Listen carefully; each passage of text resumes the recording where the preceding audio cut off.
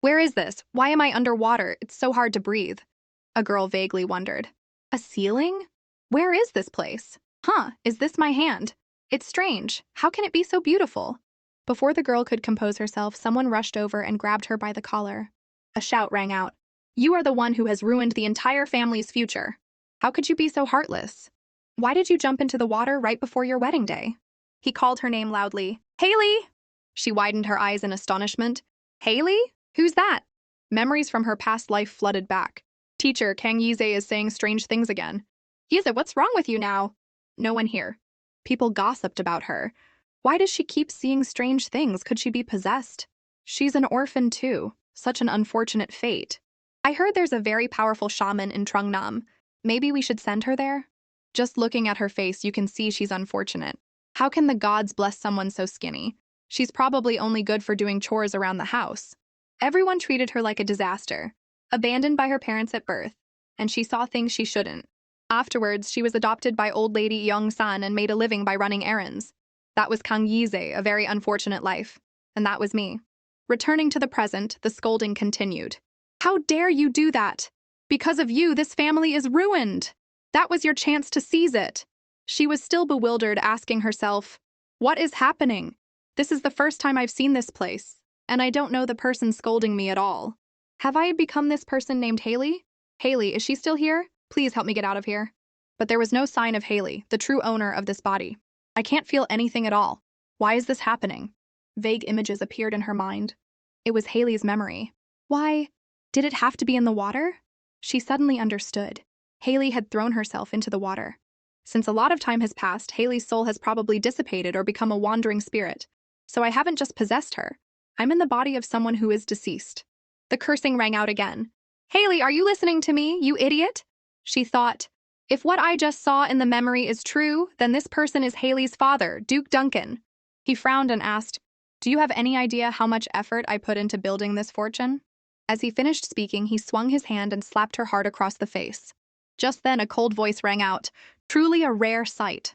Hearing that voice, Duke Duncan quickly let go. She collapsed to the ground. The Duke turned to look at the newcomer. Your Majesty, the man sneered.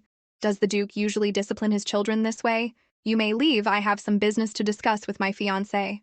The Duke's face changed color and he stood frozen, unwilling to leave.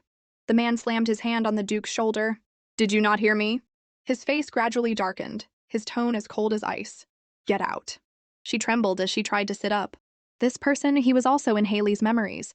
Her fiancé, the emperor of this empire. But what is that? I've never seen so many spirits attached to one person before. What on earth did he do to attract so much resentment? At that moment, he spoke. Why is your body trembling like that? He slammed the hilt of his sword down right in front of her. Stop shaking, Haley Duncan. She kept her head bowed to the ground, not daring to look up. How can I be calm when I see so many strange spirits surrounding him? He reassured her. It's true you have wronged me, but I didn't come here to kill you. Haley had committed suicide right before the royal wedding, which sparked rumors that greatly damaged his reputation. But, thinking this, she spoke with a tremble. But, when you say that, it only makes me tremble more. He looked at her in silence with a puzzled expression. She thought in fear, oh no, I've misspoken again. Suddenly, he burst out laughing at her naivety. Is he laughing? He used the hilt of his sword to lift her face. Don't tremble, I only came here to talk. Come to think of it, you and I have never spoken more than 3 sentences to each other, have we? Do you hate this marriage so much that you're willing to end your own life? This marriage was proposed by your Duncan family. Seeing her silence, he prompted, answer me. I don't want to have to ask a second time. She thought in confusion. I don't know. Haley's memories are still incomplete. But even if I don't know what Haley was thinking, I don't want to die. She hurriedly explained. No, it's not like that. It's not that I dislike this marriage. Then perhaps it's because you haven't forgotten another man. She jumped. What? In my entire life as Kangi's, I've never experienced love. But Haley Duncan's life had. He spoke again. No matter which man's image you hold in your heart, I don't care. I'd love to support your pure love too. But I can't become an unlucky emperor, recorded in history for being rejected by his fiancée. An unlucky emperor? So I guess I have to live a little longer than I even wished for. But if I must marry someone from the Duncan family, you should at least wear the crown before you die. She lamented inwardly. Grandma Young-san, it seems no matter where I go, my fate is incredibly unfortunate. Old Lady Young-san adopted me, a child who could see spirits. She once warned me, Yize, you must not go near water. To prevent me from being harmed by spirits, she took great care of me, even restraining the way I spoke. Don't you wander near rivers, streams, and the sea. Whenever she had time, she would remind me to stay away from places with water. I knew it held a very negative meaning. No matter how unfortunate my fate was, no, even more so, I wanted to live a long life. So I spent my entire life trying not to look at them. But then, when I woke up, I had become the girl named Haley. And I met the man surrounded by a crowd of spirits, as if he had stepped out of hell. Furthermore, he said I should wear the crown and then die. Does he mean I'll become the Emperor's partner? Wasn't I just doing chores on a mountain? The spirits were whispering. If she wants to refuse, now is the only time. Today is the only day she can choose. So they are waiting for my answer. She told herself, don't make eye contact with them. She stammered, want to ask you something? Yes, speak. If I refuse, what will happen? The official reason for postponing the wedding is that the bride has a severe cold. So if you refuse, I will change the reason from severe cold to deathly ill. Hearing this, she couldn't help but worry. And of course, I'll have to kill you. What kind of unfair choice is this? Seeing her terrified expression, he seemed greatly pleased. What an interesting reaction. Now it's your turn to answer. Or do you want to jump into the water again? She quickly shook her head. No! I can answer this question without thinking. I'm still very eager to live. She placed her hand on her chest and answered resolutely, I will not give up my life again. Absolutely not. At least, I won't do so until the day I have to wear the crown. Is that acceptable? I promise. He suddenly froze for a moment. All right, I'll try to believe you. She thought doubtfully. Is that expression one of trust? Of course, I can't completely trust someone who just tried to commit suicide yesterday. He stood up, a cunning smile on his face. I will turn a blind eye to my fiancé's mistake. She flinched. Can he read my mind? He turned back to his attendant. Bring Duke Duncan here. Yes. A moment later, the Duke entered. Your Majesty, you summoned me. He gritted his teeth and cursed silently. This little brat, daring to order me around as if he's the master of this house. He rested his sword on the ground, his voice a warning. I am warning you. Soon your daughter will become the empress of this canny empire, just as you wished. Therefore, a person like you is not allowed to touch her arbitrarily. Don't make me take action. The air around him became incredibly dark. The whispers of the spirits began to rise, intertwining with each other. Haley saw the terrifying scene. I'm saying this for your own good. You should remember me whenever you think of harming her. The spirits relentlessly urged, kill him, kill him, kill him now. She covered her mouth in terror. There's so much malevolence, it's not something a normal human can withstand. Could it be he's actually going to kill the Duke? His jaw clenched tightly. His hand gripped the hilt of his sword as if trying to restrain something. Seeing this, the Duke couldn't help but feel afraid. Then he drew his sword. The surrounding spirits grew even more agitated, screaming incessantly, kill him! He let out a sigh. Ha, damn it, not again. However, he still held the sword tightly. Then he sheathed his sword, tilting his head to give an order. Answer. The Duke reluctantly replied, Yes, Your Majesty. She looked at him with suspicion. A normal person would have probably gone mad instantly, yet he can stop it on his own. Suddenly, he extended his hand towards her. She looked down and realized she was still kneeling. She didn't hesitate to take his hand. Then she slowly stood up. He suddenly pulled her towards him. Then he raised her hand and gently kissed the back of it. He said softly, 4 days for you. Is that enough to get over your cold, my love? She replied, Yes. Then we will proceed with the wedding in 4 days. The malicious rumors have spread far enough, I can't wait any longer. This is the last mercy I will show the Duncan family. He shifted his gaze to her. Well then, let's work together from now on. He pulled her into an embrace, gently calling, Haley Duncan. Remember to survive and come to me. You must come to the Imperial Palace. I will have some knights stationed around the Duncan estate before the wedding. It's also to see if the Duke dares to lay a hand on my future empress. Hearing this, he couldn't help but grit his teeth in anger. Haley had faintly heard his terrifying threats. Caney Empire, Roderick Perosbrick, how can he still be alive carrying so much karma and resentment? Who is he, really? In the blink of an eye, 4 days had passed, and the wedding day arrived. The scene was magnificent, with countless nobles from all classes in attendance. People couldn't stop whispering, it's a good thing the wedding could still be held. These words accidentally reached Yeezy's Haley's ears. Actually, I knew something would happen. What bride would want misfortune on her big day? She sat quietly and listened. Duke Duncan is also cruel, to push his own daughter into that position. This is also in Haley's memories. I still don't have her complete memories. There are still many gaps that I'm not clear about. But I know the emperor has gone through 2 failed political marriages. He only required one condition. That was a young noble lady with no ambition for power. The emperor didn't want any more complicated relationships with royal relatives.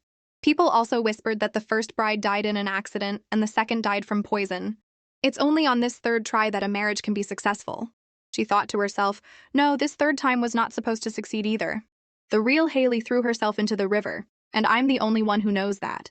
Lost in thought, she was startled by a knock on the door. Roderick appeared in a white ceremonial suit. Haley Duncan, did you have a beautiful dream last night? It was your last night in this place. Well, perhaps this house holds nothing worth lingering for you, does it? Yes, I had a very beautiful dream last night. She couldn't help but think, today? Are those spirits not following him? There were clearly so many spirits surrounding him. How is this possible? Why is that? Looking closely, his features are also very good. Roderick seemed to notice her attentive gaze. He was about to say something that startled her. I think I was staring at him too intently. He spoke. I've said it many times. She felt a little guilty. Perhaps it's because I'm too nervous, I'm sorry. Roderick let out a sigh. I don't like liars. I'm not lying. I'm not nervous right now. No, it's your majesty who's making me nervous. She suddenly realized she had misspoken again and quickly covered her mouth. I misspoke again. Roderick thought to himself, her reactions are indeed interesting. She was both anxious and embarrassed. I will be more careful with my words. She told herself, be honest now. She continued, Your Majesty is a very noble person, but I know nothing about you. So if I am not more careful with my words, I will surely make a mistake. After saying that, she wondered, am I being a bit too honest? Suddenly he said, this is fine. I understand what you mean. She once again stared blankly at his handsome face, her cheeks blushing. The butler entered to announce, it is almost the auspicious time. All right. He offered her his arm. Well then, let's go. Although a little anxious, she quickly took his arm. Yes? As they entered the ceremonial hall, she thought, habits ingrained in the body are truly frightening. I have never worn high heels or worn complicated outfits like this, yet I can walk so naturally. I seem to feel a strange energy. From where? Suddenly, she was startled awake. Her whole body was alarmed as she looked up. This energy... A stream of light appeared above the Pope's head. She looked up and saw a figure in white, sitting on a white horse. It was a young man with white hair and eyes as cold as ice. She was startled. A spirit? This is the first time I've felt such a powerful energy. Seeing her dazed, Roderick called out, Haley. But she was still lost in her own thoughts. It's not like a ghost or a demon, it's on a completely different level. As if noticing her gaze, the spirit also looked down.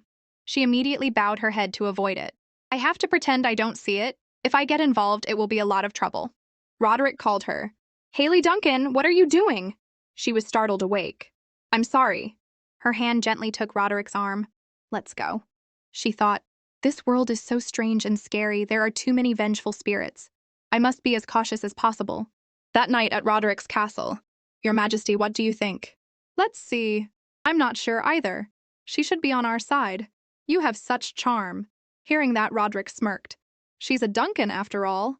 How could it be that easy? I'm at a loss for words with you, Captain of the First Knightly Order. It seems she's not as naive as I was told. Was it really him who caused it? The deaths of the 2 women who were once married to your Majesty? That matter. Haley Duncan's father. You don't think Duke Duncan committed murder? If the 2 previous fiancés hadn't been murdered, their families wouldn't have been as powerful as the Duncans. He has always tried to become a royal relative, so it's highly likely that he is the culprit. But his own daughter tried to commit suicide. Roderick continued. Even if she wasn't murdered, she had no intention of becoming the Empress. Even so, we cannot dismiss the suspicion about her father. First, we should keep an eye on the Duncan household. And we must think of how to use Haley Duncan to our best advantage. Are you planning to drink more? Shouldn't you be leaving now? Are you worried I'll abandon my bride on our wedding night? Your Majesty, he ordered, eater, pour it. Don't treat her too cruelly. Actually, the Empress is also very pitiful. Such a young lady caught in the political game of the Emperor and the Duke. Roderick asked, pitiful? Those are not suitable words for someone in your position. That girl is Duncan's pawn and she is also Duncan's person, so you should place someone in the Empress's room to monitor her without delay. Yes, Your Majesty, do not worry about that. With that, Roderick slammed his wine glass on the table. He stood up and walked out of the room. I'm leaving. It's nearby, so don't follow me. The knight watched Roderick's retreating back, lost in thought. The knight thought to himself, His Majesty seems quite well today. Could his hysteria be subsiding? For a long time, the Emperor had suffered from severe nervous exhaustion and insomnia. As the symptoms worsened, rumors that he was becoming hysterical began to spread, and now they are very difficult to quell. I hope His Majesty remains this stable. If only every day could be like today. Meanwhile, Roderick was walking alone in a quiet corridor. Dark shadows began to cling to his heels. Then they gradually climbed up to his neck. Damn it! My condition was so good today, like why does my head feel like it's about to split in two? At the same time, in the bridal chamber, Haley was examining her nightgown. This nightgown, isn't it too thin? The wedding night. When I was Kangiza, I never experienced this before. At that time, I was living in seclusion in a remote village. But it's not that I don't like it. On the contrary, I think this is an opportunity. That's because virgin ghosts and bachelor ghosts often have very deep resentments. Isn't that important for everyone's life? Why must one live a single life and die in resentment? She sat up, full of determination. That's right, I'm determined. Roderick suddenly opened the door and entered, saw the scene and asked, "What is this?" Which made Haley scream in fright. He held his head, his voice full of exhaustion. My head is already spinning. Haley saw the dark shadows surrounding Roderick and was terrified. Oh my God, how did it come to this? He looked fine 3 days ago. If he didn't take a walk in a cemetery or go to a battlefield, how could he end up like this? Roderick removed his hand and looked at Haley. You are the Empress, right? It seems the Duke is very diligent in selling off his daughter. As he spoke, he walked towards her, causing her to flinch and step back. He walked past her and sat down on the bed in silence. She was flustered. What? What should I do? This is so embarrassing. Are you all right? She was startled when she heard the malicious whispers of the spirits surrounding him. She thought in panic. This is dangerous. I can't let him be mesmerized by those words. She shouted, Niar, snap out of it. They are about to steal his consciousness. Then she used all her strength to shake Roderick violently and shouted, You are not that kind of person. Even though I don't know you well, you have endured for so long, you must not give in. Seeing him seem to be struggling against it, she breathed a sigh of relief. All right, he can hear my voice. Suddenly, Roderick fainted, falling onto her. Your Majesty, are you sleeping? He must be better now. His features really are good. A high nose bridge, a full chin, all signs of a fortunate person. He looks quite good. Completely the opposite of Haley. I like it. Furthermore, although he is extremely weak right now, the energy inside him is no small matter. It's similar to this mansion and the spirit I saw at the wedding. How should I put it? A sacred energy. She wondered. So why can these spirits follow him? She suddenly remembered her grandmother's words. Yeezy, remember what I told you. If you can perceive those spirits, it means they can also perceive you. If you interfere with the other world, they can also interfere with your world. So don't do anything. Your unfortunate fate might become even more tangled. She quickly laid Roderick down on the bed. But Grandma, this is the person who stopped Duke Duncan from hitting me. I'm just a normal person who can see spirits. And I only learned a few things by watching you perform rituals. If I get involved with these spirits, I'll only suffer. Let's just consider it repaying a favor. Helping a little bit should be fine, right? She used her magic to help Roderick. At least I can help him get a good night's sleep tonight.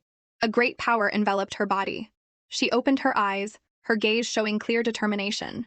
A black smoke seemed to intend to attack her from within that energy source, along with terrifying voices. He, I see it. Look here, girl. You saw it, didn't you? Suddenly, she tore a piece of her dress with her bare hands. Then she bit her finger hard until it bled. I wonder if this will work. She used her bloody finger to draw a character on the piece of cloth. To deal with these spirits, one must use power. A wave of power from the cloth began to spread out. She spoke in a loud, clear voice. O deceased ones, time in this world and the other world are completely different. The worlds of life and death must never be mixed. O you who have acted wrongly, return to your rightful places at once. The power radiating from the cloth began to fight against those unclean entities. Purple smoke filled the room, then slowly dissipated. Haley sat slumped in the middle of the room, watching the smoke disappear. She panted tiredly, thinking to herself, Is it over? Suddenly, a wave of nausea rose in her throat, causing her to quickly cover her mouth. The piece of cloth was still beside her. I can only chase them away for a while. They will reappear soon. She stood up and pushed the talisman under the bed with her foot. I'll hide the talisman under the bed. She looked back and saw Roderick still sleeping soundly. Tonight, he will definitely be able to sleep well. That favor, I have repaid it. After saying that, Haley immediately collapsed from exhaustion. She lay on the edge of the bed, right next to Roderick. Dawn began to break. Outside the castle, a patch of darkness appeared before her eyes.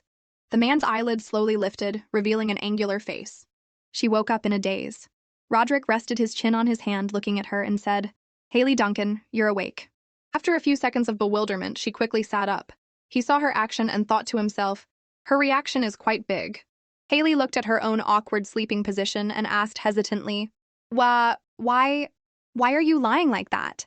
He didn't answer but pointed to the torn part of her dress. That thing. Haley let out a scream and quickly covered herself with the blanket. He, however, calmly asked her, "Did I cause that? I don't remember having such a steamy wedding night."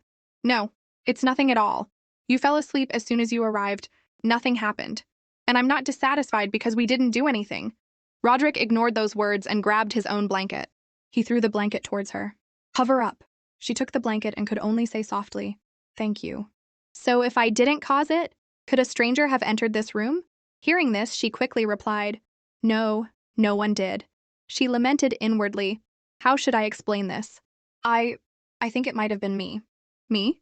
He looked puzzled. "Why?" She stammered for a reason. That while I was half asleep, I felt hot and constrained." Roderick's face clearly showed disbelief. She could only cry silently in her heart. The air between them fell silent, and after a moment he stood up. "I'm leaving. Get some more rest." Watching him walk out and close the door, Haley could only cry inwardly. "I have to pretend I don't know anything, which makes it even more embarrassing." Standing outside, Roderick still had many questions. "It wasn't me. My memory of last night was suddenly cut off. I thought my hysteria was about to relapse.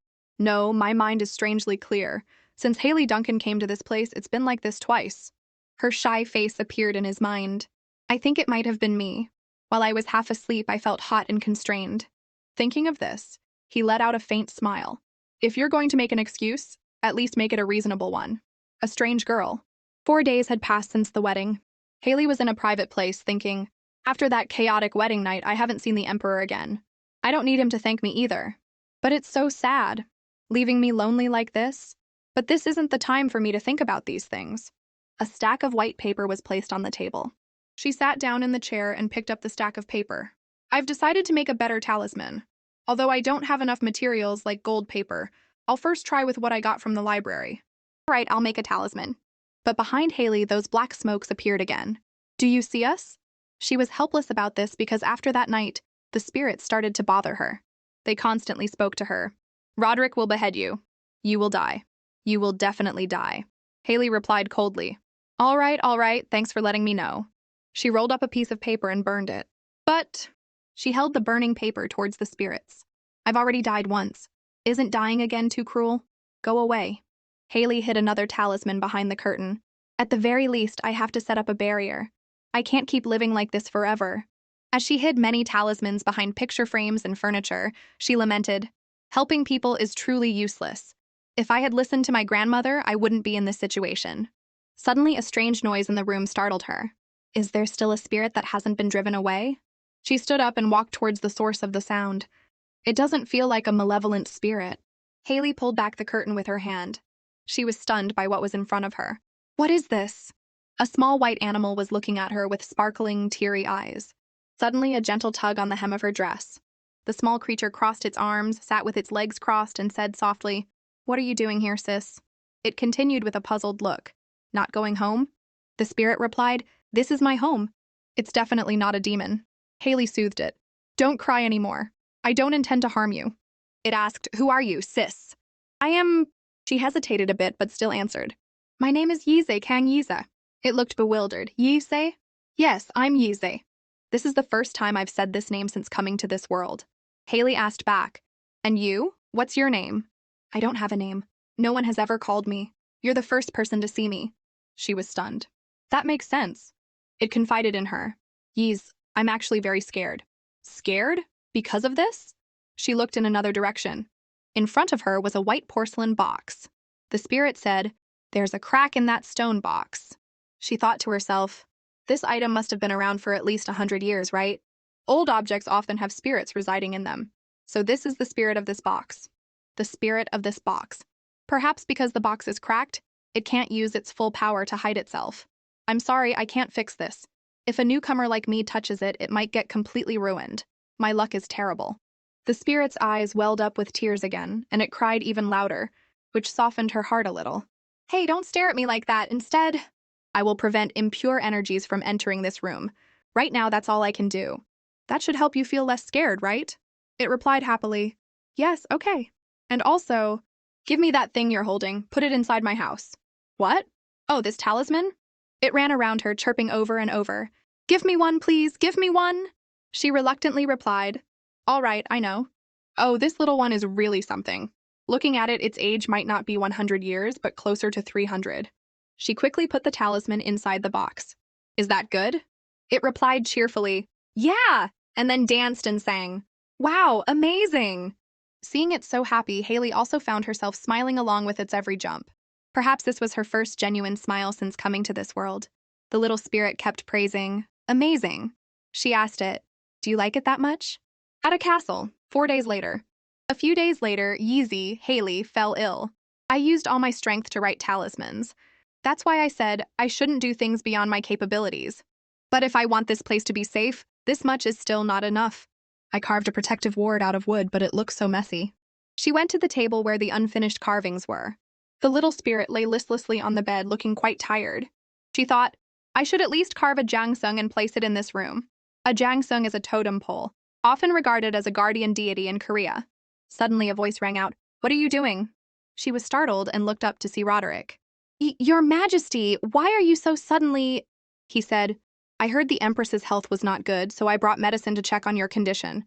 The headmaid Deborah brought the medicine. She replied, flustered. Thank you. Suddenly, she saw the evil spirits trying to enter the room from the door but being blocked. The scene outside was like a battle. Those spirits can't get in. The barrier is working. But I can't stop all of them. I need to finish the jangsung quickly and set it up. Roderick picked up a piece of wood. In this condition, what are you planning to do? She replied, that is... He picked up the piece of wood with hundreds of thoughts in his head. Both the headmaid and His Majesty seemed to be sharing the same strange thought. Mrs. Deborah turned her face away, her cheeks blushing. I thought nothing happened on the first night. It seems that's not the case. Oh my, how embarrassing. His Majesty said something that made Haley freeze. Confiscated. Her expressionless face replied, yes. Roderick gently took the carving knife from her hand. I will confiscate this knife. Yes. The Empress recently attempted suicide with a knife in hand, so I will not let you hold it anymore. I'm confiscating it. She said resentfully, how could you? I'm leaving, remember to take your medicine? Actually, I came here because of the Knight Captain's report. A few days ago, Zane had reported to His Majesty. The Empress's bedroom smells like something burning, and I also found some ashes. Roderick asked, do you think she'll jump into a fire next time? Furthermore, they said she's been carving a sculpture every day. I was wondering what she was planning to do. But that thing, what is it really? In the room, Haley collapsed onto the bed, sighing wearily. Her eyes were shut tight, a few tears rolling down. It would have been finished in just a few more days. There's nothing left to do, if that's the case. She slowly lifted the pillow, taking out a rather mysterious-looking book. Maybe I should try reading this. I took it from Duke Duncan's mansion. Haley Duncan's diary. The book faintly emitted a dim light. Inside it was written, October 16th, year 497. Tomorrow is my birthday. The little spirit suddenly called her name. Yiza. She replied softly, yes. How come you can see me? Many priests have come here, but they all couldn't see me. Among the skilled priests, there are many who can truly see things. But it's also possible they are just frauds, pretending to have divine power to swindle money. The little spirit replied innocently, but I don't have a nose? You're right. The spirit laughed triumphantly. Hee hee. She continued to focus on the diary. I thought it might help me fill in the missing pieces of memory, so I brought it here. But Haley seemed to live without much thought. The diary was full of random entries. Who will make my birthday cake? It doesn't matter, as long as it's delicious. The end. The content just went around in circles like that, making her feel like Haley was just writing for the sake of it. Just then a voice called from outside. Your Majesty the Empress, I am the head maid, Deborah. She snapped the diary shut and quickly hid it. Come in. The maid bowed to her. Your Highness, a letter and medicine have been sent from your family home. The medicine will be brought up after its safety has been checked. Family home? You mean Duke Duncan? She replied, I don't need the medicine. I'm much better. I won't take any more. I understand. So it's just the letter, right? Yes. She took the letter and immediately opened it. The letter said, Your Majesty the Empress, I heard you were ill. How are you feeling now? I was very worried, so I went to find ingredients for medicine and sent them to you. Sounds so fake. You're the one who hit me at the mansion. She continued reading. Father wants to tell you this. To me? What does he want now? She was silent for a long moment before speaking. Hey, Deborah.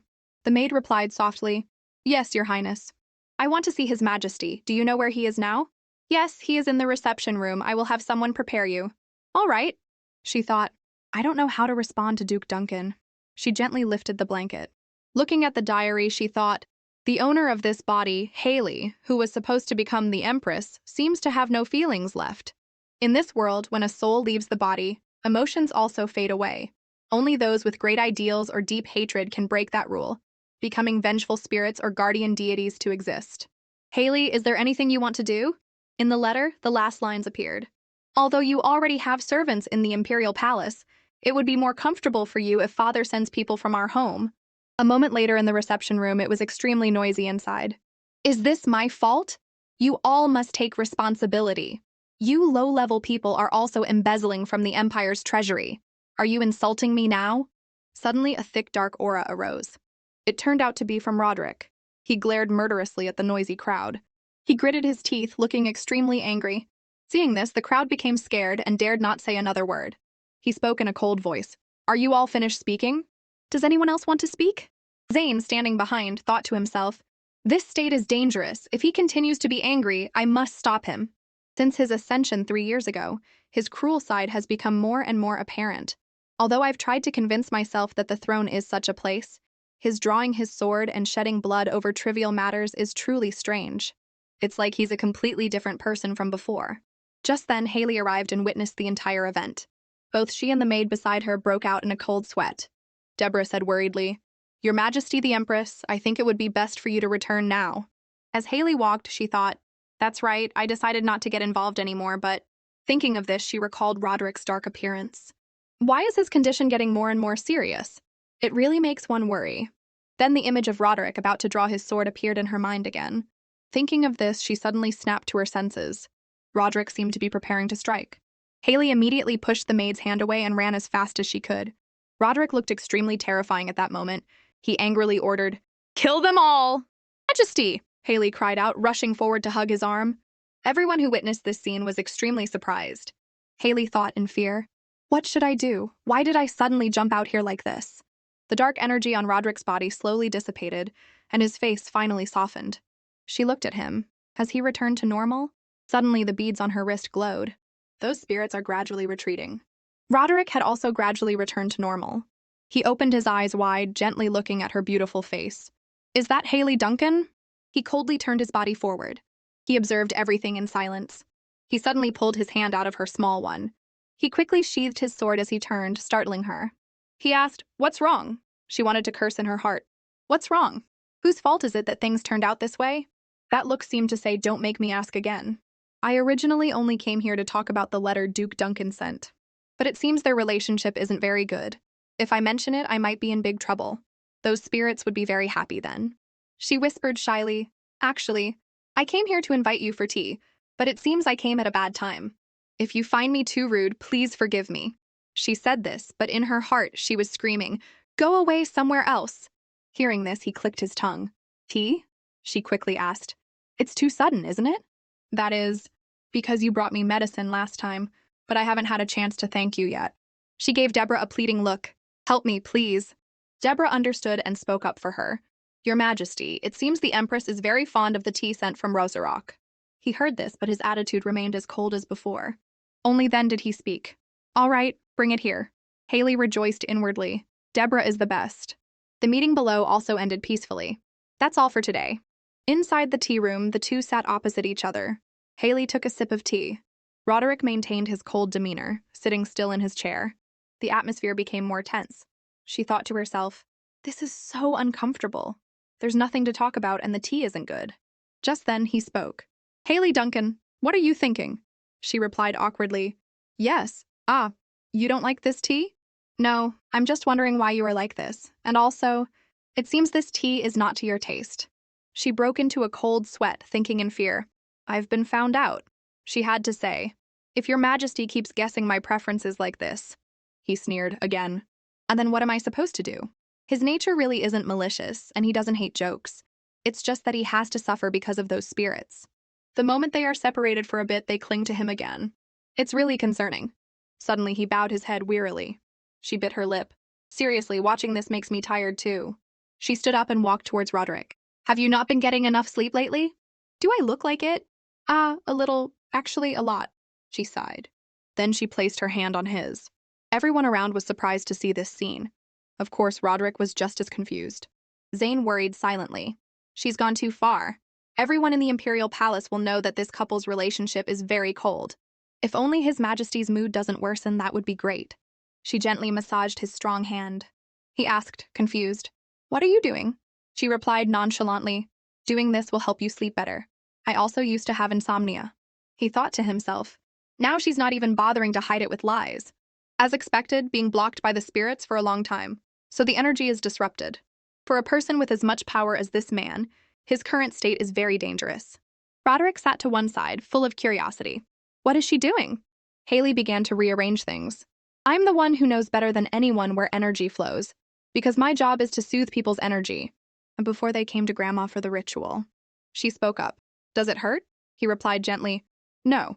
She quickly removed his outer robe. If it hurts, you have to tell me. He smiled and replied, all right, thank you. She thought sadly, a person with great energy shouldn't be followed by spirits. How many evil things did he do to end up like this? But he's not a malicious person either. Energy, almost there, just flow through. As soon as the energy was transferred, Roderick immediately felt a refreshing sensation. What is this? His eyelids gradually grew heavy. So comfortable. His body felt relaxed. So relaxing. She sat still, providing a support for him to rest on. She soothed his soul, helping him to heal. She let out a sigh of relief. His energy is better now. For now, it can help him endure the spirits more easily. I'm sorry, but this is all I can do. Zane approached curiously and asked Haley softly, really asleep? She was embarrassed. My behavior seems strange, huh? When you're tired, getting a massage is comfortable. He must be tired. Has he been unable to sleep recently? That's why I find it so miraculous. He has always suffered from insomnia, but lately he's become even more sensitive. She silently guessed. It seems he's trying to explain what just happened. The situation was a bit, she said. Everyone has times when they are sensitive about things like that. It's okay, I don't mind.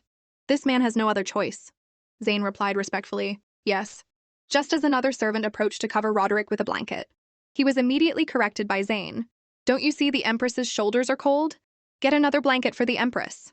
She waved her hand. It's all right. I'll leave as soon as I finish my tea. At that moment, he stirred slightly. That startled her a bit. Roderick unconsciously turned and nestled into her embrace. This scene made all three witnesses blush. She looked at them shyly. These people, it seems they are thinking something improper. His hand unconsciously tightened, making the situation even more awkward. She could only cry silently. It's just a misunderstanding, not an intimate act. The fact that I can't explain it is what's frustrating. Honestly, this person, Emperor Roderick, is just instinctively seeking a source of pure energy, because the talismans I make are also like a source of pure energy. After living in a gloomy atmosphere for a long time, he is now struggling to find a comfortable place. Haley frowned and said, over there, bring me a blanket. The three on the other side immediately served. Right away. I'm getting tired now too. This isn't as energy-consuming as writing talismans, but I have to concentrate to soothe another person's energy. Getting involved with people like this is really tiring. She looked at him with admiration. So warm. A while later, Roderick woke up from a deep sleep. He was bewildered to see her sleeping soundly beside him. When he saw Zane, he immediately asked, what is this situation? Oh, Your Majesty is awake? I was having tea with the Empress, I remember that. Zane continued, and then you fell asleep right away. Roderick was confused. What? Zane was too shy to explain. Before you fell asleep, the two of you had some intimate actions. How do you want me to say that? Roderick immediately sat up straight. He glanced at her. How can the Empress sleep so comfortably in a place like this? Take her to my room. The servants quickly obeyed. Yes, he instructed coldly. Don't wake her when you move her. His Majesty's bedroom is indeed closer, but... Two other servants started whispering, did nothing really happen on the first night? Isn't their relationship very good? Did they really just sleep? Seeing this, Zane shouted, what are you doing? Hurry up. Yes, I'll go ahead and prepare the room. Roderick was pensive. Again. My physical condition suddenly got better again. What on earth is happening? Haley, Duncan? A moment later, Haley suddenly woke up. This place? Is it hell? Can I die just from sleeping? She immediately ran her hand through her hair to check. Pink hair? Fair hands? This is indeed Haley's body. So I'm not dead. Then this place must be the Emperor's room. This is a disaster! She hurriedly shouted, "Is anyone out there?" Deborah immediately rushed in. "Your Majesty the Empress, are you awake?" "The Empress fainted and fell asleep, so His Majesty had you brought here." Haley cried silently, stammering, "Why?" Deborah added, "The Emperor instructed me to take you to the nearest room and not to wake you." "Is that so?" "What a strange person.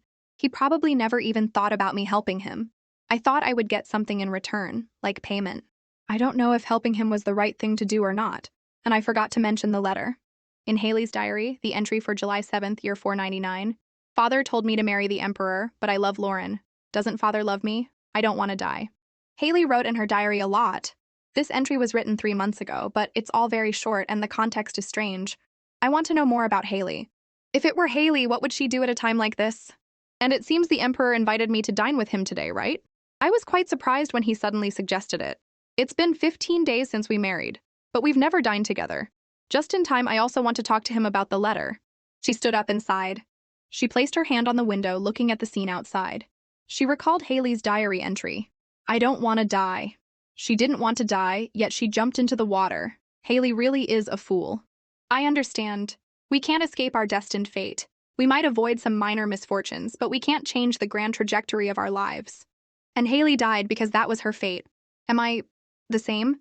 People often say to love your fate, but they are the ones who cannot know what is to come. How many people would truly love their fate if they knew exactly how much pain it would bring? I have never loved my own fate." The next day in the palace garden, Roderick sat at a table, resting his chin on his hand. He wondered, "It seems this is the first time I'm dining with Haley Duncan. I didn't specially invite her here to have a good time or anything." He recalled a few days ago Zane had said, "Your Majesty, Duke Duncan has sent a letter to the Empress." "I have brought a copy of the letter." Roderick asked, "Is there any special content?" "Sir, he wants to bring servants from the ducal estate here. He says he is very worried about the Empress." Roderick read the letter and sighed. A court official sitting next to him said with a laugh, "Anyone can see he's trying to plant his own people in the imperial palace." He sneered. "The Duke knows full well I won't allow it, doesn't he? Is he planning to fight me in such a pointless way?" The court official surmised, "The Empress is a member of the Duncan family and also the Duke's puppet, so the Empress might become the center of attention for the nobility. We need to break that notion first." Roderick mused, "That's why I wanted to place a young minor noble lady in the position of Empress. Let's take this opportunity to observe Haley Duncan, to see if she's as innocent a lady as the rumors say. If not..." Returning to the present, Roderick thought, "But how do I bring this up? No matter what, I will not accept the Duke's proposal." The spirits began to surround him again. Roderick rubbed his head in annoyance. Zane noticed, "His Majesty is not in a good mood today either." He announced, "Her Majesty the Empress has arrived." He looked up, and the red light in his eyes vanished. Haley approached. He watched her intently. Then he stood up, thinking to himself, "Suddenly the air has become so fresh." The moment Haley Duncan entered, the golden sunlight shone on her, making her even more beautiful. Roderick thought, "Every time she takes a step closer, a fresh breeze wafts by. It's as if another world is centered around her. My headache is gone again." He let out a breath. "Ha!" Haley looked at him in surprise. He said, "How strange." She tilted her head, puzzled. "Yes?" "It's nothing. Come here and sit down." She replied, "Yes." A servant guided her. "Your Majesty the Empress, this way, please." Then they both waited for the servants to serve the dishes. Roderick quietly observed her. Suddenly she spoke. "Your Majesty, I have something to say." "What is it? Go ahead." "A few days ago, Duke Duncan, my father, sent a letter." Zane, standing behind, thought in surprise. "I didn't expect the Empress to bring it up first." Roderick asked, "What did the Duke say?" He thought to himself, "She preempted me. I've even forgotten my original purpose." Haley held up the letter and hesitated. "He said he would send people from the ducal estate here, saying it would make me more comfortable. Would you like to see the letter? Although there's nothing particularly special in it, I brought it anyway." "No need." He thought, "Because I've already seen the copy. So what do you want to do?" Haley was surprised. "This time, I have a choice?" "This time, ah!" He remembered the time he lifted her chin and said, "At least wear the crown before you die. Then you'll have to die." Something like that did happen, didn't it? He replied to her, All right, do as you wish. Zane was astonished and called out, Your Majesty, in vain. He's already being swayed by the Empress. Roderick acted as if he didn't care about him. At this, Haley hesitated. If so, is the choice this time more fair than that time? He paused, then laughed loudly. You're being too frank. Haley replied sadly, Yes, it seems I was a bit too hasty. I'm truly sorry. Roderick stopped laughing and said, No, it's better now, isn't it? He asked himself, How long has it been since I laughed like this? Girl is truly interesting. He commanded her, Continue speaking. She sighed. I don't know what Haley would do, but first I will say what I'm thinking. I don't want to be caught in the fight between the Duke and the Emperor, nor do I want to take my life in Haley's lightly. She held out the letter and hesitated. I will write a letter to refuse my father. She thought again. So let's see what I will do. He was surprised to hear that. She continued. I have only just arrived at the Imperial Palace, so I think it would not be good to do so. I intend to write my reply like that. Zane breathed a sigh of relief, thinking, Thank goodness, no need to argue with the Duncan family. Roderick silently chided, Seriously, that fool, this is not the time for you to be relieved. At first glance, this answer satisfies everyone here. Obviously, if she had asked for my opinion, I would have refused as well. And no matter what excuse I used, Duncan would have found fault and argued. But the Empress is refusing because of her own circumstances, not because of me. You could say she's repaying a debt to me.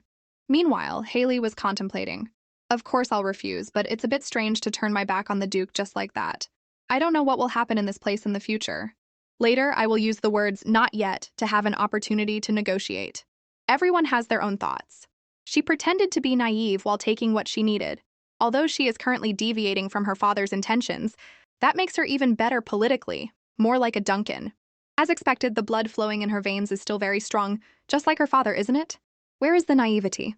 This woman named Haley Duncan is truly interesting, though she seems a bit suspicious. Just then, she spoke up. That is, I've finished speaking. Can we eat now? He froze. Then he smiled and replied, Go ahead and eat. Don't wait for me. She smiled back. Yes. He silently assessed. The more I get to know her, the more interesting I find her. This is a bit dangerous. Is she really Duncan's daughter? Little by little, I'm gradually being drawn in. This isn't good. My hysteria might be getting worse. He suddenly remembered something and spoke up. Oh, right. I don't know if you've heard, but I'll be away this week for a hunt. It's a 3-day, 2-night trip. Is that so? She thought with a start. Wait a minute. Is he really going hunting? No, the first of the 5 precepts of Buddhism is not to kill. This man absolutely must not kill. The reign of Emperor Roderick, the Beast, Hera's bred of Caney. It was a nickname taken from his middle name. He is exactly a mad beast. Of course, this negative rumor stemmed from his hysteria. Aware of his uncontrollable desire to kill, Roderick initiated hunts to restrain it. He is recorded as the emperor who hunted the most in the empire's history in just a few years, but he has no idea that this is pushing him closer to the edge. I understand his feelings, but hunting doesn't help at all. The more blood he sees, the more karma he accumulates, and those spirits will harass him even more. She looked at Roderick on his horse, surrounded by a black aura. He asked, Have the provisions been checked? A soldier replied, It's done. It's really not good if he keeps killing. I want to tell him that, but if he hears it, both His Majesty and the knights will find it absurd. I don't want to say things that won't help. At that moment, Roderick glanced at her. He called, Haley Duncan. She replied, Yes. Do you have nothing to say to me? She thought, outside the Imperial Palace, they follow him less than usual, right? How about a picnic instead of a hunt? She asked him back, what am I supposed to say? Or you could ask me to bring something back. She replied, I don't need anything. She said silently, Don't kill any animals. He asked again, How about wishing me a safe trip? Haley hesitated. You be careful. She refuted in her mind, Don't you go anywhere. He nodded. All right. She was surprised. What is it? Am I supposed to say something else? He pointed in one direction and asked her, Aren't you going to do as they do? She looked in confusion. Over there? Haley saw a soldier gently touching a maid's cheek. Then the two kissed passionately, which greatly surprised her. Deborah looked at her with a meaningful gaze. As for her, she blushed with embarrassment, thinking in horror, He's telling me to do that? Such a bold kiss? Suddenly, a laugh rang out. Roderick on his horse was trying to suppress his laughter. I was just kidding. Kidding? He teased. Haley, your mouth is hanging open so wide it's frozen. Close your mouth, it's ridiculous, but you're fine like that. I know. Go and come back and don't get hurt anywhere. I know. she muttered under her breath. So annoying. He tightened his grip on the reins. Well then, he leaned down and whispered to her, don't go near any places with water. Roderick and Haley's eyes met. Both of them paused for a moment. He raised his head decisively and asked, understood? She wondered, is he afraid I'll jump into the water again like Haley did? He means don't willingly seek death again, right? My ears, why are they burning? At this moment he said, I'm leaving. Then he spurred his horse and gave the order to depart. Haley watched Roderick's retreating back, shrouded in black smoke. She worriedly asked herself, really, will it be all right? By evening, soldiers spurred their horses, chasing after Roderick. One shouted, Your Majesty, Emperor Roderick! Don't chase after them anymore. The forest path at night is very dangerous. Roderick finished off an animal with his sword. A soldier called out, Your Majesty. He realized with a daze, it's so dark. I can't hear any sounds. I'm not that kind of person. I can't do these things. If I do, the people of this empire. At that moment, Roderick continued to spur his horse forward. At times like these, if only she were by my side. The spirits constantly urged, Kill them now! He sneered. A loud roar echoed, causing the entire group to stop.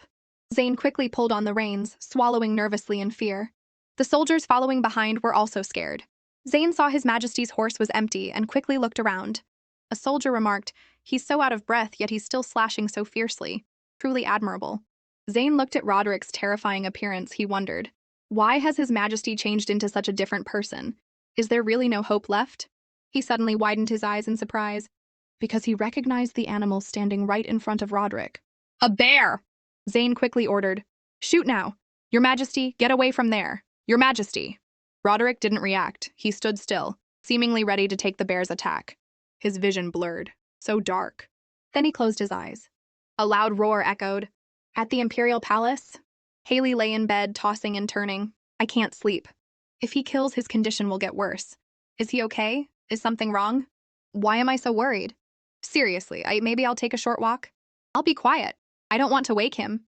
She looked at the little spirit sleeping soundly on the box. A moment later, Haley went outside, looked up at the moon, and marveled. The moon is so bright. Is there a garden over here too? The Imperial Palace is so big. She walked to a large set of stairs and realized, there's a lake. Haley suddenly remembered Roderick's warning. Don't go near places with water. She muttered, even if you pushed me, I wouldn't go near any water. Anyway, I don't know if it's because I've been told my whole life not to go near a certain place, but I just want to stand here and stare at it. She sat down on a step, quietly admiring the surrounding scenery. She propped her chin on her hand, bored. A strong gust of wind made her let out a small cry. She suddenly froze. This energy? The spirit of the knight in white appeared beside her. Haley recognized it as the spirit she had seen at the wedding.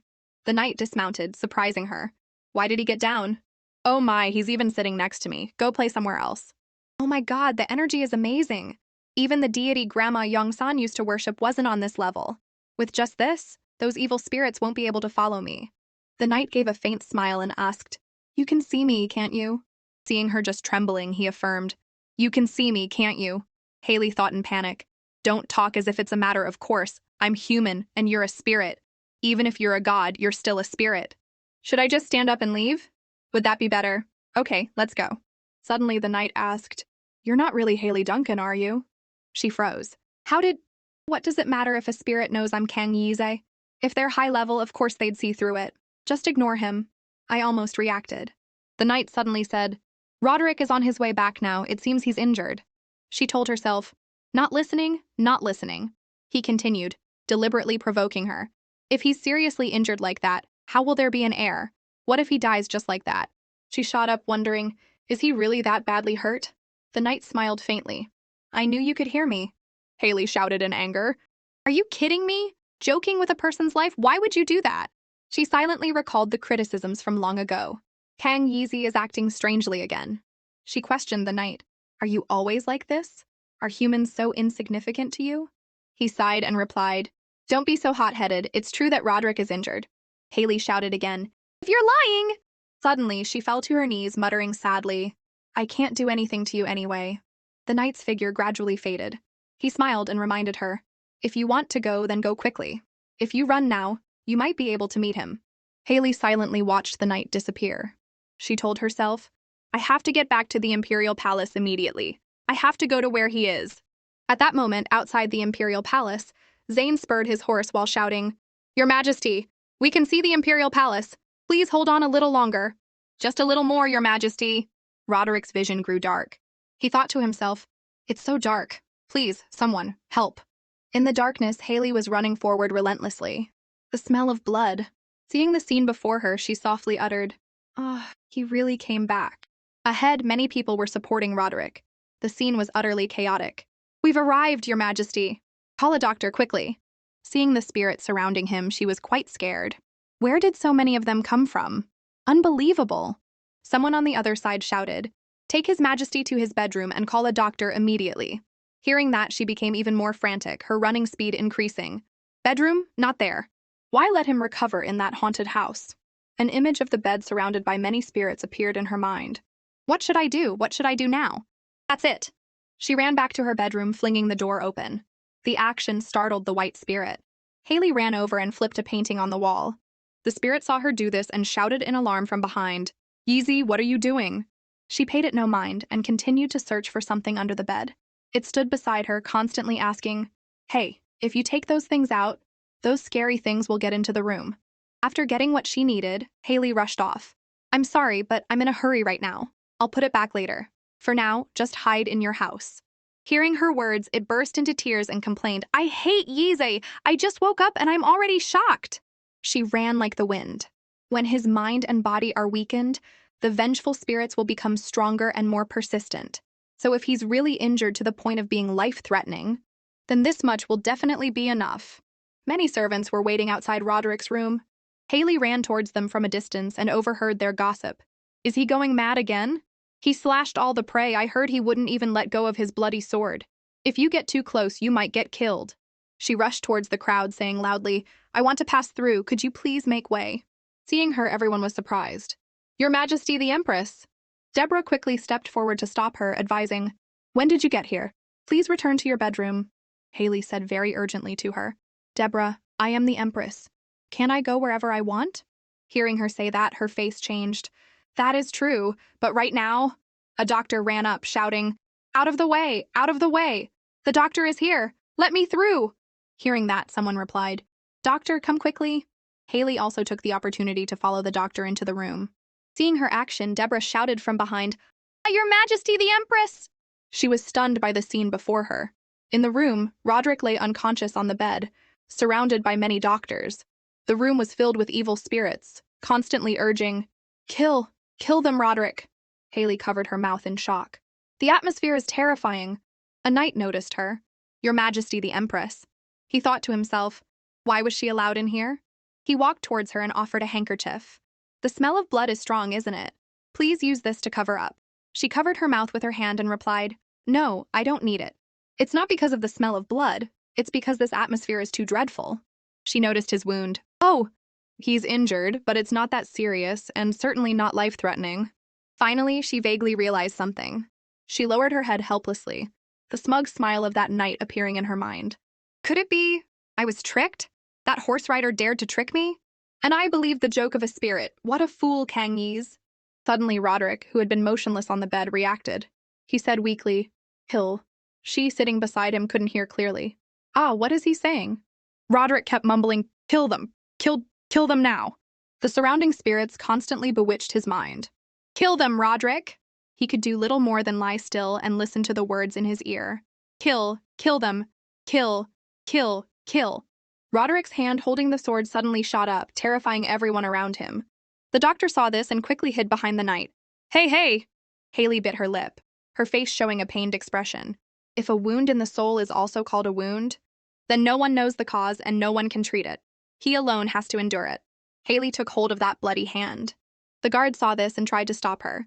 "Empress, it's dangerous." She ignored his words. "Your Majesty, are you all right?" Roderick glanced at her, not answering. She looked into his eyes and assessed. He's just opening his eyes, but he's no longer conscious. These spirits have grown stronger. They definitely won't retreat. They continue to interfere. Kill him now. She gripped his hand tightly and began to use her power. The first rule of battle is suppression. Her power radiated throughout the room. Evil cannot defeat good. Refute the falsehoods to reveal the truth. Those spirits were affected by her power and also threatened. "It's you again? Even if you bother us, we won't give up." Hearing that, Haley smirked faintly. All right, let's see. I had decided not to pay attention to these spirits anymore, so what am I doing now? But the spirits continued to harass him from all around. Kill it now! Her eyes showed determination. I'm the only one here, because I'm the only one who can help this man. I won't back down anymore. You spirits, return to where you belong.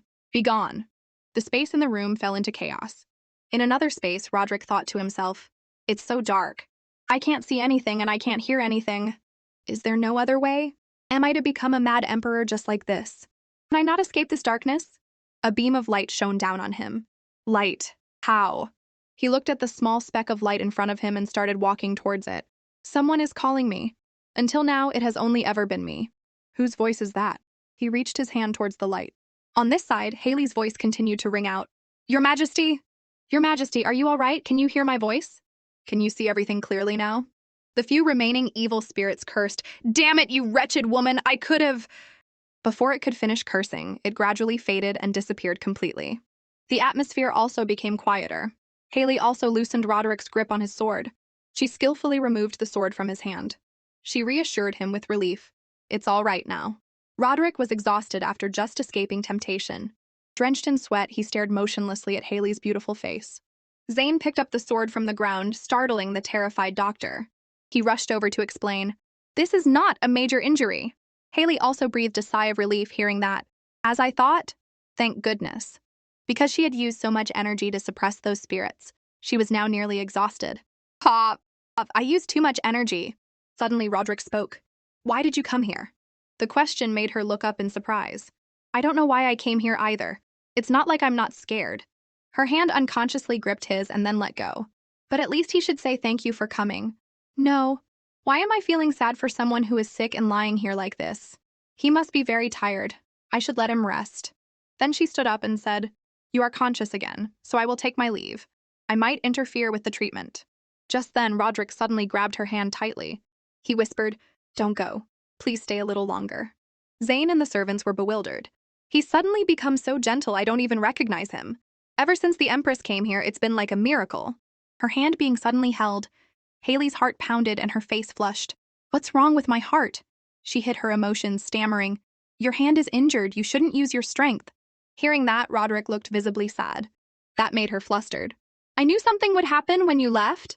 She flailed, hitting him lightly while scolding. Next time, you're not allowed to go hunting anymore.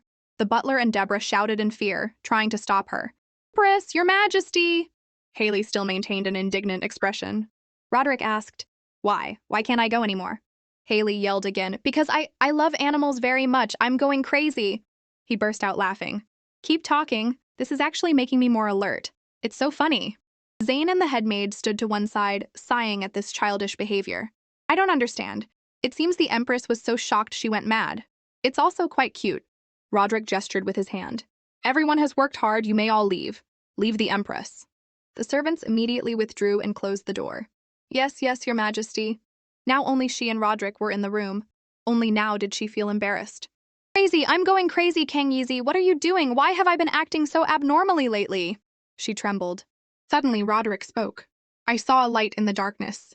Haley didn't understand and asked, yes? Roderick continued. Then I reached out my hand, and it was you who took my hand. Just like this. Haley took his hand again, thinking to herself, did he dream that when I was chasing away those spirits? Roderick closed his eyes and sighed. You must have been very scared when you came here. I don't want to say too much, but you need to know that. Actually, there's nothing else to be done. Haley Duncan, it may sound irresponsible and incompetent, but there is nothing else I can do. Haley immediately understood. This man... So he also knows what has happened to him and knows how terrifying that crowd is. And yet those eyes are still so clear. Are these really the eyes of someone who has done dozens of evil deeds? She silently asked the original Haley, what should I do? This is not good. This is really not good. I can no longer pretend I don't know this man is gradually falling apart. Roderick asked, are you angry because this has bothered you? She asked back, do I look like I'm angry? Yes. Why wouldn't you be? You're a Duncan and the Empress. If you're not angry, then let's talk a little more. I don't know why, but when I hear your voice, I feel more clear-headed. Haley smiled, thinking to herself, that's because of the talisman and the beads I'm carrying, not because of my voice. I know. If you don't find it interesting, You can't blame me. All right, well then. So that whole night, Haley sat by his bed telling him stories. 2 days later, I heard the Empress has fallen ill again. Duke Duncan was furious. A frail person like her cannot live in the luxurious imperial palace, so please allow her close servants from the estate to come here. Roderick frowned in annoyance. Bringing that up again, Haley Duncan is too weak. In truth, Haley wasn't weak at all. At this moment, she was putting all her effort into drawing talismans. She had fallen ill because she had used all her strength to restore the barrier. Back in the meeting room, Roderick wasn't too concerned. This issue depends on whether the Empress wants it or not. The Duke countered. With her personality, how could she directly request such a thing? Roderick reminded him. Before, Haley was your daughter, but now she has become the Empress of the Caney Empire, so address her properly. Please forgive my rudeness. I have been very worried about the Empress since she was a child. Ah yes, because she is your beloved daughter, right? Roderick was indignant. And yet you beat her. If this continues, the Empress's honor will fall to rock bottom. Roderick slammed his hand on the table. Normally I wouldn't care and would just object immediately. This is so annoying. The Duke proposed, Your Majesty, I will meet and speak with the Empress directly. Please grant me an audience. Roderick saw right through him. The Empress is fragile and weak. She'll listen to her father as soon as she sees him. With that expression, that's what he's thinking, isn't it? And everyone else thinks so too, right? How strange, Haley Duncan. Why does everyone underestimate you so much? He remembered how she had comforted and reassured him all night. It's all right now. Thinking of this, Roderick let out a chuckle. Who would stop someone from having an audience with the Empress? I don't understand why you're even asking this. Hearing this, Zane was surprised. Your Majesty! Roderick, as if certain of victory, smiled comfortably. Why don't you do as you wish? But she's not the easy type, you know. After the meeting, Roderick walked out with Zane and the butler. Zane immediately complained. And you're letting Duke Duncan have an audience with the Empress? Are you planning to surrender to the Duke? If the Duke insists on something, the Empress will definitely do as he says. Roderick replied nonchalantly. Just watch, Zane. Are you really doing your job well? I told you to investigate Haley Duncan before. Yes. Last time, he had reported, the young lady has an innocent and pure personality, still immature, with a reputation for being very obedient to her parents, sometimes even called a moving flower vase. I really can't believe those words, what a lie. At the same time, the two of them arrived at the door to Haley's room. Roderick signaled for the guard to step aside. Zane still followed awkwardly. Where was I wrong? He affirmed again. I told you it was wrong. The two entered. He spoke up to inquire, Empress, how is your condition? Haley, lying in bed, was a little surprised. Ah, Your Majesty. The small blue spirit on her pillow panicked. Emperor Roderick has brought that scary crowd here again. He walked closer. Just stay there. You don't need to sit up. Suddenly he stopped. It turned out he had stepped into the barrier, preventing the demons from following him. They pounded relentlessly on the barrier. Roderick was bewildered, a question mark over his head. Why do I suddenly feel so light? Seeing this, Haley breathed a sigh of relief in her heart. She and the little spirit were very happy. The effort has paid off. I spent 10 years running errands for Grandma Yongsan, and she finally became a great sorceress. As expected, she's #1 in this field. She silently pictured her grandmother's frowning face, then smiled happily. You've still got a long way to go. Roderick pulled up a chair and sat down. You just got better, and now you're sick again. Are you taking revenge on me for going hunting? She clicked her tongue in frustration, silently cursing. It's all your fault, you know. She asked, Revenge? Your father is going mad and demanding to send people from his estate. Imagining the scene of Duke Duncan shouting, Do as I say! She couldn't help but laugh. Roderick propped his hand on his chin, teasing. The more you laugh like that, the more you look like a cunning child. She quickly covered her mouth. Oops, my bad. He thought to himself, pale skin, extremely weak body. I'm entrusting them to you. Those people from the Duncan household, I will entrust them to you. Zane, standing behind, was astonished. Isn't this the time to threaten her that she's not allowed to? Haley was also a bit surprised. Your Majesty is giving me a choice again? That's right. Why are you doing this? I don't know either. Because I need to see her reaction. Is that all there is to it? Haley sighed, thinking to herself, the self-deception that I have the right to decide is so sweet. But this question, like the crown, I have no choice here. She stated firmly, I will write another letter of refusal. This time, I will write it more clearly. Roderick turned to Zane, his expression saying, See? I was right, wasn't I? Zane wondered, why is he looking at me like that? He tilted his head and thought, Why don't I feel the difference? This isn't the attitude of someone who would accept something out of fear. I don't understand her intentions anymore. Suddenly he noticed a strange object on the table. He froze. That thing, is it still here? What are you plotting? She replied innocently. Yes? Asking what you're plotting. The people standing behind were speechless. Roderick's face darkened with embarrassment. Are you trying to protest something? The surrounding servants were even more embarrassed. They blushed and gossiped. It's possible? Probably because nothing happened on the first night. Maybe they're cultivating their marital feelings. Haley innocently picked up the piece of wood. This is just my hobby. The dirty-minded servants blushed even more. Hobby? What kind of hobby? A hobby for the night? She held out her hand, showing off her bracelet. I made this bracelet too. I'm good with a knife, but I need to trim it a little more. So can you return my knife? It's not dangerous. Roderick's face was blank, but his mind was still on the piece of wood. What kind of bracelet is so strange? Does it really need to be trimmed smaller? That stick? Haley nodded. Yes, that's right. He blurted out. It's just that I usually like bigger things. No, that's fine. Meanwhile, the servants over there were all eavesdropping. Haley picked it up. But just because it's big doesn't mean it's good to use. The strangely shaped piece of wood made it impossible not to imagine dark things. Roderick was no exception. He grimaced, thinking to himself, that's true, but mine is much bigger than that thing. The servants behind him seemed to understand, jumping up and cursing silently. Pervert. Roderick corrected himself. No. Although I don't know what that thing is. It's so ugly I don't want to see it at all. Get rid of it. Haley replied dejectedly. Yes, she said to herself. A Jangsung doesn't need to be beautiful. Deborah, face beet red, forced a smile and brought the medicine. Empress, it's time for your medicine. Yes, I know, he thought. She's so strange. Haley was like a timid child, still afraid of the bitter taste of the medicine. He felt the atmosphere here was very gentle. Then he grew drowsy and gradually fell asleep. Haley, who was drinking her medicine, turned to him. Huh? She called out. Your Majesty? Zane and the butler were extremely surprised. Is he sleeping? What happened to his severe insomnia? None of the sleeping aids worked. Is he just comfortable when he's with the Empress? Are the rumors true? Does the Duncan bloodline really have some kind of power? Haley called out awkwardly. Over there, sleeping like that isn't good for your body. She reached out her hand to wake him. Please wake up. At that moment, Roderick suddenly woke up. He was startled to realize he had been asleep. Unbelievable. Did I fall asleep? No one around him answered. To just fall asleep while thinking. He looked over at the flustered Haley. Then he rubbed his head. I don't know why, but I feel like I could sleep very well right now. Immediately after, Roderick approached the bed. Haley, Duncan, move over a bit. She was slightly surprised. Huh? Yes. Let me lie next to you. Haley was flustered, stammering nonsense. Yes, what? Wait. She screamed for everyone to help. Deborah! Zane! Deborah misunderstood her and immediately pushed everyone out of the room, not forgetting to leave a comment. Have a good time, you two. At this point, Roderick had climbed completely onto the bed. So sleepy. Haley was hopeless. She could only scream in her heart, go sleep in your own room. I really want to say that, but that place is full of ghosts, like a haunted house. He can't sleep there. He requested comfortably, I won't do anything, so just let me borrow the bed for a bit. I'm only like this because I really can't sleep.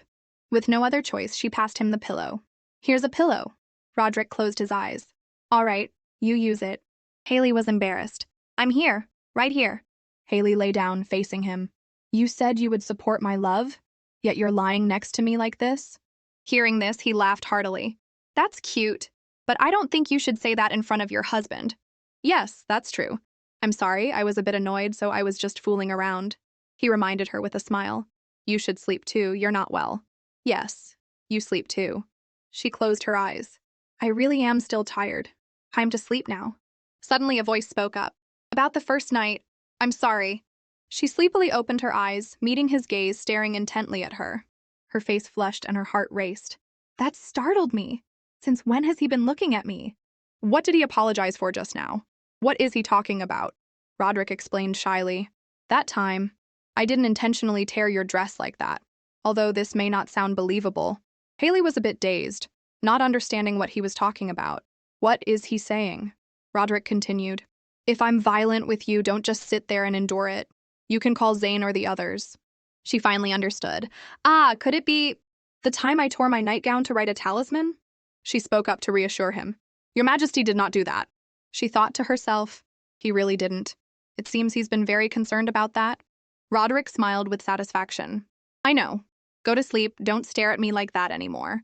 Haley didn't answer, keeping her thoughts to herself. What do you know? It's clear you don't believe me, but I can't tell the whole truth either. He wouldn't believe it.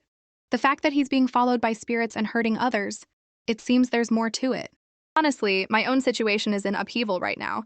So why do I feel pity for a man as tall and strong as him? She gradually drifted off to sleep. Good night. The next morning, the sun was high in the sky. The servants in the palace had already begun their work. Meanwhile, Haley was fast asleep when she suddenly felt uncomfortable.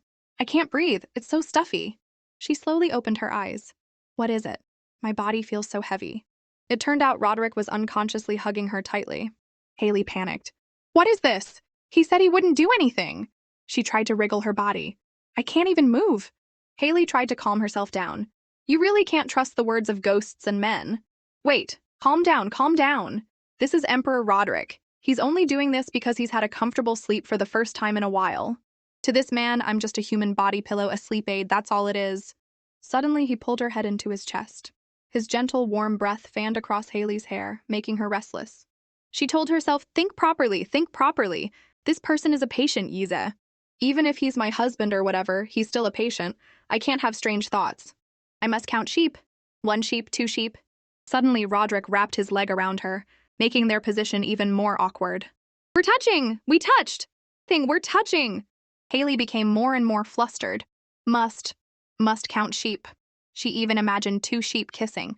Wait, what are they doing? Even the sheep have been corrupted? Could it be, this is my chance to escape the fate of a virgin ghost and enjoy a prosperous life before I die? Now? Is now the time? Should I just commit the crime like this?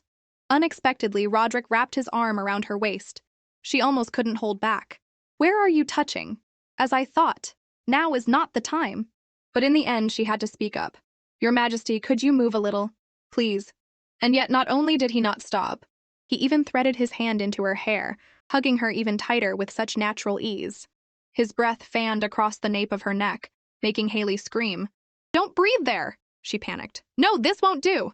I can't take it anymore. She screamed in Roderick's face and pounded on his chest. I'm suffocating. Let me go. Finally, Roderick woke up and realized the awkward situation.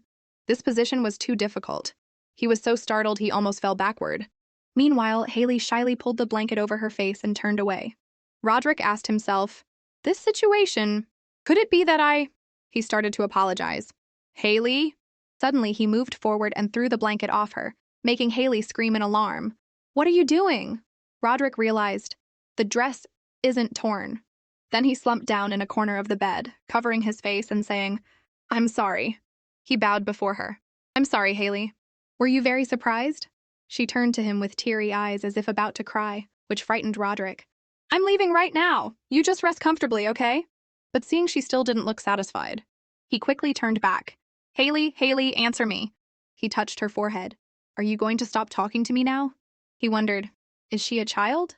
Are you like this because you were so scared? No, it's not because I was scared. I was just surprised. My body is all hot. My heart is racing. Every place he touched feels tingly. It surprised me so much. Unlike usual, he's incredibly gentle now, so I want to act a little childish, because I've never done that before. Roderick said repeatedly, I'm really sorry, I'm leaving. Go to sleep. She covered her face in confusion. It seems my heart is still tingling.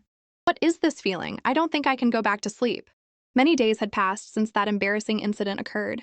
Roderick was busy with work, but his heart was still uneasy when he thought of Haley. The servants began to gossip. It's been over 10 days since the Emperor last visited the Empress. What on earth happened? Why are you asking me that? He was troubled, constantly resting his chin on his hand. The Empress didn't seem comfortable, so I've been avoiding seeing her. But wasn't that reaction a bit of an overreaction? She screamed, you beast, in my face.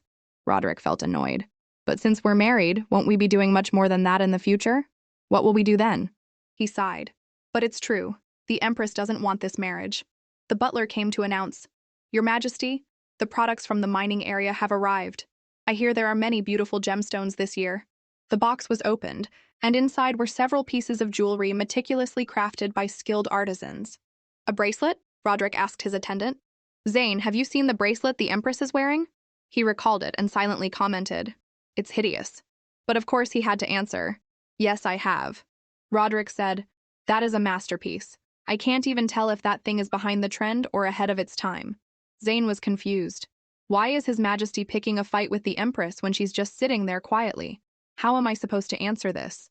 He remembered the moment that girl excitedly showed off her bracelet. "I made this bracelet too." Zane was surprised. Was he just joking and not criticizing? But rather than picking a fight, he seems more like he's being grumpy with someone he's interested in. What on earth happened?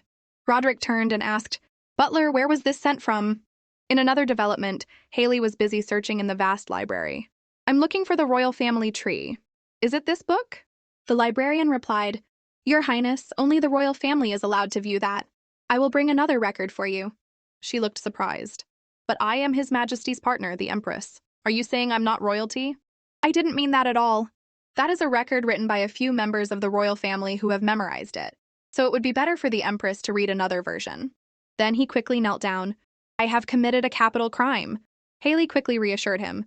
"No, it's not that serious. Is it a secret language or something? Could it be Latin? Then I'll just take a look.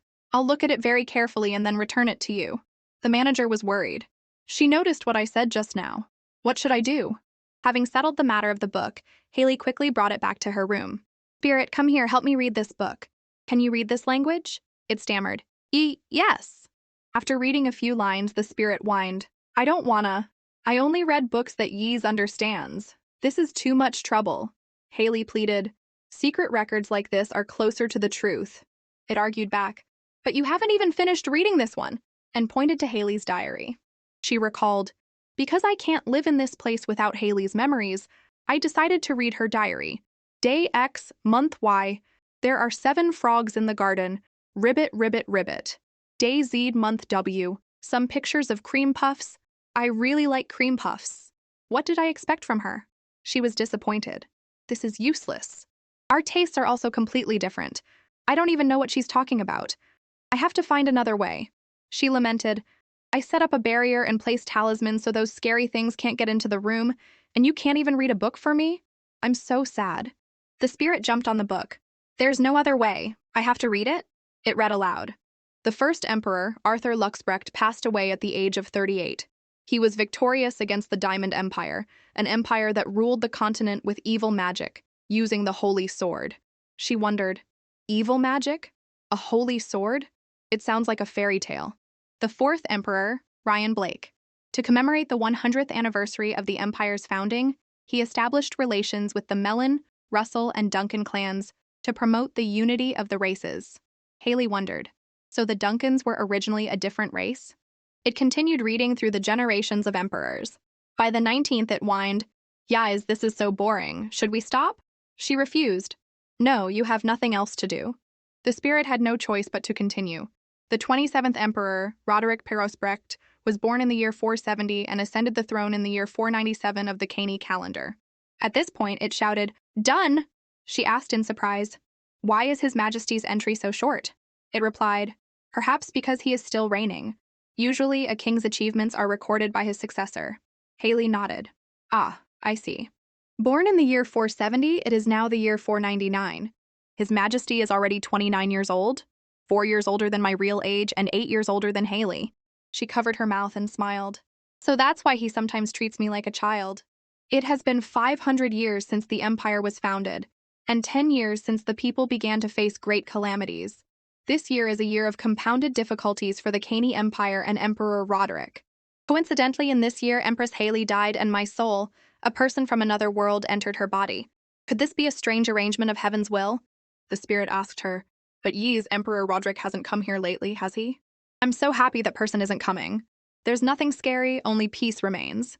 She didn't answer it, telling herself, "I've been trying not to think about it. Could it be that I made him uncomfortable that day so he doesn't want to see me anymore? Actually, I didn't hate what happened that day, I was just so surprised." Unpleasant memories resurfaced. That girl has no parents. She sees ghosts. She reassured herself, "It's okay. I'm used to being ignored." The next day, "You could have returned the book for me." "No need, Deborah. It's on my way as I stroll around the Imperial Palace." Suddenly, there was a loud noise from up ahead.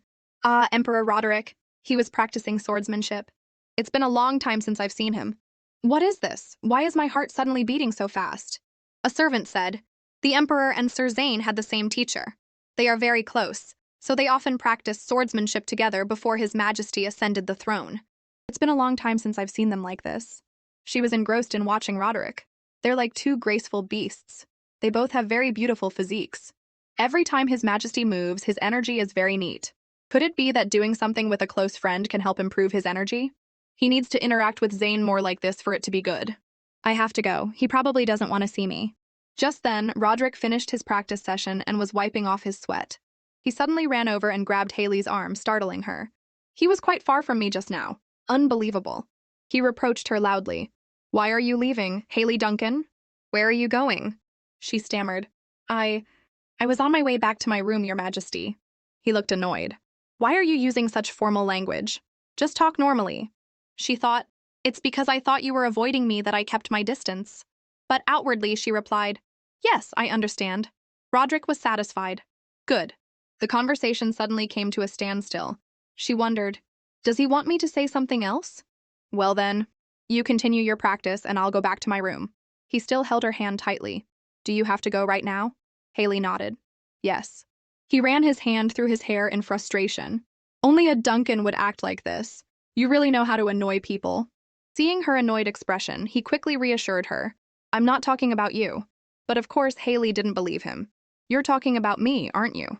Roderick held up the newly gifted bracelet in front of her. Here. Haley was surprised, taking it with both hands. This is a bracelet? Is this for me? He explained. Because the bracelet you're wearing isn't pretty at all. She was bewildered. Yes? No, why would Your Majesty judge someone else's taste like that? Zane laughed loudly from behind. Haley called out, Zane! Normally, His Majesty wouldn't even glance at gemstones, but when he saw that bracelet, he immediately mentioned the Empress and brought it along. Roderick chided, You're being too loud, Zane. But Haley found it very cute. So he's the type who isn't good at expressing his feelings. He has a cute side to him, doesn't he? She gave a bright smile. Thank you, Your Majesty. But he only responded with a cold gaze. Then he handed the wooden sword to a servant. Let's go. Haley was surprised. Yes, we're continuing to my room. She was a bit bewildered. Is it all right for you to stop practicing? It's fine. Knowing your opponent's moves too well gets boring. Zane pouted. Is Your Majesty just casting me aside like that? You said you were going to take your anger out on me. Haley thought happily. Is this what you call being best friends? I'm not so sure, since he's surrounded by spirits and doesn't have any friends. Seeing His Majesty and Zane together is really nice.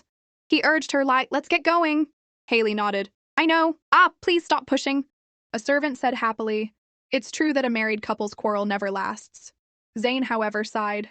Finally, the session of His Majesty taking out his anger must come to an end. Roderick asked with concern, Are you well now? Yes, I'm more or less better. He suddenly got grumpy. Someone asks about your health and you don't ask back. That's not very polite. She was surprised. Why is he attacking me so much today? She stammered. So are you well? Actually, I haven't seen you lately, so I was curious how you've been. I didn't come to see you because I was afraid you would feel uncomfortable. She wondered, so it wasn't because His Majesty felt uncomfortable around me? Haley asked him back. Me? He pouted. You looked at me like I was an insect that day. I was hurt too, you know. I'm just saying. She laughed loudly. When did I look at you like that? It was only because I was surprised. Haley breathed a sigh of relief. So it's not because he hates me. Roderick said coolly, As long as you weren't, and thought to himself, avoiding her was pointless. Seeing her still wearing the old bracelet alongside the one he just gave her, he wondered, You don't like that bracelet? Haley waved her hand. That's not it. I do like it, thank you. Carving my own bracelets is my hobby. I put all my heart into it, Your Majesty. He was curious. Your hobbies are quite special. She nodded. That's why, Your Majesty, please stop judging my taste and show some respect. He playfully tapped her head. All right, I know. This made Haley a little annoyed. Go away! She sighed in relief. As expected, the prayer beads are better than a normal bracelet. Roderick kneaded his shoulder. I feel like my shoulders suddenly feel lighter. He asked, Anyway, I heard you borrowed the royal family tree records. Were you able to read that book? It seems to be written in characters you've never learned. She thought, there are others who can read it. Could it be that because I'm a Duncan, I'm not allowed to read it? She explained to him, Not at all.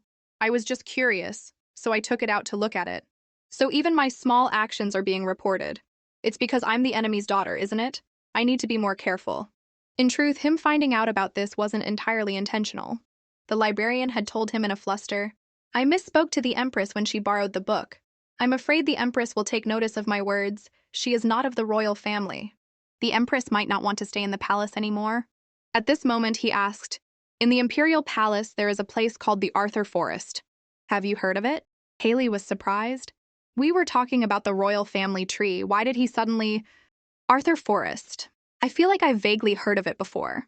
Perhaps it's a memory of Haley's. It seems to be getting harder to recall and distinguish memories lately. He informed her, it is a sacred forest that has existed since the founding of the nation. No noble or manager can enter it. Only the royal family is allowed. Roderick proactively extended an invitation. Do you want to go? Haley placed her hand in his. Yes.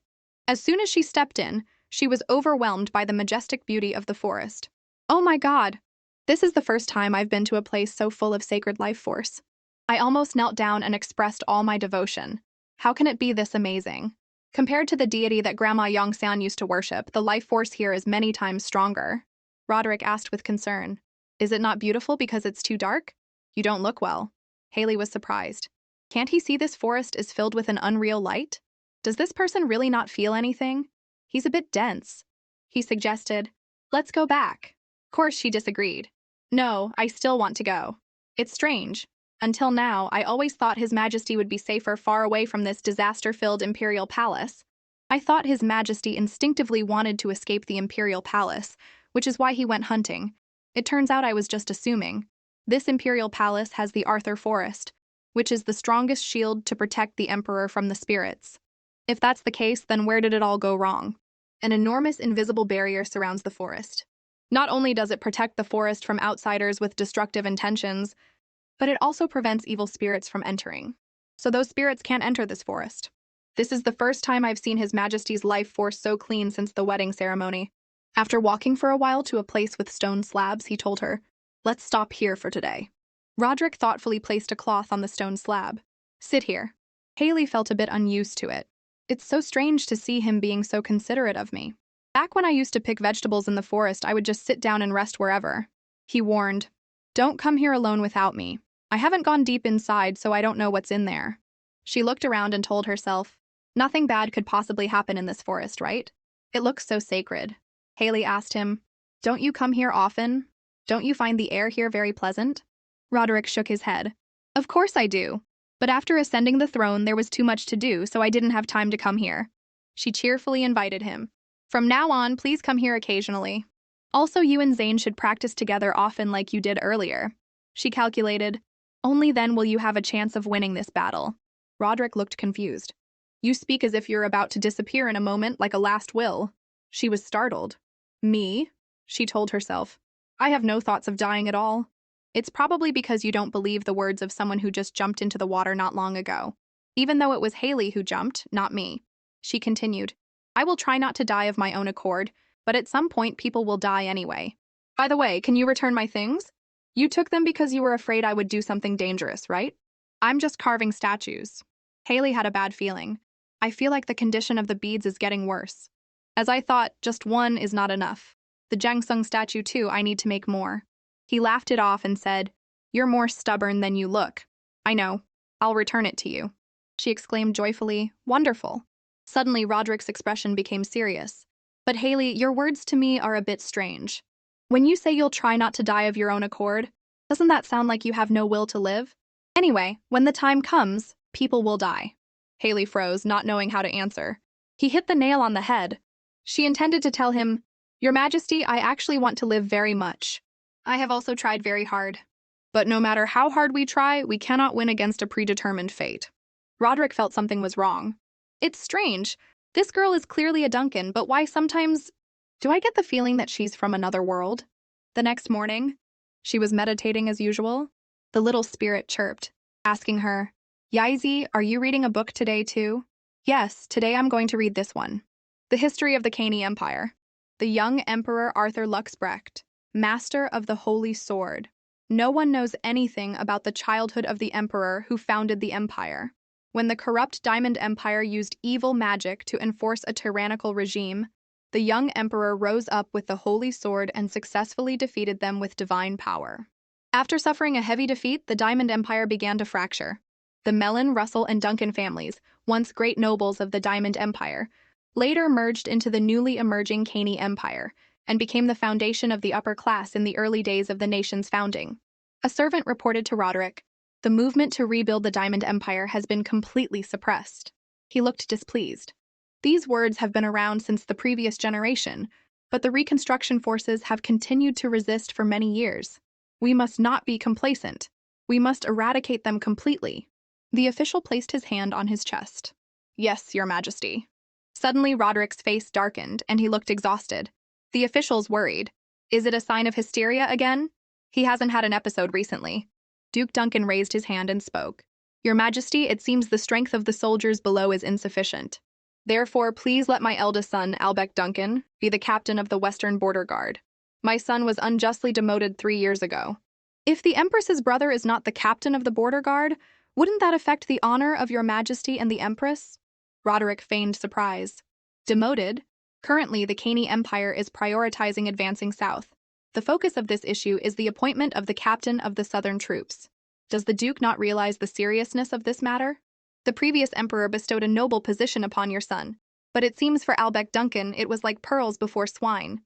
The officials began to whisper excitedly, "He doesn't rest for even a single day." A psychological battle between the emperor and the leader of the opposition, Duke Duncan. Roderick slammed the table and shouted furiously, "That statement of yours is an insult to the royal family. Duke Duncan, you had best value your own life.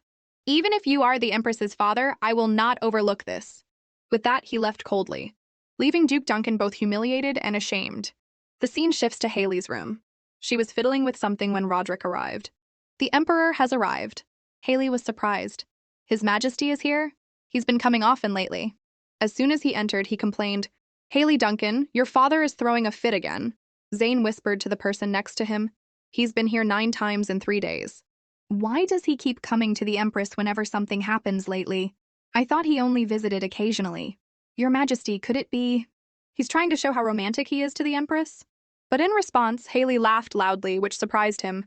"I'm in this situation and you're laughing?" She replied, "So should I be angry? Your Majesty knew I would laugh. What happened today?" He plopped down onto the chair. "He said to reinstate your brother. I've married into quite an impressive family."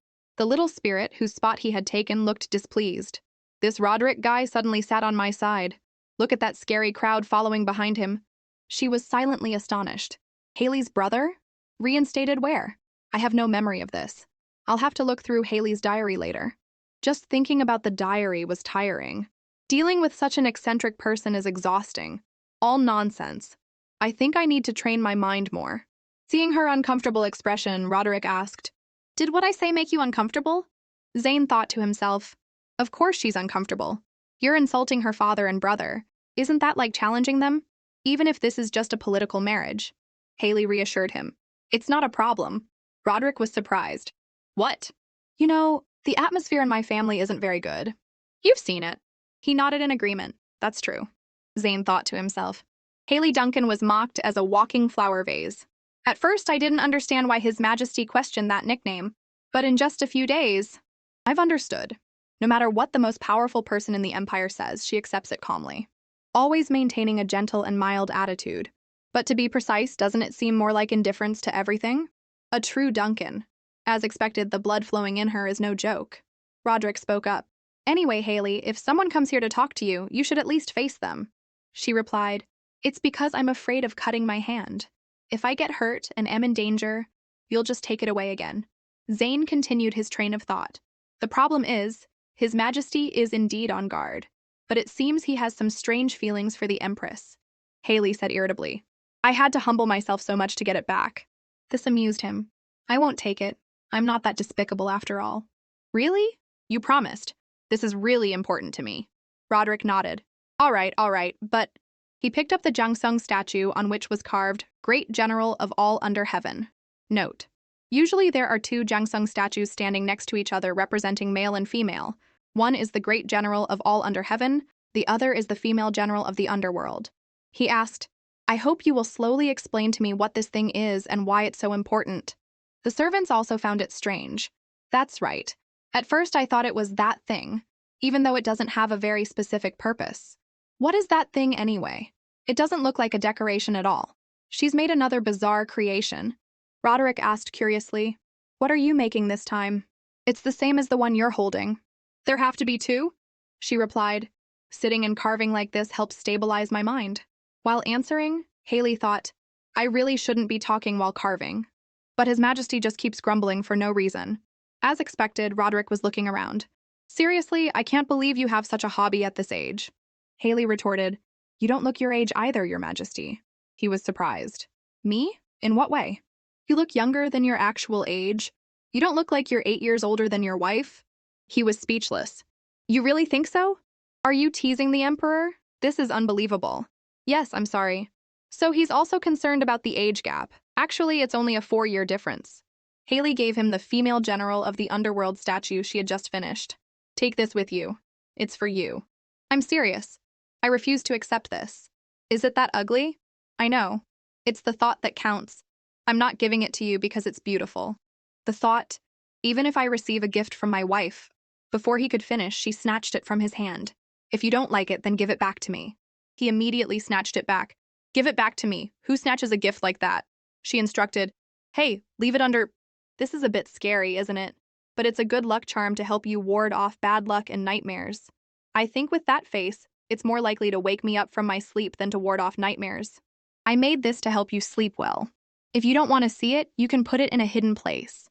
With my current talent, I can't make a great talisman. But right now, Roderick needs help, no matter how small. She said, "Your Majesty, I don't really want to say this, but I want to say that sometimes sincere prayers from others can protect Your Majesty." Her sincere words moved Roderick so much that he was speechless. Hearing this, everyone marveled. "Oh my..." Haley was pensive. "It's just very difficult to find someone like that. That truth makes him live in misery, and it also makes me sadder." Roderick ran his hands through his hair for a moment, then said, "Yes. You don't have to go that far, I'll accept it. Did you really think I would refuse? So you'll accept it, right? Wait, then take this one with you too." She gave him the great general of all under heaven statue as well. "You're giving me both? You said you liked it. I can just make a new one. I told you it's my hobby. If I give you one, the other one will be lonely. So please take both of them." He was flustered for a moment. "I'm leaving. Don't you follow me?" She asked, "What's wrong with him all of a sudden?" Zane said, "He's probably embarrassed." Haley picked up a piece of wood and examined it. I'll remake it with this." Zane was confused. What a strange person. The little spirit looked annoyed. "Yeez, when are these people leaving? Tell them to hurry up." Night has fallen. On the table next to Roderick's bed, the two statues, Great General of all under heaven and Female General of the underworld, were placed neatly next to each other. He propped himself up on the bed and sat up. It was just dawn, and sunlight streamed into the room from the window. He thought to himself, I only slept a little, although the dream was a bit scary. He turned his head to look at the two statues, a doubt in his heart. Is it really effective? Unbelievable. He poked the statue with his finger. Anyway, what a strange person. The evil spirits, suppressed last night, began to stir when they saw Roderick get up. He put on his coat and commented softly, "The morning isn't too bad." The evil spirits were excited to see Roderick leaving the room. They said, "He's coming out. Roderick is coming out." Eerie laughter echoed ceaselessly. Perhaps the two statues had made it difficult for them to brainwash Roderick. An evil spirit muttered, "Even at night, the life force here hindered us." Skipped, thank you note. Little butterflies flew past Haley's window. At this moment, she was meditating with the little spirit. The spirit tried to imitate her, even making little sounds. Finally, it gave up and plopped down on the ground, asking, "Guys, it seems we're sitting for longer today, huh?" "Yes, it's because my heart is a bit troubled." She thought to herself, I read Haley's diary at dawn. Normally, I would be speechless and have a headache, but today was different. In the diary, it was written, March 10th, year 499, tomorrow I will talk to Lauren. Let's throw everything away and leave Caney. But I know he will refuse. Even so, I still want to say it. Haley wondered in her diary, am I really a fool as everyone says? My heart aches whenever I think of the person Haley loved, Lauren. But when I think of Duke Duncan, Haley's father, I feel nothing. Haley must have really loved Lauren. Although Haley's soul has dissipated, that emotion still lingers in this body, like the remnants of ashes in a furnace. Did Haley tell Lauren she was going to leave? But she has entered an arranged marriage, so how does Lauren feel? Lost in thought, a noise suddenly came from outside. She turned her head to look towards the door. It's so noisy outside. Spirit, can you hear what they're saying outside? The spirit replied, huh? Then it turned and said to her, Roderick is going crazy. It seems he's lost his composure more than usual today. Hearing this, she asked in astonishment, His Majesty has gone crazy? It hasn't happened recently. Was the Hung Sung statue I gave him ineffective? As expected, with my current abilities, I can't help. I've met many shamans who, out of pity, ruined their own lives by doing things beyond their capabilities. So it's best for me to give up and not care anymore. While she was thinking, suddenly the images of Emperor Roderick and Lauren appeared in her mind. That gave her a headache and she let out a cry. What was that just now? Suddenly, images of His Majesty and Lauren overlapped in my mind. It seems Haley still hasn't let go of Lauren. The little spirit beside her asked, What's wrong? She lamented inwardly. She still hasn't let go of him. Spirit, I'm going to see His Majesty. At this moment, Roderick's office was like a battlefield. Evil spirits surrounded him, their laughter echoing endlessly.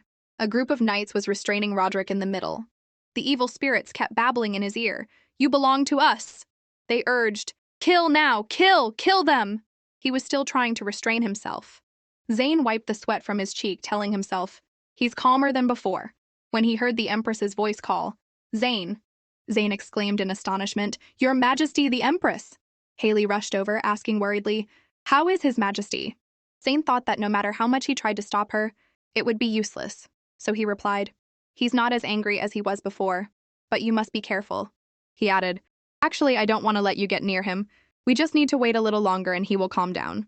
Haley urgently moved forward, thinking to herself, This situation is not good at all. It's just His Majesty's strong mind winning against the hysteria. But no matter how strong he is, he still needs help. She calmly walked towards Roderick and said, Your Majesty, I've come to have tea with you again today. This time the tea is better than last time. Her hand touched the beads, realizing their current condition was very bad. If I use it as usual, it might break. Even though it's a bit strange. There's no other way. Even though she was very scared, she still stepped forward, swinging the beads to one side. A red light emanated from Roderick's eyes. He bit his lip, trying to restrain himself so as not to hurt her. An attendant standing nearby said worriedly, It's truly terrifying. His Majesty's eyes look like they want to devour someone. If it gets more dangerous, I'll run in to stop it. Zane thought to himself, Why does the Empress always step in whenever this situation occurs? Shouldn't she be terrified seeing a large man threatening to kill her? The Empress's hands are trembling like that. On this side, she clutched the beads in her hand, her heart filled with fear. No matter how many times I go through this situation, my whole body still trembles like this. Her hand gripped the beads tighter and tighter. It's just that the human heart is easily swayed. Therefore, when you hold true to your intentions, everything will proceed as normal. She began to chant subconsciously. Those who follow heaven's will shall prosper. Those who defy it shall perish. As the last two words were spoken, the entire room filled with a pale purple light, and the sash she was wearing also gently floated up. Roderick came to his senses, unable to hide his surprise. Everyone in the room was also stunned into silence. One person thought to himself, His Majesty's body is gradually relaxing. Why all of a sudden? She gently supported Roderick and said to the knight holding his shoulders, You can let him go now, it's all right.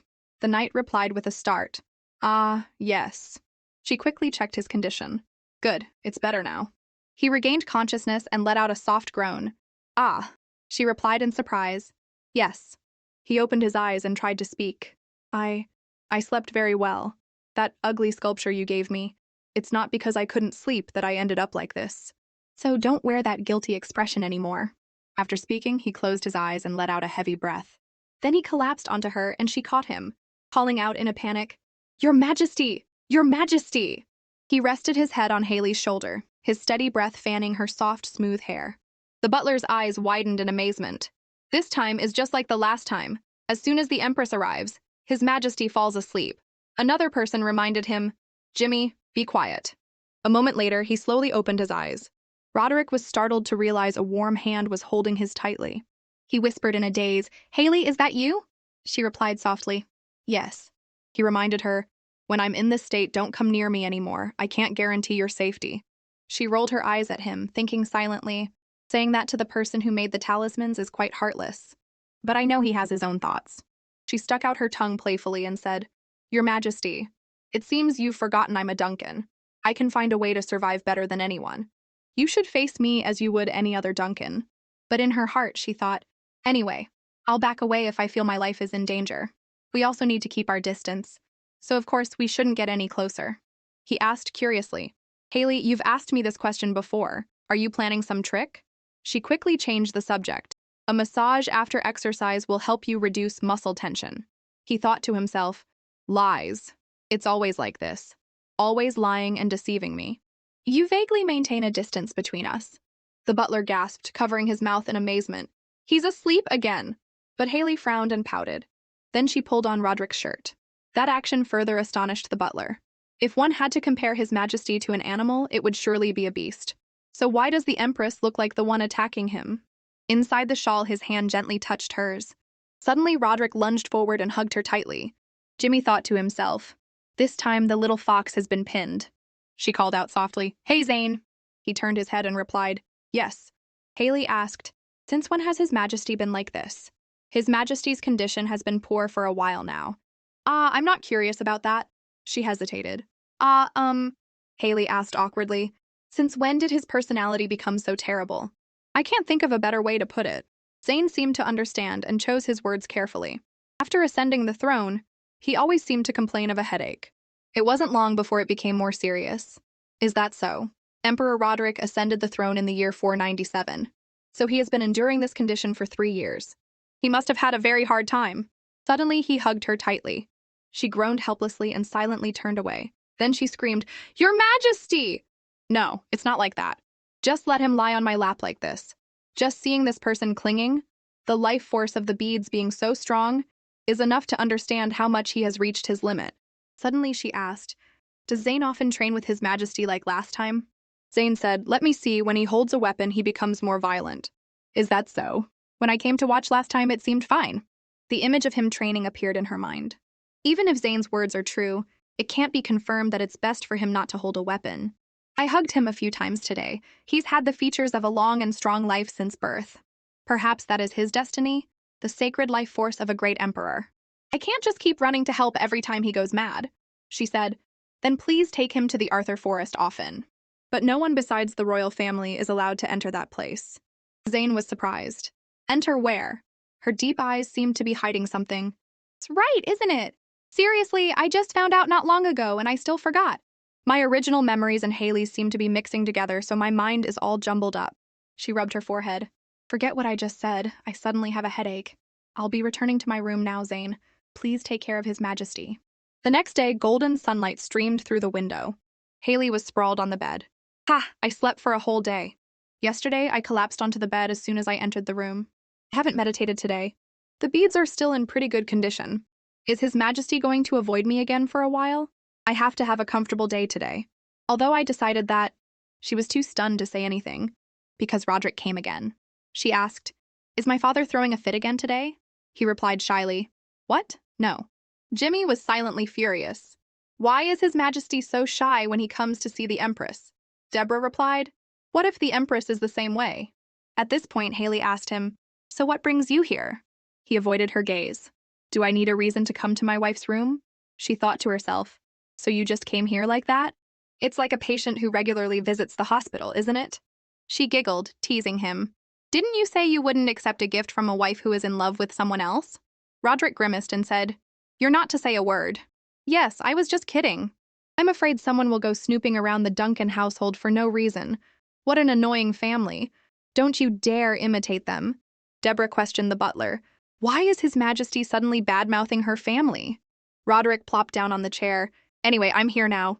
How about we have the tea we missed yesterday? After that, a meticulously decorated tea table was set up. Haley gently lifted her teacup and took a sip. It's delicious. Roderick unconsciously watched her, his eyes following her every move. She gently picked up a cake. He rested his hand on his chin, his gaze fixed on her, lost in thought. She put the cake in her mouth, her cheeks puffing out adorably. Suddenly he spoke. Haley, do that again. She asked. Do what? The thing you did in the library, like how cats knead with their paws. She was stunned, her eyes wide. Could it be? She narrowed her eyes and placed her hands on Roderick's chest as if performing acupuncture. Is that thing like this? Or it would be the pink cat standing on his chest. You mean pressing like this? Haley quickly covered her face with her hands. The whole sky seemed to darken. I tried my best with my limited abilities. At that moment, he said, I have insomnia again. She shot up, thinking to herself, was the Jang Sung statue I carved that useless? He complained, you didn't pray for me yesterday. Haley was confused. Huh? But even if you say that. He looked at her, questioning. Perhaps you were thinking of another man last night? Your complexion is still very good. I think you seem to have slept very soundly, contrary to what you just said. He was startled and thought to himself, did she find out? The butler and Deborah felt awkward. Isn't this the best time for flirting rather than arguing? Would it be a lie to say they haven't done anything yet? Do you only live on lies? I already told you I was sure. Roderick thought to himself. The attendant and the head maid are still bickering. What are those people doing? She frowned, thinking. He finds it unreasonable, yet he always asks for my help. It's really... He's still suspicious, which is why I'm trying not to act strangely. And he was staring at her intently. Is she on guard? Why? I don't know either. I just know she's hiding something. It seems she has no intention of harming the royal family, at least not yet. He pleaded, come on, do it, I'm asking you. Why are you suddenly pretending to be obtuse? You say it so well, now that you've said that, how can I refuse? There's no other way, I'll just pretend to do it roughly. Give me your hand. Haley gently took his hand, telling herself, just pretend, just pretend. This way he won't get suspicious. He stared at her hand with a pensive expression. As expected, her slender hands are as soft as velvet. Each long finger is like a flower petal. No matter how she moves, she has no muscles. Her fingers look so delicate. Haley suddenly froze. She paused, looking at her hand resting in his, and said, Your Majesty. He gently lifted her hand. He lifted her hand, thinking to himself, because her skin is so delicate, the blisters from using the knife to carve will only heal later. Even with that, her hobby is still carving things. Instead of saying she likes it, it's more like she was carving with a knife even before she came to the Imperial Palace. Why would she have to lie? Hey, Haley? Suddenly he froze and asked in surprise, Are you trying to seduce me? Yes, what are you talking about now? He turned his face away, deliberately avoiding the topic. You've completely untied it down there. Haley's dress strap had come undone, revealing her full chest. She quickly covered her chest with her hands, her cheeks blushing. Since when? Haley awkwardly pulled at the strap in front of Roderick's indifferent face. Why isn't this working? She awkwardly fumbled with her hands inside her dress, trying to quickly tie the strap. Where did this dress come from? I don't know anything. Did Deborah help me put this on? Haley turned her face, her eyes pleading with Deborah. All right, Deborah, come here and do something, Deborah. Deborah linked arms with Jimmy and gave a mischievous smile. Look at that awkward state. It's clear nothing has happened yet. You dare doubt the headmaid's eyes? The butler gritted his teeth. But it's clear. Roderick turned his head to look at the two of them, whispering, These people are working hard in unnecessary places. He moved closer to Haley and held up his hand, saying, Take your hands away. She blushed and said, No. He gently touched the dress strap, his warm hands tying it for her. He looked down at her face intently. You're all red. He smiled faintly, telling himself, You can't hide these things, huh? Hey, it's all right now, Haley, she stammered. She screamed, This is like sexual harassment! What? I was just fixing it for you. You should have pretended you didn't know. But then others would see. You could have told me in another way, Roderick argued back. So what am I supposed to do when others pretend not to know but are still secretly watching? Should I fold a piece of paper and pass it to you? All right, it's all my fault. Haley, I'm sorry. Answer me. I don't know, I just really hate it. It's fine if you don't like me, but just don't hate me too much. Because I think you're much better than you were at the beginning. I think so too, I'm much better than I was at the beginning. He sighed. Seriously, you're very clever at using your heart. You're not angry anymore, right? I already said I don't know. She told herself, I'm not going to do anything that stands out anymore. Definitely. Definitely. But Kang Yi's is tied to the word unfortunate. So life doesn't go as I expect. She suddenly screamed, Hey, These things just keep hitting me in the face. I had already decided not to do this anymore. I had decided so. She trembled, running back to her room step by step. As soon as she got there, she fell face down on the bed. But I can't pretend I don't know anything. The little creature beside her quickly comforted. Yeezy is so good. Yeezy is super amazing. Haley sighed, replying pitifully, Thank you, but I'm not happy at all. Bright sunlight shone into the palace. Zane approached and bowed to Roderick. I greet the glory of Caney. Yes, what is it? Zane thought to himself. It seems his condition is getting better and better. What is it? This is the report you asked me to investigate last time. Roderick read the report. The cause of death of the first woman married to your majesty is believed to be a deadly poison. He was angry. As I thought. We should have investigated this before. Zane bowed his head. Before your second fiancé was poisoned. I didn't know Duke Duncan was so obsessed with becoming a member of the royal family. Roderick instructed, you must be certain about the evidence because the Duke probably won't confess now. Yes. Also, your majesty, I heard the Empress brought a diary from the ducal estate. A diary? It seems there are about 10 volumes, but after she came here, she stopped writing and occasionally takes them out to read anywhere. It's possible there's important information about the Duncan family inside. How about I go and investigate? Roderick looked at him silently for a moment, his gaze pensive. Suddenly, he slammed the stack of documents on the table. Duke Duncan hasn't made any major moves lately, has he? No, but he still insists on reinstating Albert Duncan. I don't really like this feeling. Then let the Empress manage this matter. Zane looked flustered as if he had something to say.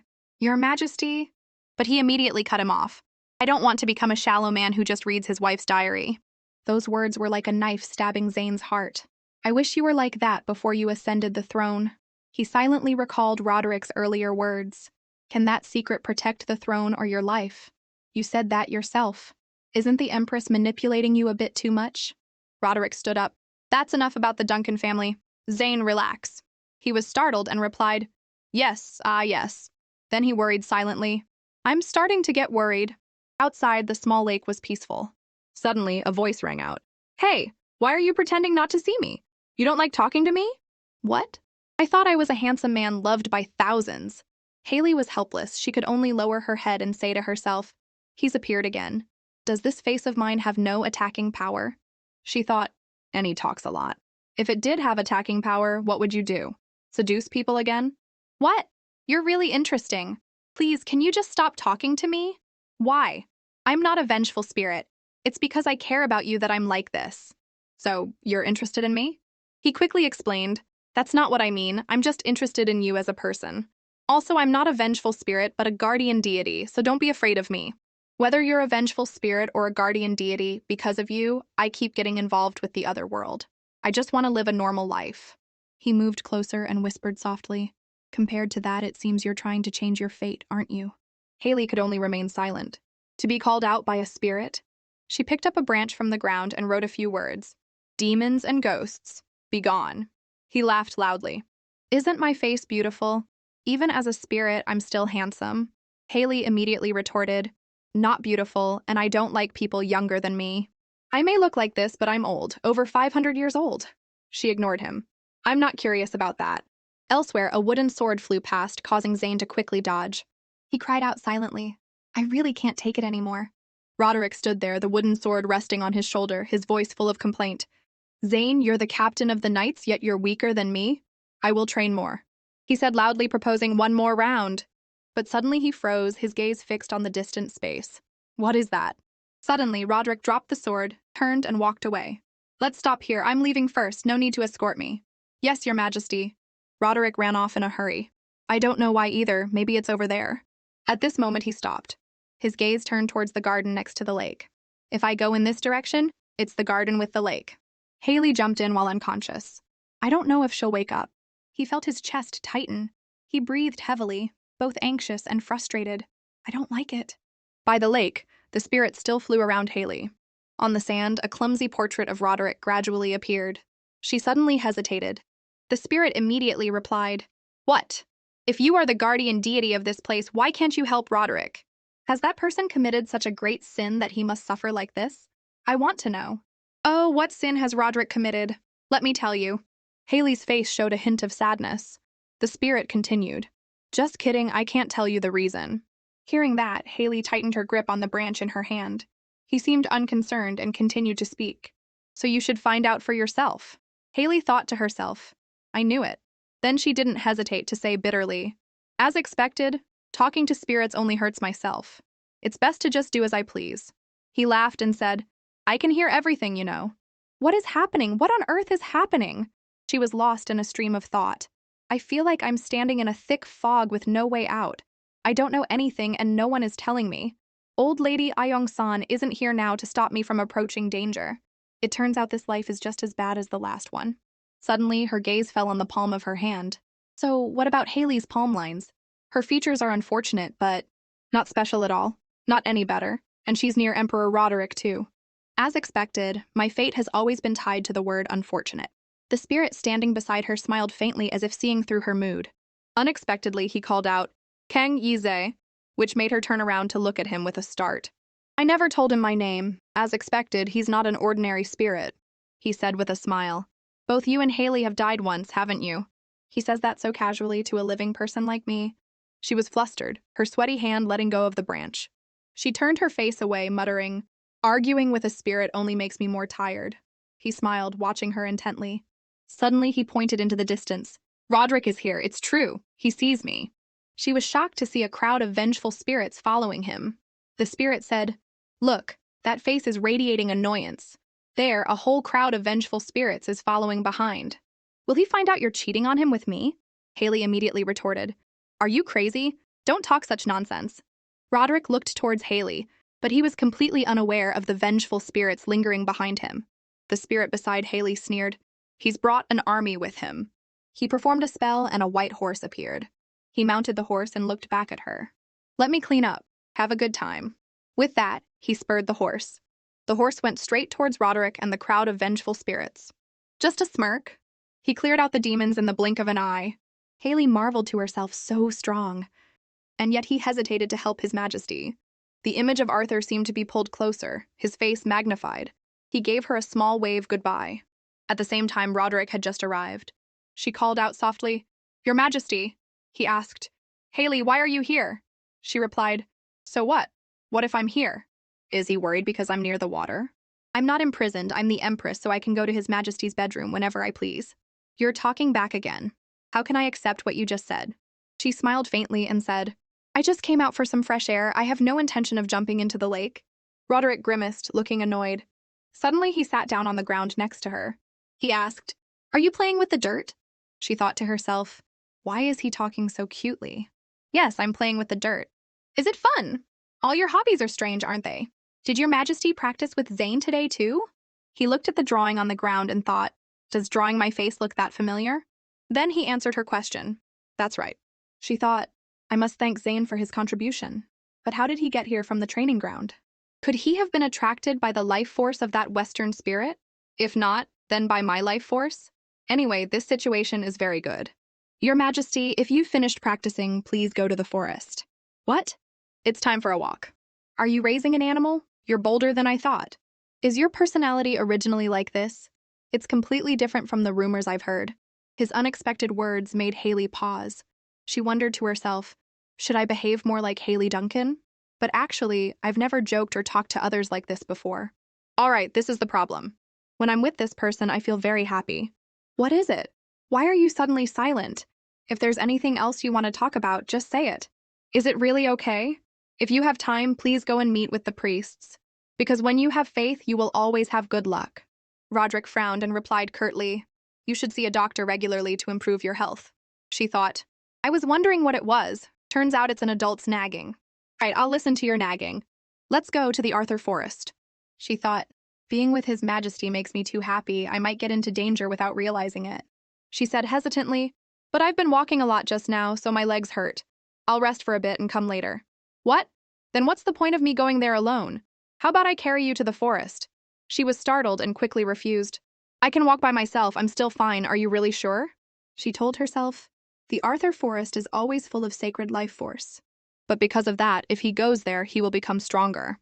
Because no matter how hard I try, I can't pull away half of this person's life force. He doesn't need help from someone like me in the first place. She sighed sadly, not understanding why she felt sad. Roderick reached out his hand to touch her, then lay down, making her shy and flustered. What are you doing? He replied nonchalantly, I've tried many times, so I've learned from experience. Lying like this helps me sleep well. She thought shyly, It's not because of the position that you're sleepy, you just feel comfortable. She played with his hair. Am I your Majesty's pillow? So should I thank you for being my pillow? But it's more like a blanket than a pillow, isn't it? Your Majesty, what you said was a bit mean, you know. So do you think the act of helping you fix your dress was also a bit indecent? Are you harassing me? Haley, I know you don't like this marriage, but isn't it normal for a married couple to joke around like this? I'll give you whatever you want. Your Majesty already gave me permission. That's right, the more you say it, the more I want to laugh. I'm really looking forward to how outrageous your next sentence can be. Ah ha ha. What is this? What is this? So comfortable. Even though this marital relationship is far from normal, with many rumors and all sorts of conflicts, it's still so comfortable. Suddenly, he remembered something. Ah, at the end of next month, there's the annual hunting competition. She jumped up in excitement and shouted, "Hunting again?" That action made his head hit the ground, and she said guiltily, "I'm sorry, did you hit the ground?" She quickly cradled his head in her lap and said softly, "Can't that hunting competition be cancelled? You're not allowed to kill." He replied, "I made an excuse to cancel it last year, so I probably have to do it this year. Unlike your determined opposition because you love animals, your father is adamant about not canceling it and is pushing for the competition to be held." She cried silently in anger. "Duke Duncan, you're no help at all!" She squeezed his face with her angry hands. He thought, is she really that angry? She must really love animals. Haley was silent, thinking worriedly, I need to come up with a new plan. Then she suddenly asked, "But why did you cancel it last year? You usually go hunting." "Actually, the hunting competition is a place for nobles to socialize, not just my people, but there are also many spectators." So he didn't want people to see that image. He also had his own thoughts. "This girl, I just said a little, and she already knows what I'm worried about." He raised his hand to touch her face. "Always hiding so many things.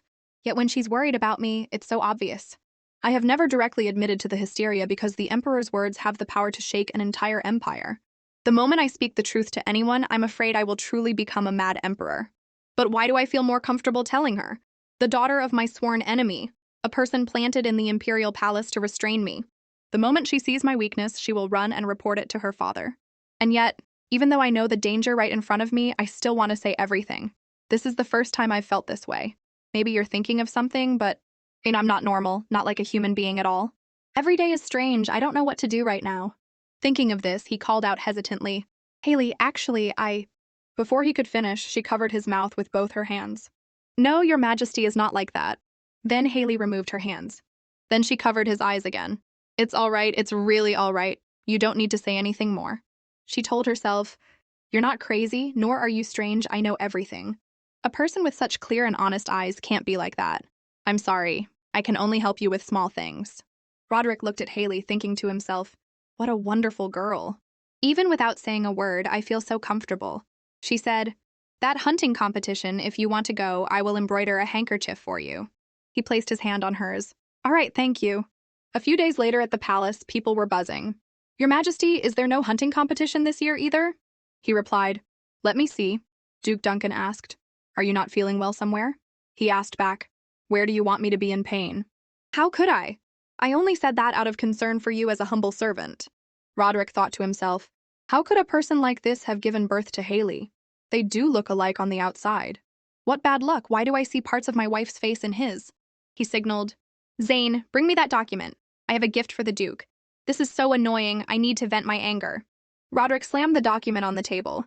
"This is for you, Duke Duncan. This is an anonymous complaint stating that there is a discrepancy between your actual income and the amount of tax you paid me.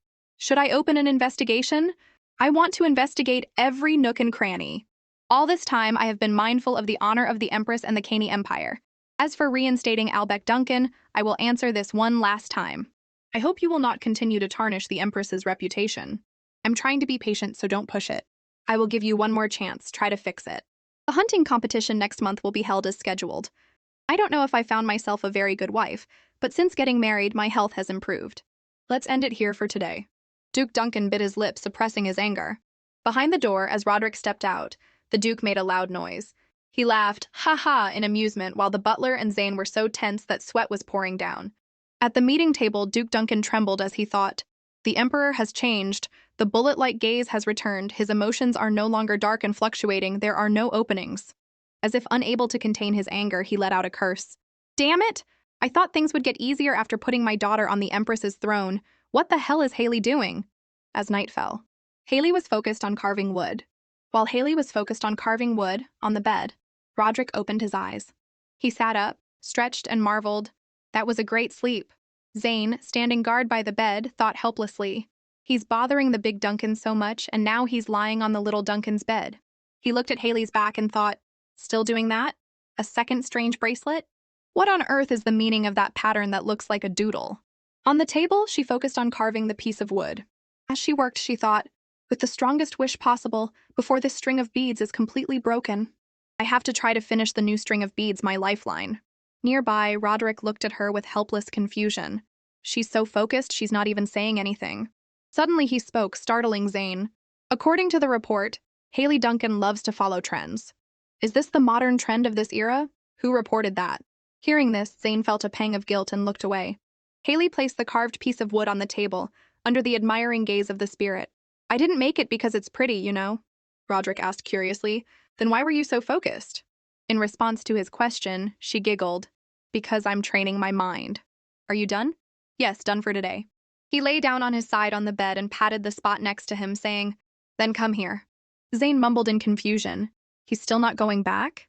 The butler added, It seems so. Suddenly, the headmaid's eyes flashed. She angrily dragged the butler and Zane by the collar. When will you people ever learn to be discreet?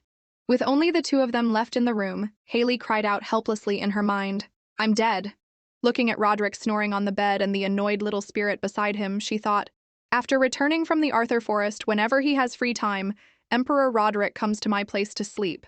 Besides that forest, this room is the safest and cleanest place in the Imperial Palace, so he can sleep comfortably. He's here until late today, too. The night grew darker and darker. Haley blushed shyly. Is he planning to sleep here tonight? Does he mean just sleep normally? Or, then, embarrassing images of lovemaking flashed through her mind. She quickly corrected her thoughts and cursed, This perverted demon! On the bed, Roderick silently watched her blush. Then he walked towards her and suddenly lifted her up. She blushed and grabbed his sleeve, stammering, What? What is it? If you're uncomfortable, I'll sleep on the sofa, so you can sleep comfortably on the bed. After saying that, he went to sit on the sofa. Haley lifted her legs onto the bed, thinking, Finding a comfortable place to sleep is also difficult. What should I do? Finally, she called out, Your Majesty. He asked, What is it? You should sleep on the bed too with me. Roderick looked up at her with a meaningful expression. Then he quickly jumped onto the bed right next to her. She thought with a start, It's as if he was waiting for me to say that. On the table, the little spirit hugged a wooden bead and slept soundly. On the bed, Roderick spoke. I thought you would let the Emperor sleep on the sofa. Do you know how disloyal that is? She replied, This is my room, and this bed is also mine. You say the strangest things sometimes. I just mean that I'm lucky my wife isn't too cold. But Haley, she replied, Yes. Suddenly he turned over and pinned her to the bed. Do you know what to do when we sleep in the same bed? Isn't it about time we did that?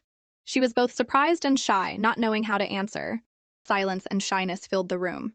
Haley seemed to have turned to stone in this situation, which made him say helplessly, I was just kidding. Haley, snap out of it. But it's not really a joke, but you don't have to feel like it's difficult to refuse. Haley pulled the blanket up, blushing as she thought, I want to try it once, but for some reason I can't say the words. I don't even understand my own heart anymore. A person who only knows about ghosts. He also thought, she probably needs more time to prepare mentally since Haley loved someone so much she had to jump into the water. But if the hunting competition is held this time, that person will also participate. The person Haley loved. The next day in the study, Roderick was seriously reading the document in his hand. This is the person Haley likes. I've heard this name before because he's a famous swordsman in the Empire. Before getting engaged to Haley, I really didn't pay much attention. This is the pile of investigation reports on Haley before the marriage. I need to read it again. Under the crystal chandelier, the sound of flipping documents echoed continuously. He frowned in annoyance at the document, then he shouted, Zane! Zane, I've rechecked the report on the Empress. From 1 to 10, none of these things match. She has a rather strange hobby, that's what's different. What is this? Haley Duncan likes sweets and desserts? An image of her refusing the chicken dish with a calm expression appeared in his mind. Dishes with strong flavors, he confirmed. She almost only eats bland dishes. If it's even a little bit strongly flavored, she can't eat it and skips the meal immediately. Even though she eats like a bird, I have directly observed and confirmed this. So what is this information? You investigated with your eyes half closed. What kind of shoddy work is this? Investigate again from the beginning and bring it here. The deadline is until the end of the hunting competition. The subordinate said sadly, I did a very good job. Zane beside him comforted. It's also my fault for not checking. Roderick plopped down on the chair, closing his eyes wearily as he thought, why am I so angry? Could it be because I still suspect that Haley is hiding something? Thinking, he silently looked out the window. But Haley and her maid have separated. After that, she wandered by the lake. Follow her carefully. If anything happens to her, I will not let it slide. I understand. Then I will take my leave, Your Majesty. Zane stepped outside and closed the door. He leaned back in his chair and let out a tired sigh. A few days later, in the flower garden, Haley's figure stood alone. She stood with her hands on her hips, frowning intently at something. The flower bushes swayed gently in the wind. Suddenly, a spirit appeared and asked, "What are you concentrating on?" His sudden appearance startled her. "You just appeared out of nowhere. You know I was looking for you, right? And you also know I've been waiting for a few days, yet you refuse to appear. You despicable thing. I'm not that easy." Haley sighed helplessly. "What bad luck?" He asked innocently. "But why did you have to wait for me? You know everything. Can you go with His Majesty to the hunting competition to help him? I mean, it's extremely dangerous for him to leave the palace. So what will you give me?" "What?" "I will accept anything except for things that are life-threatening or cause injury." "Ah, your love isn't great enough to trade your life for?" "Yes, what love?" "Then what is it?" She replied, "This is just pity for a patient, a kind of benevolent heart. Are you playing games? But this is also a good time. Let's see, right now I don't want anything from you. So you want to try being by my side? If you do, I'll do as you thought last time." She was startled and blushed, saying loudly, "I wasn't thinking of anything. I hate you." "Am I not handsome? You said you like older men. How about around 500 years old? Old people are old people, dead people are dead people, this shameless spirit." Her expression made him laugh with delight. "Haha." She asked again hesitantly, "Is that really your condition?" "Yes." "What, you're willing to go that far? You said it wasn't because of love." "I already said it wasn't, I was just asking. I'm not really going to do it." "Ah, haha." "Ah, ha, ha, Kang Yeezy, this relationship is better than you think. And with the person you like, it's even more wonderful. Seeking happiness and the meaning of life is a human privilege. I mean, don't think of that emotion as a bridge for the other side to have an advantage. So stop overthinking." He patted Haley's head. "You're so young, yet you're always paying attention to strange things. Just enjoy being human." "I already said I don't like him, and I have to listen to a sermon from a spirit. Have you ever seen a bachelor ghost?" "Anyway, I can't accept your request," Haley asked with a start. "What? A human trying to make a deal with a spirit? What's wrong with your head? Don't you know that if you do that, your life will be ruined? This palace is full of evil energy. Do you know what will happen if you do that?" Haley frowned and thought, "That's true, but I don't have enough strength. I tried embroidering a handkerchief as a talisman, but it didn't work. Giving him a talisman is a bit suspicious. There's no other way. Because I don't have enough strength, I have to do more." A memory surfaced of her embroidering a handkerchief, the little one on her head exclaiming, "Yiza, how are you so talented?" No, I'm just good at crafts. Don't ask me to cook." She frowned in annoyance. "I have to put all my sincerity into this and my wish. Even if I stay up for several nights to pray, I don't have enough confidence that I can protect Emperor Roderick with my own strength." Thinking this, she said irritably, "If you're not going to help, then why did you ask? I'm being serious. I've hated you from the beginning. What bad luck?" "What? Hang Yeezy? Bad luck? What do you mean?" "What do you mean what? I'm in a hurry, so I'm being a bit rude. If you're offended, I'm sorry, okay?" He laughed and called her Kang Yeezy, a person who is gradually getting lost. He raised his hand and pointed straight at her. "Don't you forget what I said. Enjoy being human." With that, he disappeared, leaving Haley alone and bewildered. "He's gone? Enjoy what? That spirit didn't help in the end. Is he really a guardian deity? There isn't much time left until the hunting competition. My mind suddenly feels empty. Have I been exhausted lately from overworking? This is not good. I told Deborah not to follow me." And she fainted on the grass. Later in Haley's room, the door was closed, and Zane stood guard outside. Roderick said angrily, "You're clearly protesting." "That wasn't my intention. How embarrassing." Zane found her passed out and carried her back. A helpless image appeared. Zane worriedly carried the unconscious Haley away, thinking to himself, "His Majesty is going to kill me." Haley continued, "Is my father throwing a fit again? I'm sorry." Roderick was helpless and frowned at her. He asked, "Does it hurt a lot?" She quickly replied, "Not at all. I'm really fine. The doctor also said it's just normal dizziness. He even said I could get up right away." "You could get up? Don't you dare stand up. How many times has this been since you came to the Imperial Palace? Ha ha ha." She thought, "Why don't you try counting how many times you've gone mad during that time? It would be faster. Because every time that happens, I faint." "Laughing, show me where you're hurt." If I've caused you trouble, I'm truly sorry. It's not about that. Don't talk like that anymore.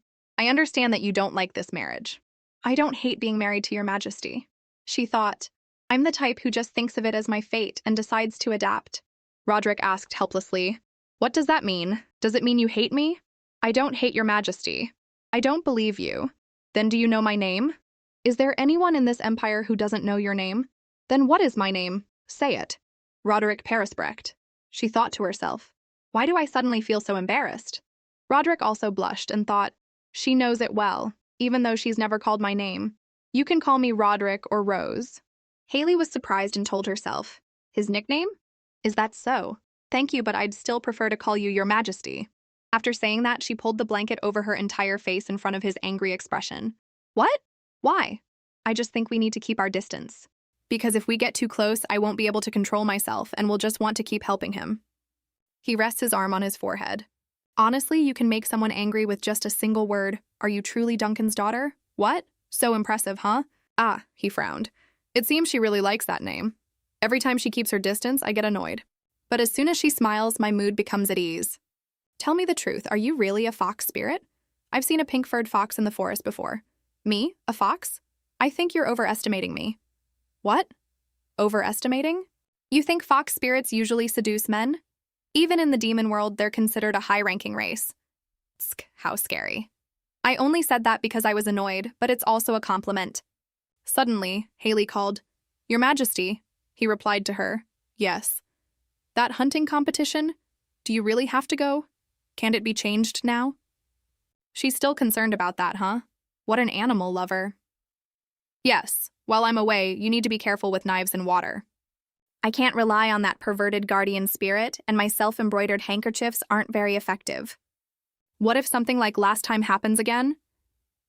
The image of hands holding a blood-stained sword appeared, along with an urging voice. Kill him. Kill him. Seeing her silence, Roderick poked her cheek and said, Haley, are you listening to me? Hey, answer me. Your Majesty, if you broke an arm, could the competition be cancelled?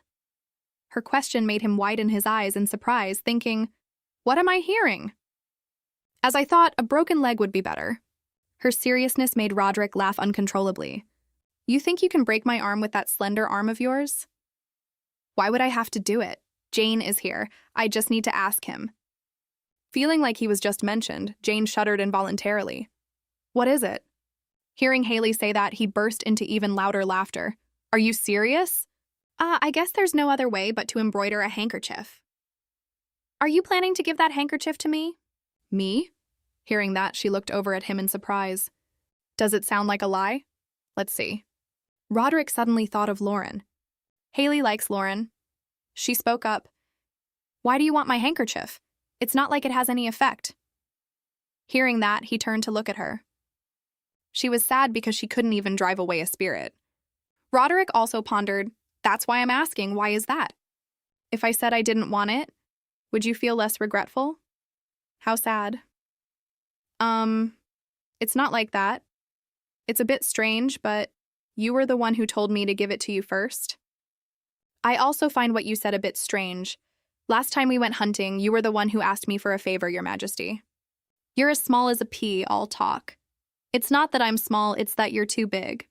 All right, that's enough. Let's stop here. The more we talk, the more feelings get hurt. Yes, I will give you the handkerchief. So please don't doubt me anymore. Roderick silently looked over at her. Don't doubt what, giving me a handkerchief? Or is it because you've hidden too many things from me? If you're lying, you'll just keep doing it. I can let it slide sometimes, but it can't go on like this forever. She shot up and said loudly, I am not lying. I really can embroider that handkerchief. Look over there. Seeing the pile of handkerchiefs, Roderick was both helpless and surprised. There's a mountain of them. I thought she was a woman of few words. Turns out she's only quiet with me. Who else is she planning to give them to that she made so many? Moreover, her aesthetic sense is really strange. See? But I need to make more. Could it be that making those is affecting her health? I thought she would give me a used handkerchief, but I'm getting a brand new one. If you look closely, her hands are injured too. If she keeps her distance, I get really annoyed, but every time she smiles, my heart melts.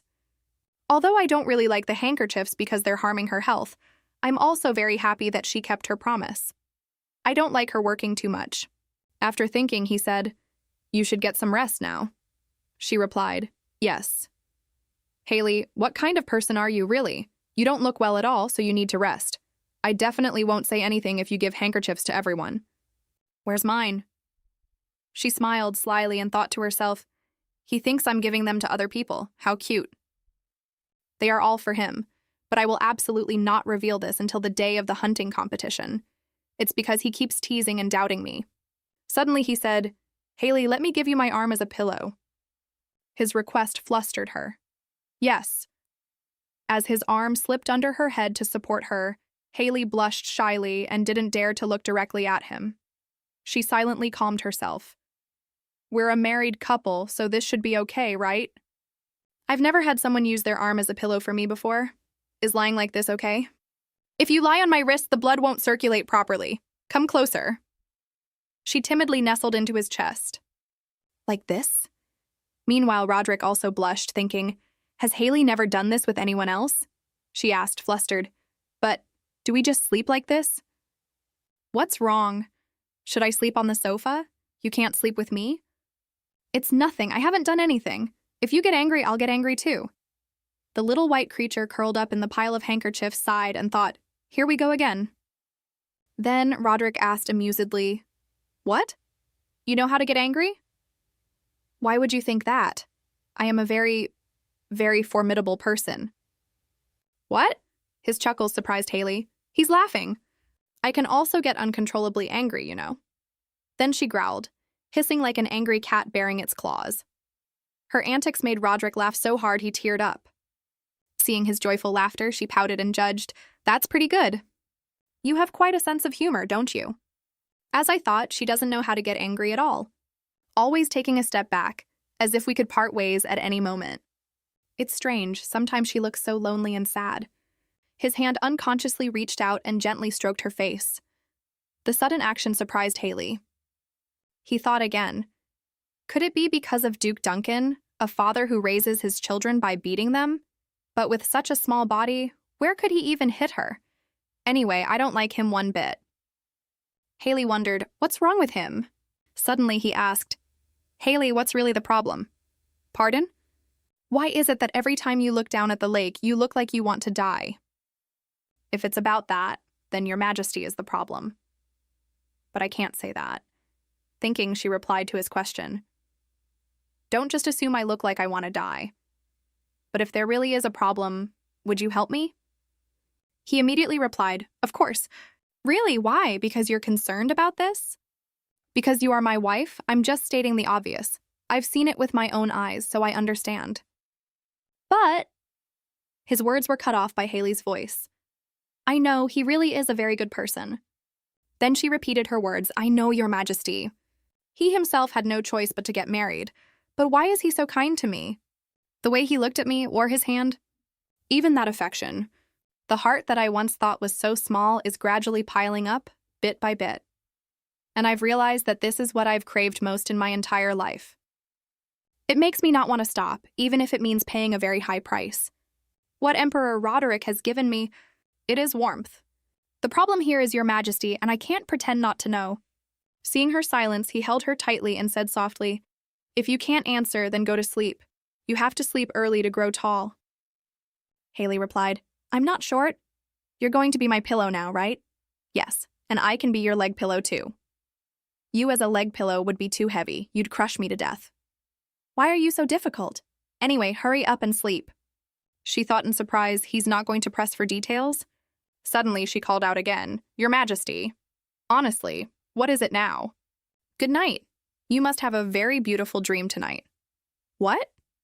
Yeah, she can really drive a person crazy. Time flew by like an arrow. The day of the grand hunting competition had arrived. Everyone was preparing for this hunting competition. The carriage driver pulled the carriage inside. Once inside, Haley looked out and silently marveled. The scale of it this time is huge. There's even a luggage carriage. It's so crowded. His Majesty seems very busy too. At that moment, Deborah approached and asked with a smile, "Is the Empress ready?" Haley hesitantly replied with a sound, "Ah, yes." Seeing Haley's attire, Deborah praised, If His Majesty sees this, it will surely give him the strength to win. Hearing the praise, she thought to herself, what's so great about winning a hunting game? I hope he comes in last. Deborah said, we will see His Majesty's team off here, then stay for a while before returning. The competition is about to start. Would you like to slowly make your way out now? All right. With that, she stepped out of the tent. In Haley's hands were handkerchiefs that emitted a strange aura. These are the 3 best sacred handkerchiefs I've made. I must give them to His Majesty. Recalling her discussion with Deborah about the handkerchiefs, she had to try hard to convince her to let her bring 3 to give to Roderick, even though she wanted to give him the entire pile. Just then, Roderick was preparing to mount his horse. At that moment, the shouts of the crowd rang out, drawing his attention. The Empress has appeared! What's with those scary-looking handkerchiefs? Roderick assessed the situation and predicted, it seems Haley is ready too. She's so small I can't see a thing. He turned his head again to look behind him with a wary gaze. In the distance, a young man was approaching. Roderick silently called his name, Lauren. But he was focused on someone else, Haley. On this side, Haley was frantically searching for Roderick's figure in the crowd. Where did His Majesty go? I can't see anything.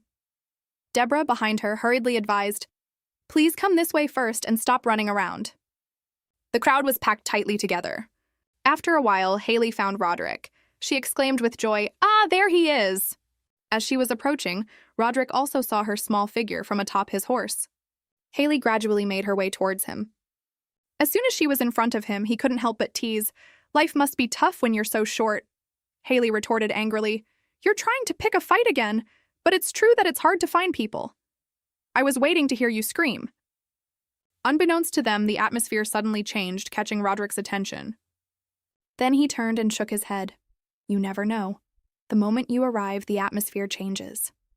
His words startled Haley, leaving her flustered and speechless. Jane, standing behind, screamed internally, does he mean you're very graceful? Roderick added, I was just saying, it wasn't meant in a bad way. She thought, it's actually because the cursed energy is gradually disappearing. Only then did Roderick notice what was in her hand. Handkerchiefs? This is my hope for driving away the spirits. And also a charm for victory, a charm to avoid bad karma. Thinking this, she said to him, with these handkerchiefs, you must carry them with you throughout the entire competition. Actually, I made a lot, but I only chose the best ones to bring here. Receiving the handkerchiefs, Roderick asked doubtfully, are all of these for me? Who else would they be for? My husband is right here. Roderick's face turned beet red as he silently grumbled, just like a fox. Why are you only telling me this now? Why prepare 3 handkerchiefs? Just think of it as me preparing them for the next 3 years in advance. Actually, I was planning to make up for quality with quantity. All right, thank you. I'll use them carefully. Looking at the pile of handkerchiefs in his hand, Roderick still couldn't believe it. She's really giving them all to me? Haley looked at him, silently pleased. Look at him using his big hands to touch those cute handkerchiefs. It seems he's a little embarrassed, too. Then he asked Haley, is there anything you want me to catch for you? Lauren watched the entire scene between the two from a distance. She answered his question. Why do you say that? I don't care about those things. I'm against killing. To go hunting and return with nothing for your wife. Is there anyone so lacking? So His Majesty is a lacking person? The moment she finished speaking, he tapped her on the head. Wait! You're cursing me in your head, aren't you? I know everything. So you don't want me to win? Win what? This is a competition. Seeing the people around her brimming with fighting spirit, she finally realized the situation. These people must be competing or playing mind games with each other. Of course I want His Majesty to win. If nothing happens, he could win by just standing still. But he's not supposed to kill anything right now. Then she spoke up. As for me, I want to say it gently so as not to hurt your pride. But I won't say it like that. Roderick asked, confused. What? Why? Because your Majesty sits on the throne. I know you have your reasons, and I don't know much about them. So I can only answer that you shouldn't get hurt and must return in good health. I wonder what's going on in her head. Suddenly, a sound came from behind, and they both turned to look. Lauren approached, silently calling, Haley! The sound of gossip suddenly erupted, startling Roderick. Look, it's the Empress. Only then did Haley realize, that's Haley's ex-lover. Her heart suddenly clenched and tears started falling uncontrollably, to her own surprise. Strange memories kept flooding in, causing her to panic and ask herself, what is this? Haley's memories are pouring out, but there are so many people here. They were all memories that the previous Haley had shared with the newly appeared man. A long time they had been together exchanging kisses. She screamed in her heart, "Stop it, Haley, not now!" She quickly raised her hand, trying to wipe away the tears. The Empress sees her ex-lover and bursts into tears. What about Emperor Roderick? Suddenly, he quickly jumped down from his horse. Roderick rushed over and hugged her. Haley, are you okay? Haley, look at me. She buried her face in his chest.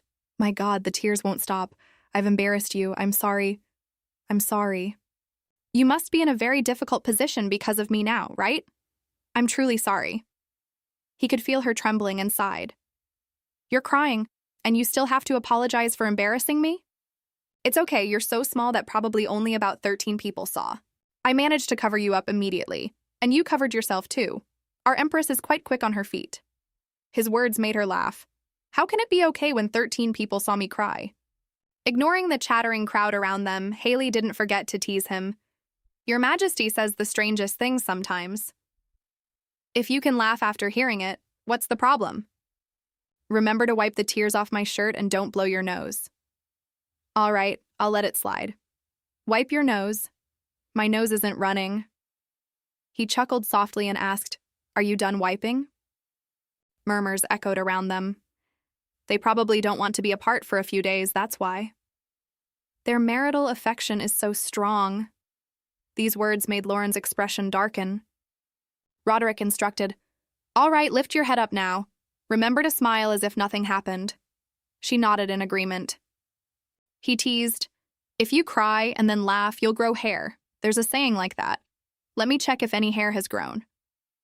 Is there really someone this perverted in the world? She burst out into a relaxed laugh. Being married to your Majesty is really nice. Seeing you joke like that makes it all worth it. I'm sorry, I didn't mean to do that. Although this statement isn't very believable.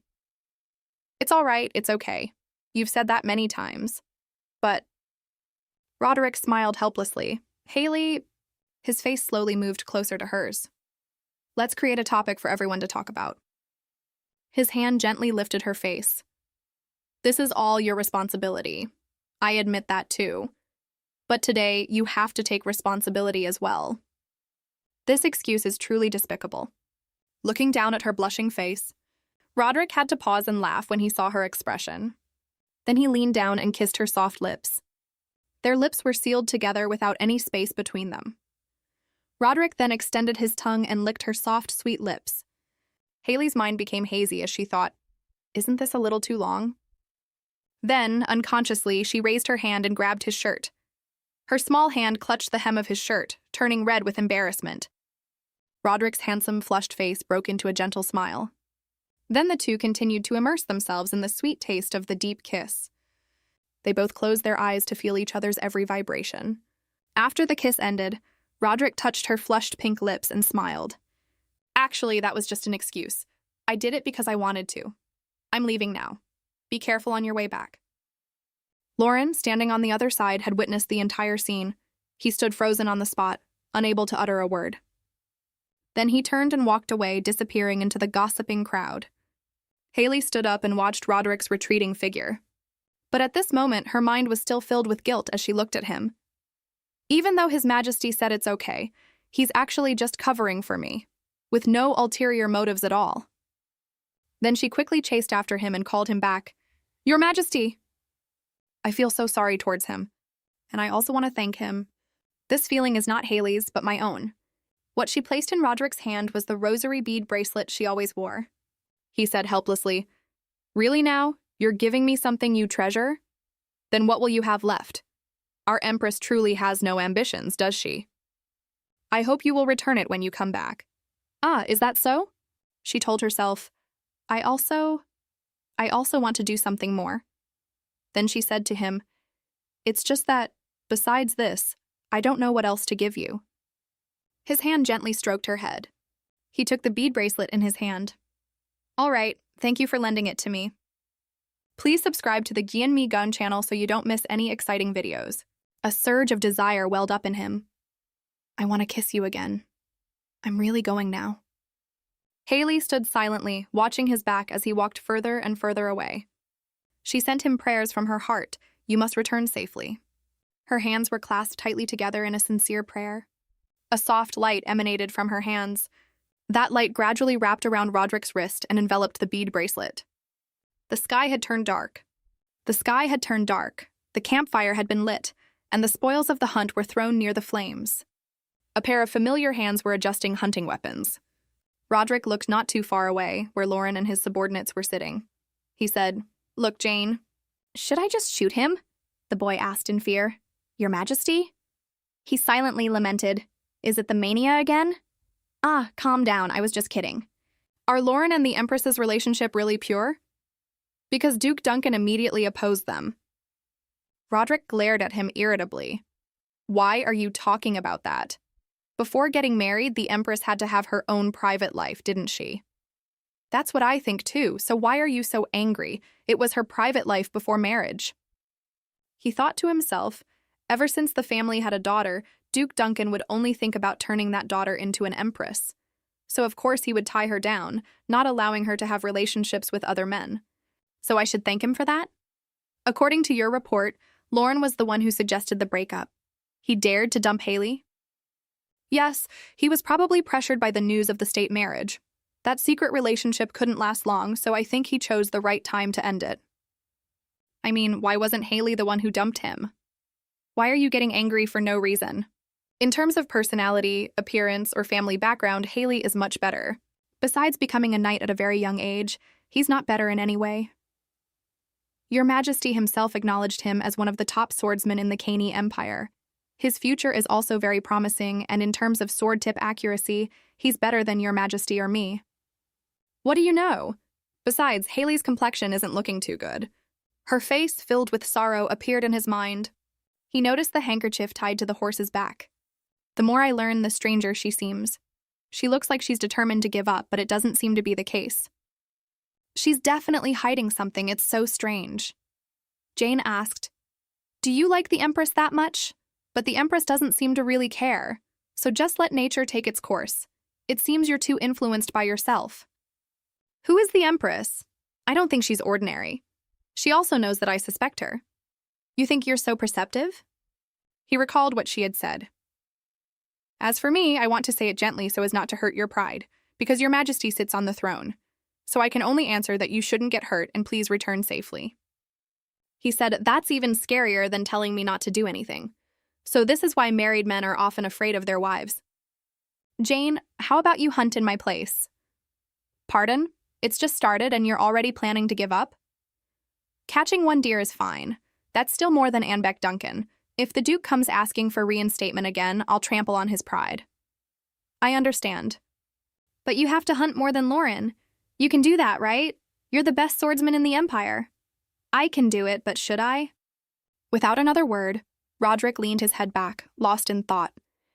What is she doing right now? The next day, as dawn broke at the castle, she was burning a talisman over a brightly burning candle. The spirit asked curiously, Yeezy, what are you doing? I'm showing my sincerity to Emperor Roderick. She kept muttering, the one with great power has descended to the immortal human world, so no matter where he is or what he does, nothing can harm him. As she finished her sentence, the talisman in her hand burst into a more intense flame. The little spirit witnessed the scene and exclaimed, wow. After burning the talisman, she covered her mouth and thought with some self-admiration, I suddenly feel like I did better than last time, didn't I? Grandma Yunsan, do you see this? The harsher the environment, the easier it is for us to grow. Just as you said, life is a real battle. Morning meditation is done. Next, I have to finish this, right? The list of things that concern me. The list read, 1. Visit His Majesty's bedroom. 2.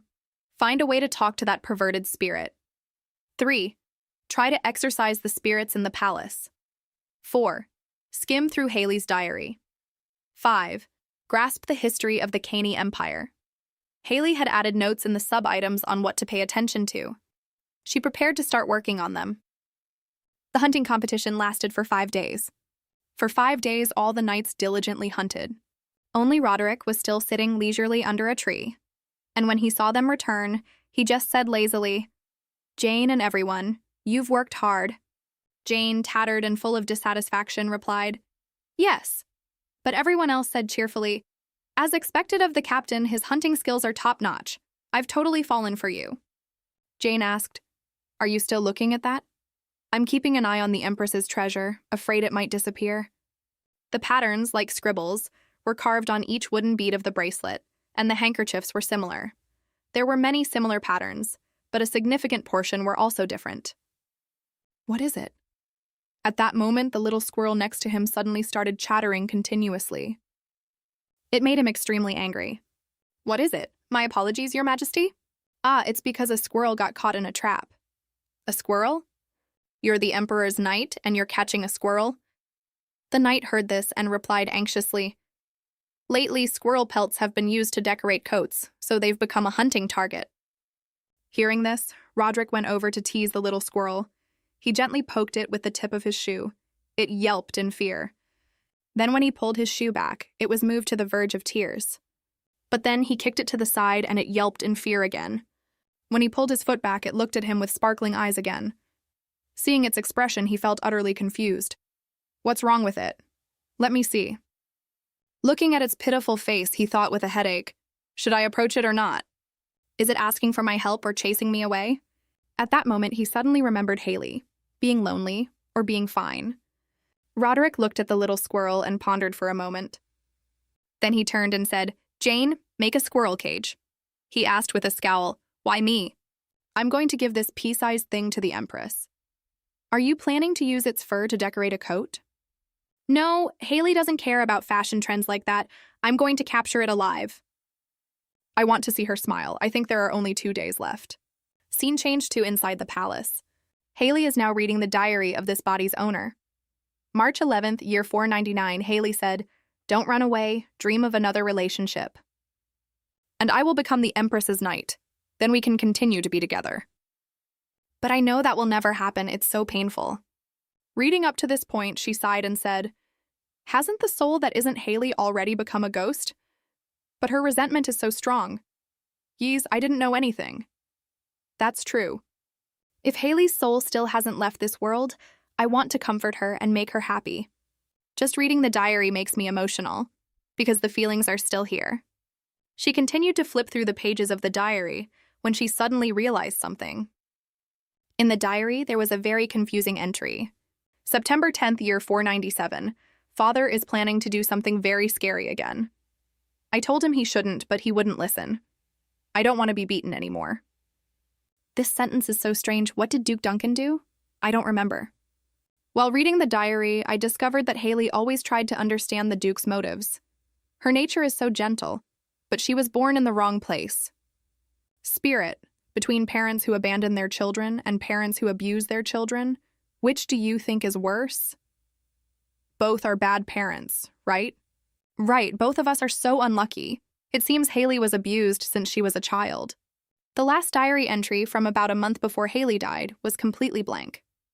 Was she already thinking about dying then? I can't remember anything about that time, so I don't know. It seems like a memory from Haley's childhood just flashed in my mind. But they're all childhood memories, while recent memories are very vague. Shouldn't it normally be the other way around? But I can't remember anything from the past year. Why is that? Scene change. The group of knights is on their way back. The knights continuously praised Jane. "The captain is amazing. You've definitely secured the win." He just replied helplessly, "All right, everyone worked hard." And Roderick beside him laughed proudly. "You plan to catch more than Duncan and Lauren, huh?" Jane replied, "As long as you're happy." "How are you feeling now?" "I'm fine, even though I couldn't sleep." His mania didn't flare up even once. Every time he goes hunting, it flares up. He only hunted 1 deer, and yet, surprisingly, he's still fine. Has the mania gotten better? At that moment, the little squirrel in the cage suddenly started chattering nonstop. Jane saw this and said with great confusion, "This little thing, what's with it all of a sudden?" Roderick's expression became vigilant. Then he shouted, "Get out of the way!" and threw a knife behind him. The knife plunged straight into the snake's head. Then it stuck straight into the ground. Everyone was terrified when they saw the snake. "A snake! A venomous snake!" Roderick said coldly. "Its venom can kill a horse. Can't you be more careful?" "I apologize, Your Majesty." This little guy is pretty good. Let's go, Haley is still waiting. Leaving the snake lying in a gloomy pool of blood. We're almost back to the forest entrance. The closing ceremony is in the evening, so let's let the horses rest near the entrance and eat first. Yes, Your Majesty. At that moment, not far ahead of Roderick, there was a familiar figure. He squinted, trying to see clearly who it was. The person in front immediately stood up when they saw him. Roderick recognized the person, his face unable to hide his surprise. Without hesitation, he immediately spurred his horse and galloped forward. She waved and stood still, calling for His Majesty. As soon as he arrived, Roderick immediately jumped off his horse. Then he ran and lifted her up. "Haley, welcome back. Did you come to greet me?" "Yes. Are you well?" "I am. Shouldn't I be asking you the same thing?" She laughed out loud and thought, "Just one look and I can tell." Thankfully, he returned safely. It seems my sincere prayers and making the handkerchiefs weren't in vain. Despite Roderick's fate, thankfully he didn't give up. Then he handed her a small squirrel. "Here. This? What is it? Why did you bring this little one back from the wild? It could die if its environment changes. But if I hadn't brought it back, it would have died anyway. It was caught in a trap. Your Majesty saved it? Why?" "Because I wanted to show it to you. It was fated to die but met a benefactor, so it should be allowed to live, right?" Suddenly, the little squirrel jumped out of his hand. Then it clung to her and climbed onto her shoulder. He said, "It bites everyone it meets, but look how it's clinging to you." She thought, "It's probably because of my life force." He handed the bead bracelet to her. "Here you go." She happily put it on her wrist. "It's back. You seem happier to see that bracelet than me." "Really? After not seeing each other for a week, is this how you treat your husband?" Suddenly, the little squirrel flinched. Haley saw this and asked worriedly, "What's wrong?" She gently turned her head to look. The atmosphere doesn't seem very good. Where is it coming from? At that moment, a snake, its body covered in blood, slowly approached. It looked at her with eyes full of killing intent. She couldn't hide the fear on her face. A snake. She turned to him, trembling, and asked, "Your Majesty, did you by any chance kill a snake?" "How did you know?" "Why did it have to be a snake and not some other animal?" "Because it was about to bite the horse, so..." This is a big problem. Snakes hold very strong grudges. Even if you cut off its head, it still moves, which is like a prolonged agony before death. Unlike other spirits, it can remember who killed it. But the bigger problem here is that it looks so scary. What? I have to face it, for real? Even when I was living in the mountains, I found them terrifying. And now I have to see one here? She looked at Jane. "Your Majesty, it might be strange to say this, but couldn't you have let someone else kill it?" The knight heard this and replied sadly, "We didn't even notice the snake was coming." He explained, "Haley, it was an emergency." "No, so you want me to walk back to the palace?" As soon as he said that, she yelled, "I'm so sorry to say this, but why didn't you just walk back to the palace?" "I am the emperor." "Are you trying to be cute?" "Yes, I'm sorry." "All right, there might be cases where there's no other choice. That's life. You can do it, Yeezy. This is a battle of wills." But as soon as she faced the snake, she still couldn't hide her fear. He looked at Haley with a bit of helplessness. "Let me go and come back. You wait here for a week. I'll be back." The moment he finished speaking, she screamed, "So scary!" and ran far away. Seeing her run, he worriedly called after her, "Haley." Even though she had run far, her scream was still very clear. "So gross!" Her action left him completely shocked. What did she just say was gross? The snake or me? Jane replied, "Let me see. I did what she asked and I still get yelled at?" The hunting competition has ended. Jane was victorious, which helped elevate His Majesty's honor.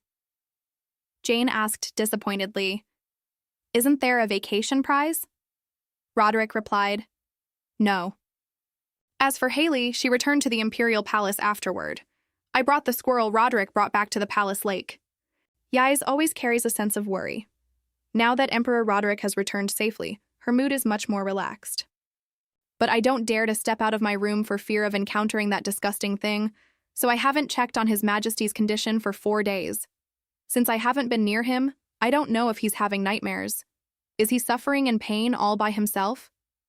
I wish His Majesty would come find me, but there's no news. Why hasn't he come? Is he really okay? Suddenly, a knock came from outside the door. Empress, it's Jane. May I come in? She said, come in. The moment she saw him walk in, she was a little surprised. Meanwhile, by the lake, the little squirrel was playing with the spirit of a knight. In the room, Roderick, sunlight was streaming through the window frames. Roderick woke with a start. He asked dazedly, why was I resting? I was clearly in my office reading documents. And besides, where is this? While he was confused, Haley stroked his head and asked, are you awake? Haley? Rewind to 4 days ago after the hunting competition ended. Roderick was gloomy with a broken heart. Does the Empress hate snakes or does she hate me? The wound in my heart keeps bleeding. Jane advised, don't be like this. Why don't you try visiting the Empress once? She said she doesn't like it, and even said it was gross. She wasn't saying you're gross. The Empress probably just hates the act of killing a snake. Actually, many knights think the same way. Those who can't even catch a snake dare to call themselves Knights of Caney? Re-educate them. You're the leader. Jane helplessly thought to himself, so annoying. Yes, it's unbelievable. He thought, compared to that, I really don't know how to act after seeing her cry so miserably in front of another man. Now my wife and I can't even sleep together. As I told Haley, this marriage is my and Duke Duncan's responsibility, so I don't want to force her. But the next day, the dark aura emanating from Roderick made Jane restless. The day after that, the gloomy aura grew even stronger. He rested his head on the desk, sighed, and told himself, focus on work. The day after that, Roderick's dark aura and impatience worsened.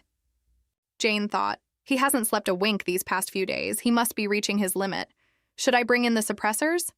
Roderick, on the other hand, felt someone calling his name in a horrifying tone. The person asked, do you want to kill someone? I'm craving blood. Kill them. Kill them all. He leaned back in his chair with a tired face. It's been a while since I heard this voice. This is insane. What is this mania anyway? Why does it drive me crazy? And why, when I get close to her?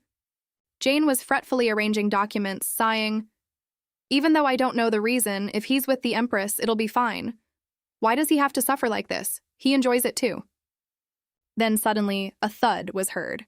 He immediately turned his head and saw Roderick collapse onto the desk, trembling in pain. He shouted in panic, Your Majesty! He hissed softly. Damn it, this is so frustrating. Jane frowned, speculating, is it because of the incident between the Empress and Sir Lauren that he's being so stubborn? I'm sorry, Your Majesty, but I can't watch this anymore. Jane carried him on his back and ran. I think I also carried someone who fainted before the hunting competition. This is my fate. Because of Jane's actions then, it led to the current scene. He was now lying on Haley's lap, his face red, angrily thinking, Jane, why did you throw me into the Empress's room? Jane smiled and waved, replying, You reap what you sow. She gently stroked Roderick's hair, making him blush even more. The atmosphere around me is completely different now. I can't hear that hateful voice anymore. I'm really going crazy. Every touch is so gentle. That's right. If I'm really going to go crazy, I'd rather it be because of Haley. Thinking this, he spoke up with a slight accusation. You didn't even come to see me once. You know I can't sleep without you. Haley laughed helplessly and replied, I wanted to see you too. Really? Yes, but I was a little scared. Scared of what? Haley answered silently in her head. I'm scared Your Majesty will become like this. I'm sorry, I'm really sorry, but I really don't like snakes at all. Well, you should visit sometimes anyway. You don't need to bring a pillow. My room already has 2. His Majesty's bedroom? I'll have to visit. She vaguely recalled her to-do list, item number 1. Suddenly, she placed her hand on his chest and pressed down gently. He let out a surprised sound. He felt a change in his body, suddenly feeling much lighter. Is Haley using some kind of magic? Special? Since 400 years ago, a mysterious power has appeared in the Empire. Most people thought it was absurd, but it was true and was recorded in the royal archives. Duncan also has a bloodline that possesses such power, so maybe Haley inherited it? At this point, he asked, "Haley, have you studied medicine? Or did you want to become a priestess and studied briefly at the temple?" "I've never done anything like that, but perhaps sincere prayer is similar. It has its effects too." This answer is too vague. "I'm not kidding. Every time I'm with you, my mind becomes clearer. Why is that?" So that's what he wants to know. It makes sense. He's been enduring it alone all this time. "But I'm sorry, Your Majesty. I don't want to be treated like an outcast anymore." Then she gently placed her hand on his head and called softly, "Your Majesty, please just use me." "Use you?" "Yes, if you can't sleep, just use me as a pillow." Using me as a leg pillow is still not okay." "Are you really going to be my leg pillow? But for a married couple, saying use me is too cold. When we're together, am I the only one who feels comfortable?" Haley quickly denied, "No, I feel very happy talking with Your Majesty. It's very comfortable." "But you keep avoiding me." "Then let's kiss one more time." "Huh? What?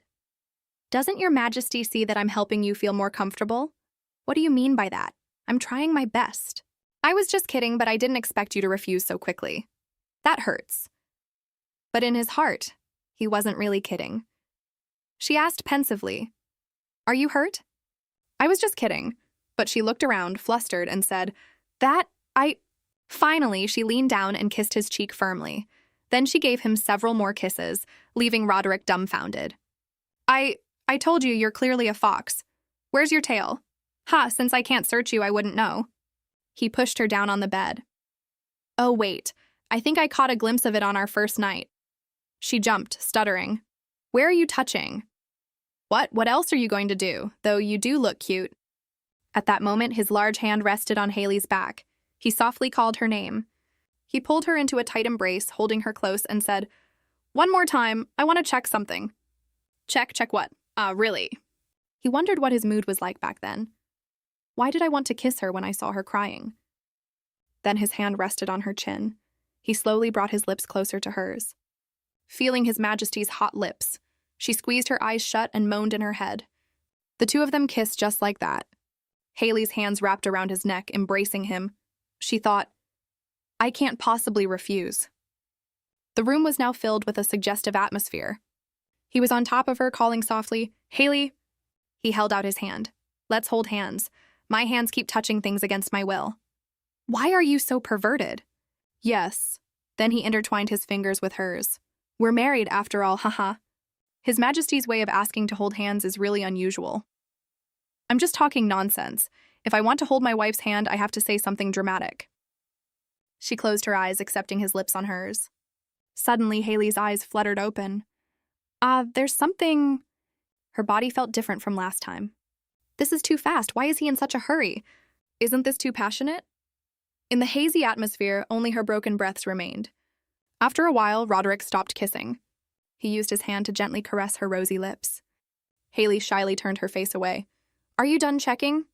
He pinned both of her hands to the bed again. "Done." Then he held out his hand. He reached out and gently stroked her beautiful face. "You are a very special person to me. I don't know when that feeling grew so quickly." "Done checking?" Her whole face turned red. "What? Why is he staring at me like that? Should we move to the next step? No, why all of a sudden?" Suddenly he spoke. "Haley, you like Lauren a lot, don't you?" She placed a hand on her chest. Her eyes were filled with sadness. Just hearing Lauren's name was painful, but she still answered, "I guess so. I guess so. But it's all in the past. Feelings will fade with time. So this feeling will pass quickly. You don't have to push yourself so hard. I won't rush you, but you have to be sure." "What?" "Forget Lauren and sort things out clearly. When you feel more comfortable about this relationship, then we can proceed." "Can you wait for something like this? It's as if the Empress is having an affair." She praised, "You are truly a good husband." "Come here. I'll let you use my arm as a pillow." "It's heavy. I don't need it." How can my pea-sized head be heavy enough to stop me from holding a sword? But if I sleep like that, your muscles will be strained, which isn't good. You're just beating around the bush because you don't like it, right? Haley, I'm trying my best to find an excuse for you to come closer. She hesitated and looked up at him. He couldn't take it anymore and threw himself over to hug her. Just find a comfortable position. We'll be doing this often from now on. Yes, huh? A hand on my waist is fine, but why are you putting your leg on me? It'll be like this when we're asleep anyway. Hey, I need to prepare myself mentally too. Are you still feeling awkward and shy with me? I know His Majesty is trying to close the distance between us. She denied. No, it's not like that. But what if one day he suddenly hates me? Anyone who gets close to me ends up in a bad mood. If this person also hates me, I probably couldn't bear it. It's not like that, it's not his fault. So what should I say? It would be better if he didn't treat me too well because I'm becoming more and more dependent on this feeling. He poked her waist in frustration. There it is again, that annoying habit of the Duncan family stopping mid-sentence. Don't, that tickles. I'm sorry. I'm really sorry. It's just that I forgot what I was going to say. Really? Then your punishment is to sleep like this. He gently kissed her hair. There's no other way. This is my responsibility. The task of having a girl in my heart who I can't figure out. Night fell. Haley woke up groggily. I fell asleep just like that. Why do I feel so uncomfortable? Suddenly, something outside the window startled her. So evil. Honestly, how can I sleep when I'm this worried? First, I have to chase it away. My God, how am I supposed to get up? Don't put your leg on me. I told you not to touch me all over. Finally, exhausted, Haley managed to jump off the bed. Great. A fast and furious escape. The thing outside reached its hand inside. Blood here. Roderick. She spoke up to chase it away. You're the spirit that's latched onto His Majesty. Get lost. Who are you talking to? Haley threw open the window. Her face, filled with a cold, murderous aura, made the thing recoil in fear. Stop talking nonsense. Do I look like a joke to you? She held out her hand wearing the bead bracelet. This is your last warning. If you follow him again, I will destroy you. I can do it. The creature finally gave up and left. Once it was done, she collapsed to the ground, exhausted. It's gone. To be honest, I have no idea how to do it. If I want to solve the problem, the basics are to light a sacred fire or destroy it myself. But fighting a spirit is too much for me, because I'm useless. Grandma Yoon-san, what am I supposed to do with something beyond my abilities like this? You never told me. I'm so scared. And I'm lonely too. But I still want to give it to him. A night of peaceful sleep that everyone should be able to have. Then Haley turned away, not noticing the box on the windowsill that was glowing. Let's try it once. The most urgent matter right now. The little spirit was sound asleep when something woke it up. Yeezy? I'm suddenly sensing a very scary atmosphere. Seeing her removing the talismans from the door. It asked in a panic, what is this? Yeezy, if you take those off, the defensive barrier will be destroyed. And those things will get in. She looked behind her timidly. I can't just run away like this. I have to face it. The snake's bloodied head poked in through the door. Haley watched in fear. A snake spirit's resentment grows over time. When it enters, I have to set up the barrier again. It's best to take it down quickly. Suddenly, she noticed something. A second later, she was terrified, her face as pale as a sheet. I think it's too late. This is so scary. The snake lunged, and she scrambled to dodge. She screamed when she saw the snake targeting Roderick and lunging at him. You dare touch His Majesty? Without a second thought, she jumped in front of it. No, don't touch him, I won't let you.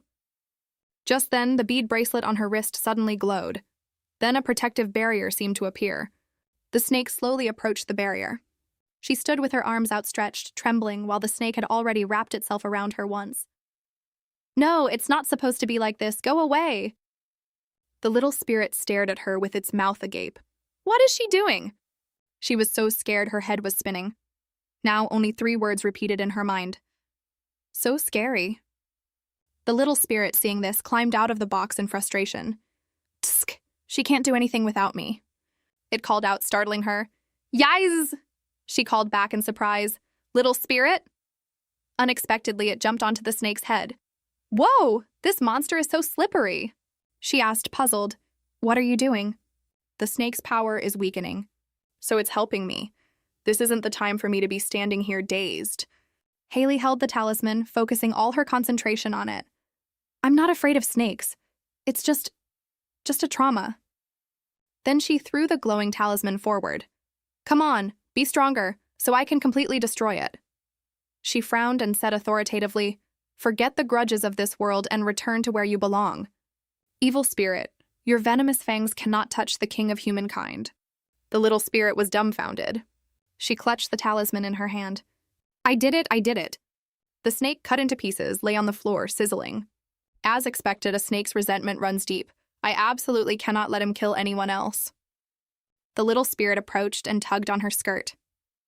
Yeez, my stomach doesn't feel so good. You have a stomach? I'm feeling a bit nauseous too. She lay down on the bed, exhausted. It's over, let's go to sleep. It was no different from her and replied, yes. Outside, the night was quiet. The next morning, Roderick groggily kissed her hair. She asked. Are you awake? Yeah, did you sleep well? If you're awake, can you move your leg? Huh? All right. He scratched his head in confusion. Why does her face look so pale? I slept very well. You don't look well. Did you have a nightmare? He recalled the situation last night. Ah, now that I remember. Wasn't Haley on this side yesterday? Did I accidentally roll her over to this side? She covered her face and said, I'd rather it was a dream. He was startled. What? Could it be because you didn't like the kiss yesterday and I forced you? Your Majesty, can I say something? Huh, go ahead. I've never stopped you from speaking. She turned around sharply with teary eyes. If possible, could you not kill snakes anymore? You hate it that much? Everyone has an unpleasant memory. She sat up straight. If there's really no other way, it's fine, but you have to try. Then what should I do? Don't you know the saying, rely on others to achieve your goals? You have Jane just ask him to do it. Jane, sitting next to a pile of documents, suddenly had a bad feeling. Why do I suddenly feel like I'm about to be assigned more troublesome tasks? Roderick was a bit awkward. This is the first time in my life I've heard this. I get it, I understand, so stop sighing. Yes, thank you sincerely for listening to me. He also sighed in relief. Ah, all right. Hee, His Majesty is so easy to talk to. Ah, thanks for the compliment, hee. She shyly lay down while he trembled from holding back his laughter. During the reign of the 4th Emperor, Ryan Blake celebrated the 100th anniversary of the Caney Empire. He welcomed the great noble families of the time, Mellon, Russell, Duncan, with the hope of long-lasting peace and unity, and he regarded them as his own kin. But he must absolutely not forget his descendants. His true purpose was to be wary of the mysterious powers of those 3 families. That was the message to the kings who would follow. Later in the meeting, Duke Duncan spoke up. Your Majesty, I wish to speak again about the reinstatement of Anbeck Duncan at the western border. Roderick leaned back in his chair. Anbeck Duncan?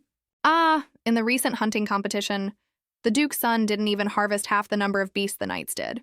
His skills are so poor that I've already erased him from my mind. So what about it? I had wanted to consult the Empress about this matter, but I was rejected twice. He said loudly in discontent, Your Grace, I am the Empress's father. Even if we have disagreements on matters of the Empire, it is too much for you to cut off all avenues for a parent to meet their child.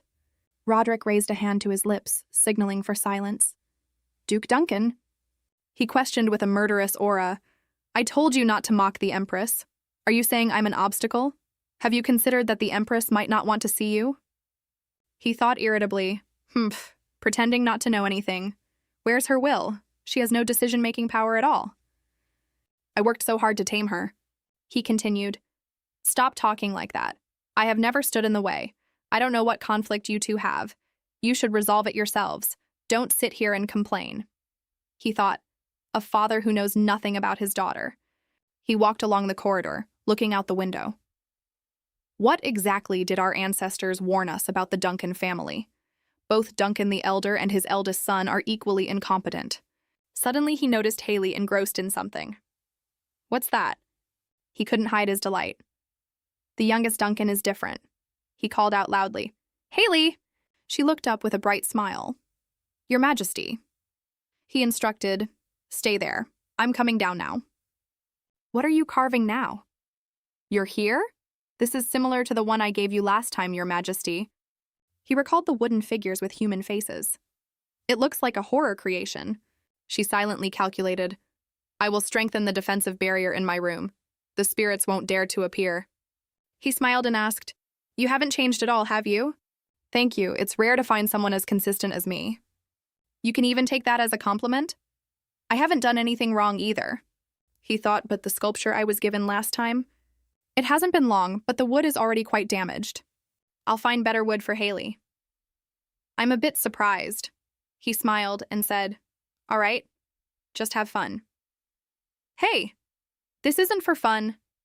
But shouldn't His Majesty be in the library after the meeting? Who's the one just having fun and not doing anything? Ah, I came here to relieve some stress from getting angry so many times in the meeting. What's the matter? Duke Duncan told me not to obstruct your meetings with him. It seems he thinks I'm the one preventing you from meeting. How unfair. So that's how my father is going crazy today. He was at a loss for words with her. I take back what I said about you not changing. You're getting stranger by the day. How long are you going to keep repeating that? Then he watched her in silence. She clearly hates the Duncan family. So why does Duke Duncan act as if the Empress won't oppose him? What is this difference in attitude between the Duke and the Empress? It seems I've missed something. Suddenly she spoke up. Let me meet him. He was startled. What? She explained. I will meet my father properly once, and I will do as Your Majesty wishes. He was confused. What? Why? Because I already said that you can just use me. Roderick was completely enraged upon hearing this. He slammed his hand on the table in anger. Haley, do you not understand what I'm saying? Pardon? Are you saying I treat you so coldly that you think it's natural for me to use you? I don't want you to talk like that. Ah, it seems he really hates the idea of being used. She placed the dagger down on the table. Adjusting the distance between people is so difficult. With spirits, I can just stay away. Is he tired of me? She clenched the piece of wood on her lap. The atmosphere between the two suddenly became tense. Then he let out a sigh. He sat down on the chair irritably. Her silence like this is making me anxious. He spoke to break the silence. Haley. I'm angry. Aren't you going to console me? Angry? Really? Haley awkwardly rubbed her hands together. Then she turned and took his hand. Please don't be angry anymore. He's secretly delighted. She's holding my hand. What, are you going to get angry too? I won't get angry, I'll just be a little sad. Suddenly he slammed his head on the table and asked, Why are you doing this to me? What are you doing? If you're in a bad mood... He just lay flat on the table. If I'm in a bad mood, then what? Then it's not good. Why does she always act like she's about to give up on everything? We've only just begun. I'm going crazy. I already said that no matter what happens, it's my fault. So just stop. But before she could finish, he hugged her. Good heavens. He unexpectedly sealed her lips with a kiss. He gently licked her pretty lips. Afterward, he asked, Was I forcing you to do this too? I never said you forced me, you disagreeable person. So you're really okay with it? This has become very important to me lately. His eyes looked at her gently. I don't know anymore, nor do I know what's on her mind. She shyly turned her face away. What? I'm fine. So you mean you're not fine? I'm fine. Suddenly he placed his hand on her head, startling her. Hey! He smiled. Then it's fine. Then it's fine. I apologize again for what I said earlier. Why are you apologizing when you got angry because of me? Because I was the one who brought up the Duke first. Liar. I didn't mean to imply you were concerned about me. I'm sorry too. I just wanted to help you, but it seems I used the wrong word. Yeah, I know. He pressed his lips together and thought, why lie? If we argue in the future, I probably won't be able to win.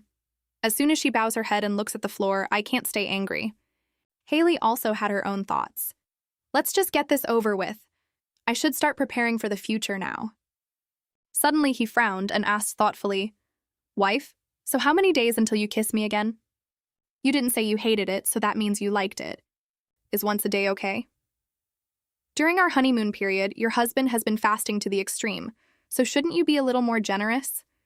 Her face flushed red, and she pretended not to hear, coughing repeatedly. Seeing this, he thought, at times like these, she looks so innocent and adorable even though the coldness in her heart can't be erased. He teased, honestly, what if you were really choking? Elsewhere, what do you think of this new report? There's something strange. The more we investigate, the more suspicious it gets. Jane agreed. Ha, me too. Jane thought, there's no other way. I have to find him and cooperate. With that, he turned to the door and called out, come in. The person outside replied, excuse me? Commander, you summoned me. Did you want to ask me about the Empress? Later Roderick asked, what? Lauren Irving has already reviewed the report on the Empress? That's crazy. Who is he to meddle in another man's wife's affairs? If he doesn't want to die, he should know his place. Jane replied, I requested it because it was necessary. This report will be more detailed than the last one. After a comprehensive review, I expanded the scope of the investigation. But it's still not much different from the last one. The Empress's tutor, the servants, the chef at the Duke's residence, even a long-lost childhood friend and various people around her, they all gave the same testimony about the Empress. It's completely different from the Empress we know. Sir Lauren was even surprised that we suspected the report, stating, it's consistent with what I know. Roderick's face was still annoyed. Why did you have to tell Lauren? He focused on the contents of the investigation report. Must wear new clothes at least once a week.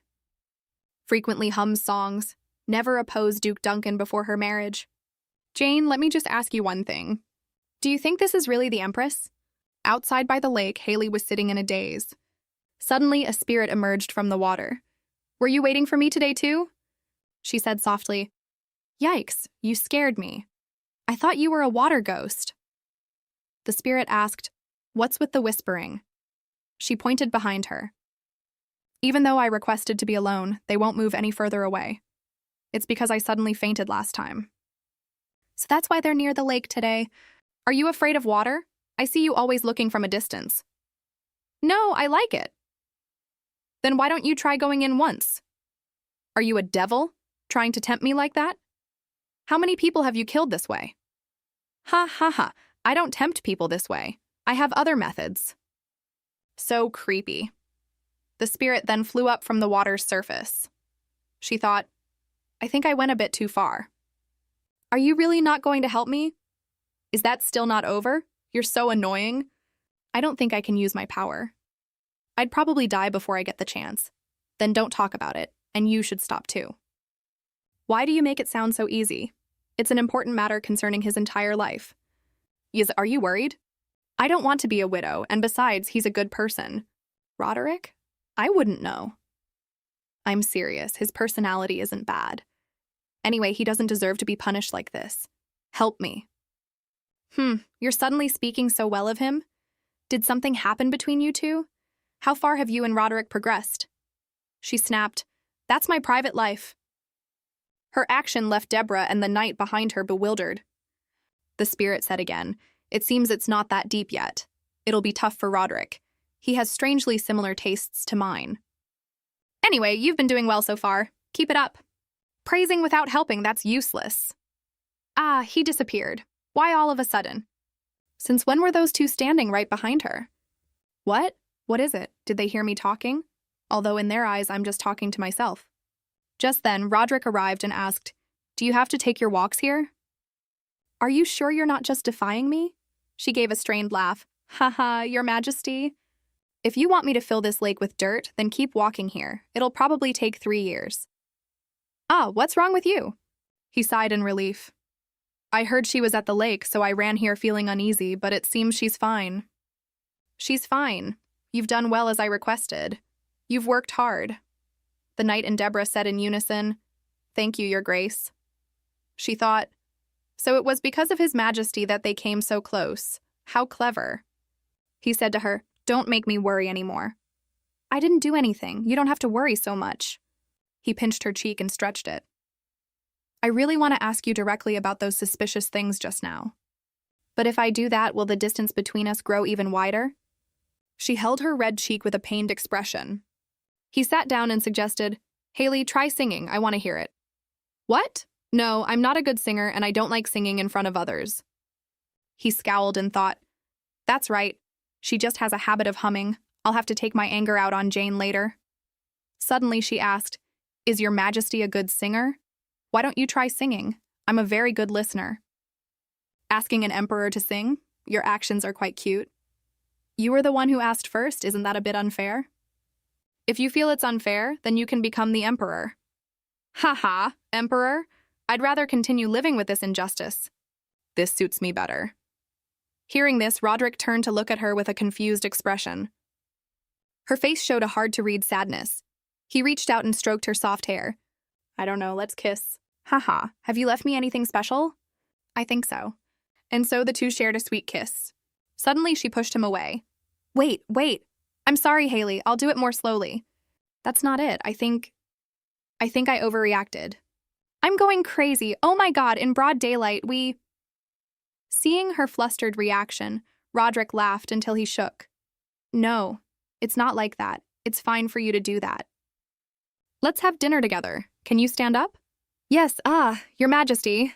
Your Majesty, if we keep walking like this, my waist will be tilted to the left. Let's just walk close like this. If not, let's hold hands. You said that too late. Why don't you do it?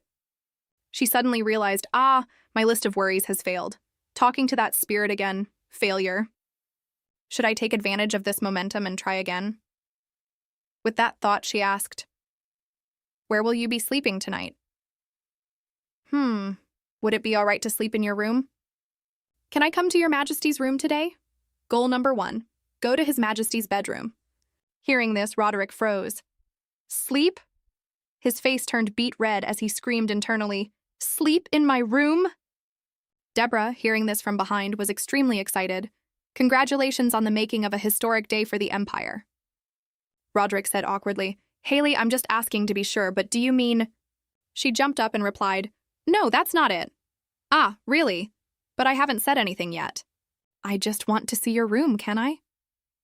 Why wouldn't you be able to, but didn't you come in once before? I was too busy then, so I couldn't see it in detail. Actually, before, I thought it looked like a haunted house. Just do as you please. You don't need to ask my permission.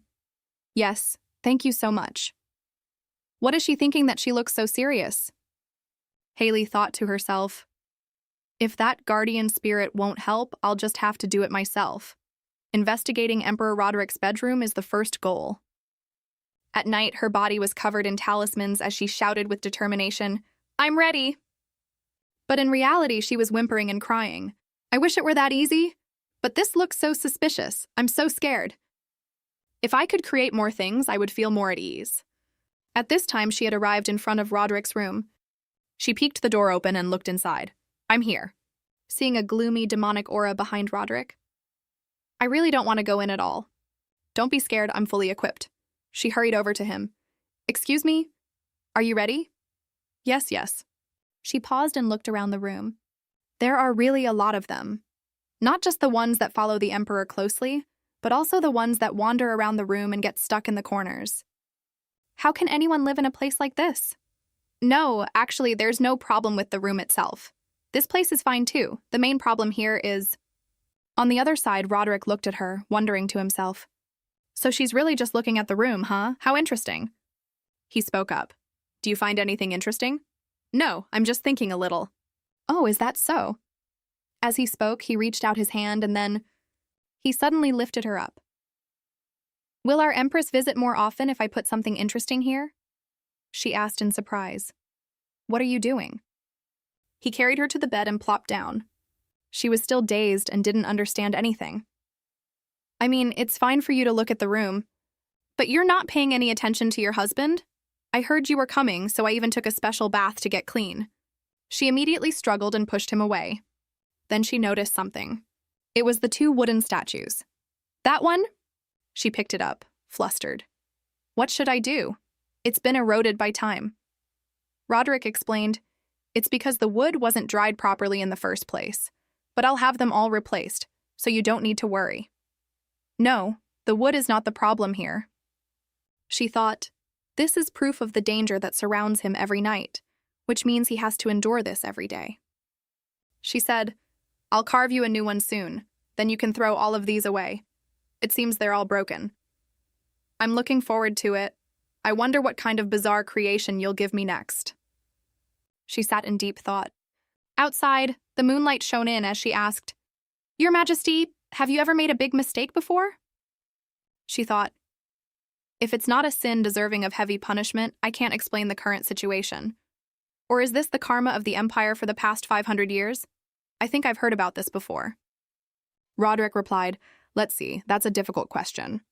Among those who have ascended the throne, is there anyone who can confidently say they haven't? Doing something that benefits one person will harm another. But I just hope that what I do is not meaningless." "But why are you asking that? Do you like kind-hearted men?" "Haha, no, it's not that. I'm not a good person either." "You? I can't believe it." "You can't believe it? Have you committed some great crime? Tell me." "I don't think I've done anything bad, but I'll be punished for it. In the past, I always resented someone. Whenever I was tired, I felt it was all their fault. Even if that person had their own reasons, I didn't want to know. I just thought it would be nice if that person understood how I felt." "I'm so childish, right?" He replied, "No, that's not right." So funnily enough, one day, I started feeling pity for everyone. I know there are many people suffering in this world. The feelings of resentment and pity were so strong that my heart could never be at peace. Every day I would hate someone and then feel sorry for them. Like that, I didn't realize that I had become lonely. So foolish. Lonely? Sometimes, but I can only resolve my emotions in my heart. If I unload it all on others, it will only increase my bad karma. Saying this, she thought to herself, then I'll catch the eye of those things. No matter how you look at it, he can't be that kind of person. "Oh my, it's probably because it's nighttime that I'm so emotional," she said with a laugh. "I'm sorry, my conversation isn't very interesting." Roderick silently refuted, "No. It feels like someone is walking inside my heart. Even if it disappears without a trace, I think that's the face she's hiding." Seeing him silent, she said, "Your Majesty, say something." He handed her another wooden statue. "Here, write a name on it and play." "Ha ha. It seems you really dislike this thing, but now you have a little bit of affection for it, huh? You told me to write a name on it, but you don't even know what it is." "This is a guardian deity. You said it helps me escape nightmares." He smiled, thinking, I'm very happy to see her no longer hiding things, even if it's just a little. Haley said thoughtfully, "So, this one is Haley." He immediately teased, "Is this a self-portrait? It looks so fierce. Have you not looked in a mirror?" She thought to herself, "And this side is Yize, protecting his majesty with both her body and soul." Roderick teased, "Its face doesn't look like you at all. Now, even if it breaks in half, I can't throw it away because my wife's name is on it." She thought to herself, "That's not it. My name is not Haley, it's Yeezy. So please don't throw Yeez away." What's wrong with me? I've never thought like this before. Seeing her turn her face away, Roderick thought worriedly, "Did I say something wrong?" The atmosphere became quiet. A look of loneliness kept appearing on her face. Suddenly she called out, "Your Majesty." Unexpectedly, he lunged forward and kissed her on the lips. "The rule is once a day. Why are you doing it again?" "It's a bit despicable, but you didn't answer me back then. So there's still room for negotiation." "Honestly, I find it a bit despicable too. Can we reduce the number of times? Why aren't you managing politics instead of your father? You're like a fox." Hearing that, she burst out laughing. "Ah ha ha." He thought happily, "She's laughing." He continued to tease, "Let's see how long this fox's tail is."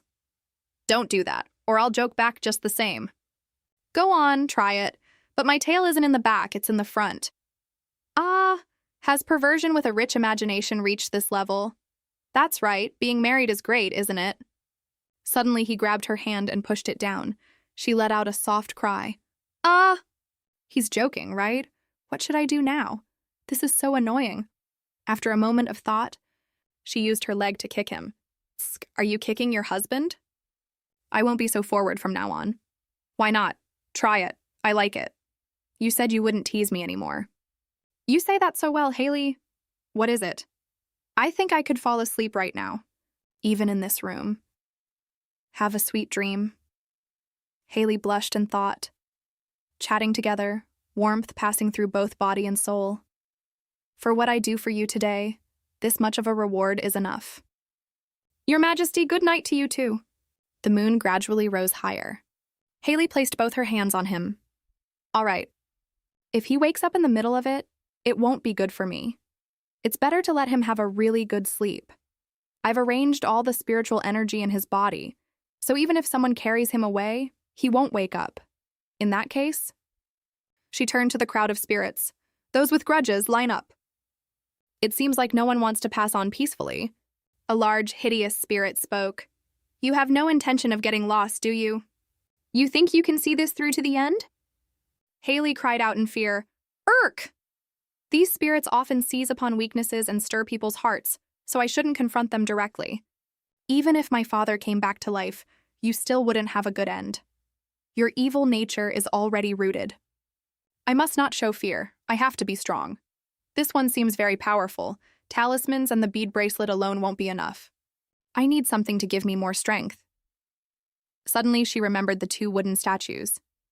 She quickly turned and ran. The evil spirit challenged. What do you think you're doing? You can't touch me anyway. Haley grabbed the 2 wooden statues. So noisy. She remembered what Roderick had said. Now, even if it breaks in half, I can't throw it away, because my wife's name is on it. Because of that, she hesitated a little. Then she reluctantly held them out in front of her. The demon laughed loudly. You can't do anything. She shouted back. We'll have to try to find out. She charged forward, confronting it directly. A dazzling purple light erupted from her body, and talisman characters flew out from the wooden statues. The demon was surprised. What's happening? This is the guardian deity that protects the emperor from you every night. You are so talkative. Why aren't you moving now? Get away for miles and quickly obey the law. The end. Vanish, all of you. A brilliant light flared up. The demons also vanished. Grandma Yun-san, my abilities have improved. The wooden statue fell to the ground. She sat down and picked it up. That was pretty good, although I can't do that twice in one night. The rest of them can wait. I won't let you run rampant. Now it looks even uglier than before. It's so hard to share a name. Even if you're not broken in 2, you might be thrown away for being ugly. I'm sorry because I'm not Haley. She placed the statue back in its place. Then she sat down with a plop. Phew. Why do I feel so heavy-hearted? The next morning, Roderick woke up. He sat up and thought, it's true. As long as the Empress is here, I can sleep anywhere. Has that sculpture gotten this worn out already? A few days later, it seemed that Emperor Roderick had found a new hobby. Haley, sleep in my room tonight. Yes, all right. You've been sleeping in my room all the time lately. What? I'm hurt. After a difficult night in His Majesty's room, I realized that even without gods or sacred things, he still stands firm. Indeed, from birth, his life force is immense. Haley, what's wrong with you? Why do you get sick so often? Could it be that you have a chronic illness? She thought to herself, Your Majesty is the real patient, but I don't want to leave him alone in that room. Every day I advise him to sleep in my room, and whenever he plans to go back, I put on a pitiful face. Are you really not going to sleep here? I don't know if it's because he likes it, but he often secretly observes my reaction and then says he'll stay the night. But I'm quite perceptive. Thinking this, she said, Anyway, I was just saying, You're not falling for it, huh? It seems our little P-Empress has grown up. Wait a minute, your finger is not in the right place. If you don't like it, just kick me with your feet. I didn't say I don't like it. Moreover, His Majesty is getting more and more fond of physical contact with Haley. I don't know when, but I've gotten used to being in his arms. I don't know why, but every time I'm with him, I feel so comfortable, and I even want to be held tightly. Is this okay? It turns out that in human relationships, sincerity is the most important thing. Because there are so many things to hide, everything seems to no longer be mine. Anyway, I still take care of everything and deal with the spirits that follow His Majesty. A brutal tactic, lure one into the barrier and beat it to a pulp. What are you carving again? This one will be stronger than the last one I gave you. You mean you're going to make another bizarre creation? Are you looking forward to it? It seems you've been influenced by my hobby. I'm sorry, but I can't be influenced by this hobby of yours. Wow, you're so sweet-tongued this early in the morning. Now I must concentrate. He thought thoughtfully, calm and quiet. Sometimes it's like a loneliness that surrounds her. I'm not influenced by this hobby, but it seems I've been influenced by her. Afterward, the maids whispered, The Empress is so stubborn. I know, right? I already told her he wouldn't like it. Why does she keep walking around the lake? Deborah glared at them. Don't say it so bluntly. The two maids stammered, I'm sorry. On this side, Haley thought gloomily, that Western spirit hasn't shown up since that day. Did he run away because I asked for too much? What a cheapskate. She turned back and said to the servant, Let's go back. Let's stop by the study on the way. Yes, ma'am. Suddenly, Deborah ran over. Your Highness, the Empress! This surprised Haley, who asked, Deborah, what's wrong? It turned out she had seen Lauren approaching. Haley's face darkened as she silently called out, Lauren? No, Haley's emotions. Why am I heading this way? Ugh, I have to run. He chased after her, calling out, Haley, wait, Haley! Tears fell from her eyes involuntarily. She told herself, move your legs. Deborah angrily criticized, excuse me, but why are you calling Her Highness the Empress by her name like that? Haley shook her head and said, Deborah, it's okay. He bowed his head. I apologize for my disrespect, but just once, please give me a chance to speak. Seeing him bow and beg, Haley agreed to speak with him in private. I have something to ask you. Go ahead. He turned to look at her. She silently recognized the sincerity in his eyes. She quickly turned her face away. He's looking at Haley, not me. I don't like it at all. It feels like I'm stealing things that belong to Haley. Lauren asked, I heard you had an accident right before your wedding day. Was it because of me? Why did something like that happen? Didn't we make a promise? I want you to live happily, and I will be the knight who protects you. Haley replied, No, it's not like that. It's not like that. It was just a random accident that day. Besides, your relationship with her ended a long time ago. She thought ever since Haley chose death. Lauren, you can't do this. If you don't give up, how can Haley rest in peace? He wondered, then why were you crying just now? Hearing this, her tears flowed uncontrollably. Lauren approached with a handkerchief, calling, Haley? But she immediately pushed his hand away. Then she turned and ran, despite the loud calls. Your Highness! Your Highness the Empress! Your Highness!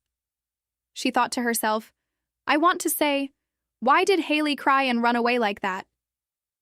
To leave behind a loved one so desperately, someone you can't have, how could you?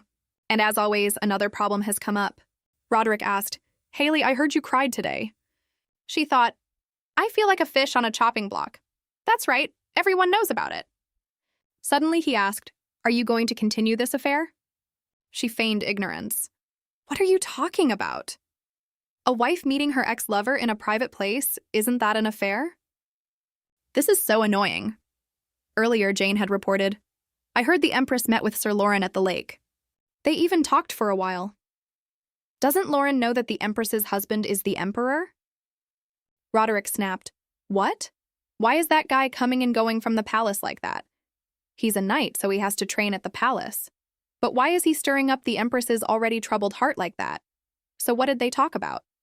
Ah, he wants to protect the Empress as a knight. Roderick slammed the table in fury. That guy! At this rate, my mania will relapse and I'll destroy everything. You've been living so well lately that you dare to joke about your mania. Then he pondered. Haley, she cried again. But the Empress replied that their relationship was over. What's the use of crying while saying that? That bastard wouldn't be unmoved seeing her tears and talking back like that. Sometimes the Empress drives people crazy that way. How intense is that love that she cries every time she sees his face? That guy, I should have shot him dead during the hunting competition. At this point, Haley turned to reproach him. You're going too far, what affair? Besides, why were you crying there? Are you completely unaware of how you look? Have you not looked in a mirror? She retorted, That's so mean. Are you saying you also think my face is unlucky? What are you talking about? So unfair. She thought to herself, being mistaken that Lauren is my lover isn't important. After all, Kang Yeezy's past is a blank slate, no different from a white sheet of paper. She asked, You said you wouldn't rush me until I felt comfortable. I said I wouldn't rush you, not that I would let you go there. Why aren't you eating? Let me cut it for you, give it here. She hesitated, but before, what? Go on. Before you said you wouldn't care about these things. Is the situation now the same as it was then? Could it be that your heart is still the same as it was then? Haley lowered her eyes, remaining silent. Jane looked at Roderick, feeling like he was going to go crazy. Getting angry or caring about someone, just pick one, Roderick said irritably while cutting the meat. Honestly, if you keep this up, you'll have to witness me going crazy one day. He passed the plate of meat over. Here. Suddenly, Haley buried her face on the table and snorted with laughter. All right, as long as you're happy. Haha, I'm sorry, but I didn't want to meet him either. I'm telling the truth. I know. He pinched her cheek. Then don't make that face. Otherwise, it's no different from you still having feelings for him. I don't, really. Anyway, I'm not angry with you. He thought to himself, I'll never win against you in this lifetime. Now hurry up and eat. Jane heard this, turned his face away and sighed. At that moment, a servant entered. The next course has arrived. This is escargot. Haley's expression immediately changed. It even startled Jane. Roderick asked, You don't like escargot? Ah, that. When I was in the mountains, I saw them all the time. Roderick ordered, Take it away. The Empress is feeling uncomfortable. She said, It's not that bad. Suddenly Jane called out, Your Highness the Empress. As she turned and asked, What is it, Jane? She was startled by his face getting close. That, he asked, The Empress likes escargot, right? I know she does. Roderick thought, That's right. The new report also mentioned this. Jane continued, I definitely heard that the Empress likes it. His expression looked like he was suffering from a mental disorder from the agony of compiling the report.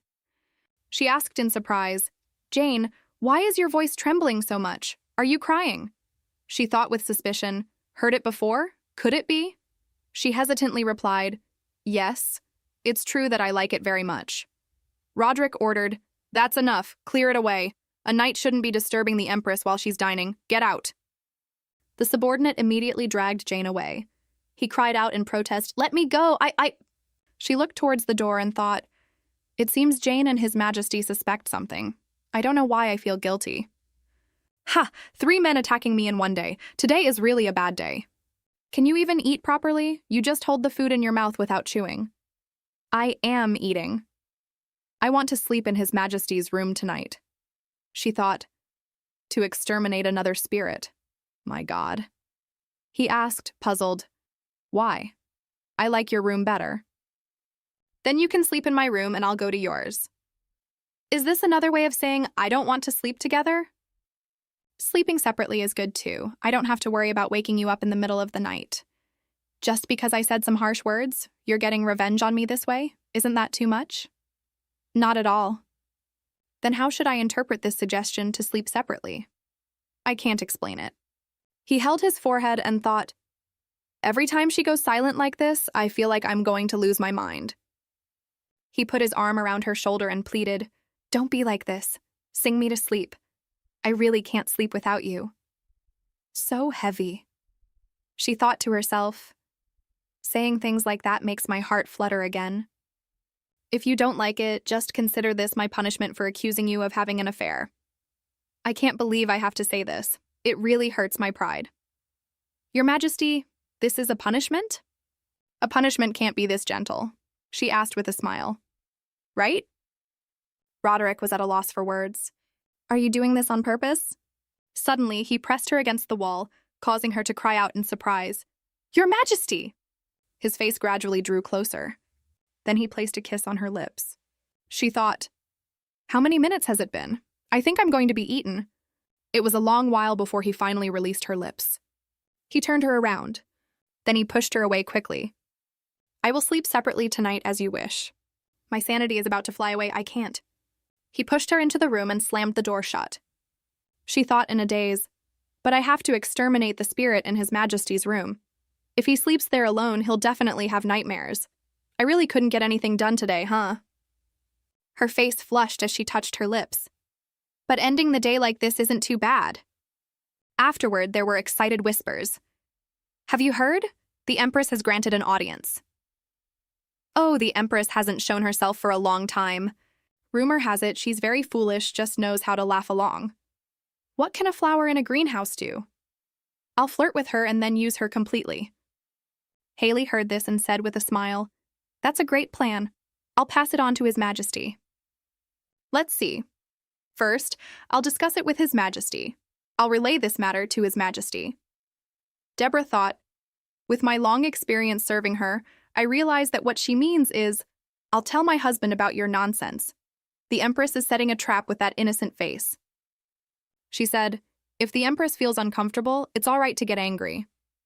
Deborah, if I'm not angry, how can I get angry? There are so many bad people in this world, this is nothing. She wondered, could she be a mysterious element on the prince's side, perhaps even more frightening than Sir Jane? There's no one else coming now, right? Deborah hesitated and replied, well, that is... Before she could finish, a voice rang out. It's so difficult for a father to see his own daughter. Please forgive me for coming unannounced, but please spare some time for this, father. She was inwardly surprised. Duke Duncan? Deborah whispered an announcement. He suddenly burst in because of something. She said calmly, it's all right. I thought I should meet this person at least once anyway. He immediately questioned her.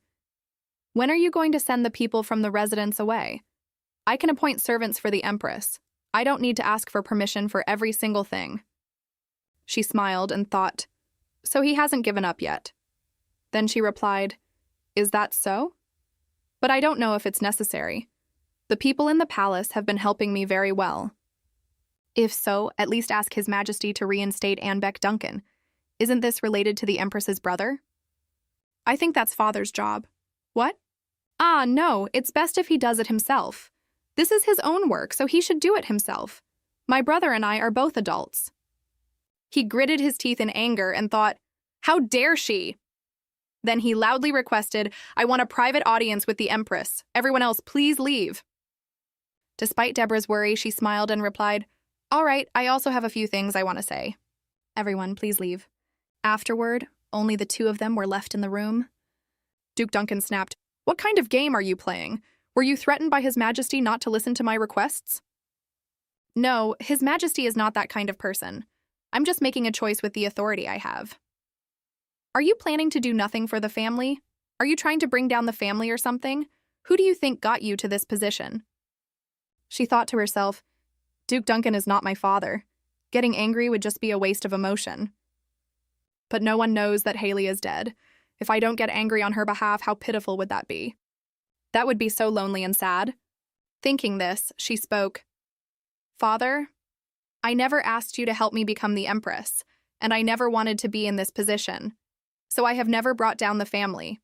But in the end, you were the one who ruined your own daughter's life. Your daughter is dead, in utmost agony. You may leave. If you wish to meet next time, please make an appointment in advance. He frowned and threatened, you will regret this. Don't forget you are also a Duncan. If the family falls, you won't be safe either. She thought to herself, looking closely, this man's physiognomy is strangely vague.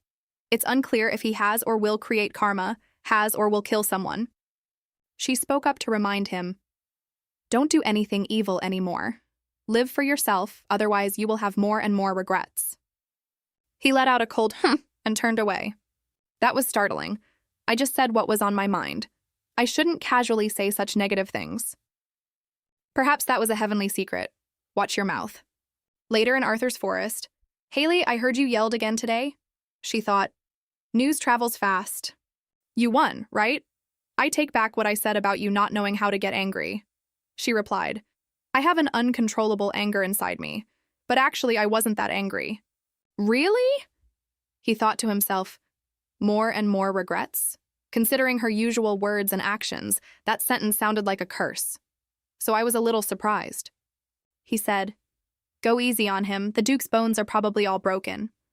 Ha ha ha. Your Majesty doesn't like my father either, does he? That's right. Do you hate your father a lot? Actually, not really hate. I don't want to talk about this, because it makes me think of the parents who abandoned me, not the Duke and his wife. Roderick was pensive. Don't want to, not really, a little. Sometimes Haley only says things like that as if she's trying to obscure her true thoughts. He offered her the fruit he had just picked. I'm very curious about you. There are really a lot of things I'm curious about. Haley's face flushed slightly. He smiled and said, touch the tree later. For now, let's talk while we walk. Besides carving and meditating, does the Empress have any other hobbies? Your Majesty, why did we have to come here? We came here to see what you like. Liar, what's so fun about climbing stairs? Didn't you say you like Arthur's forest? So I'm very curious about Emperor Arthur. I heard you borrowed documents about the royal generations before, but couldn't read them.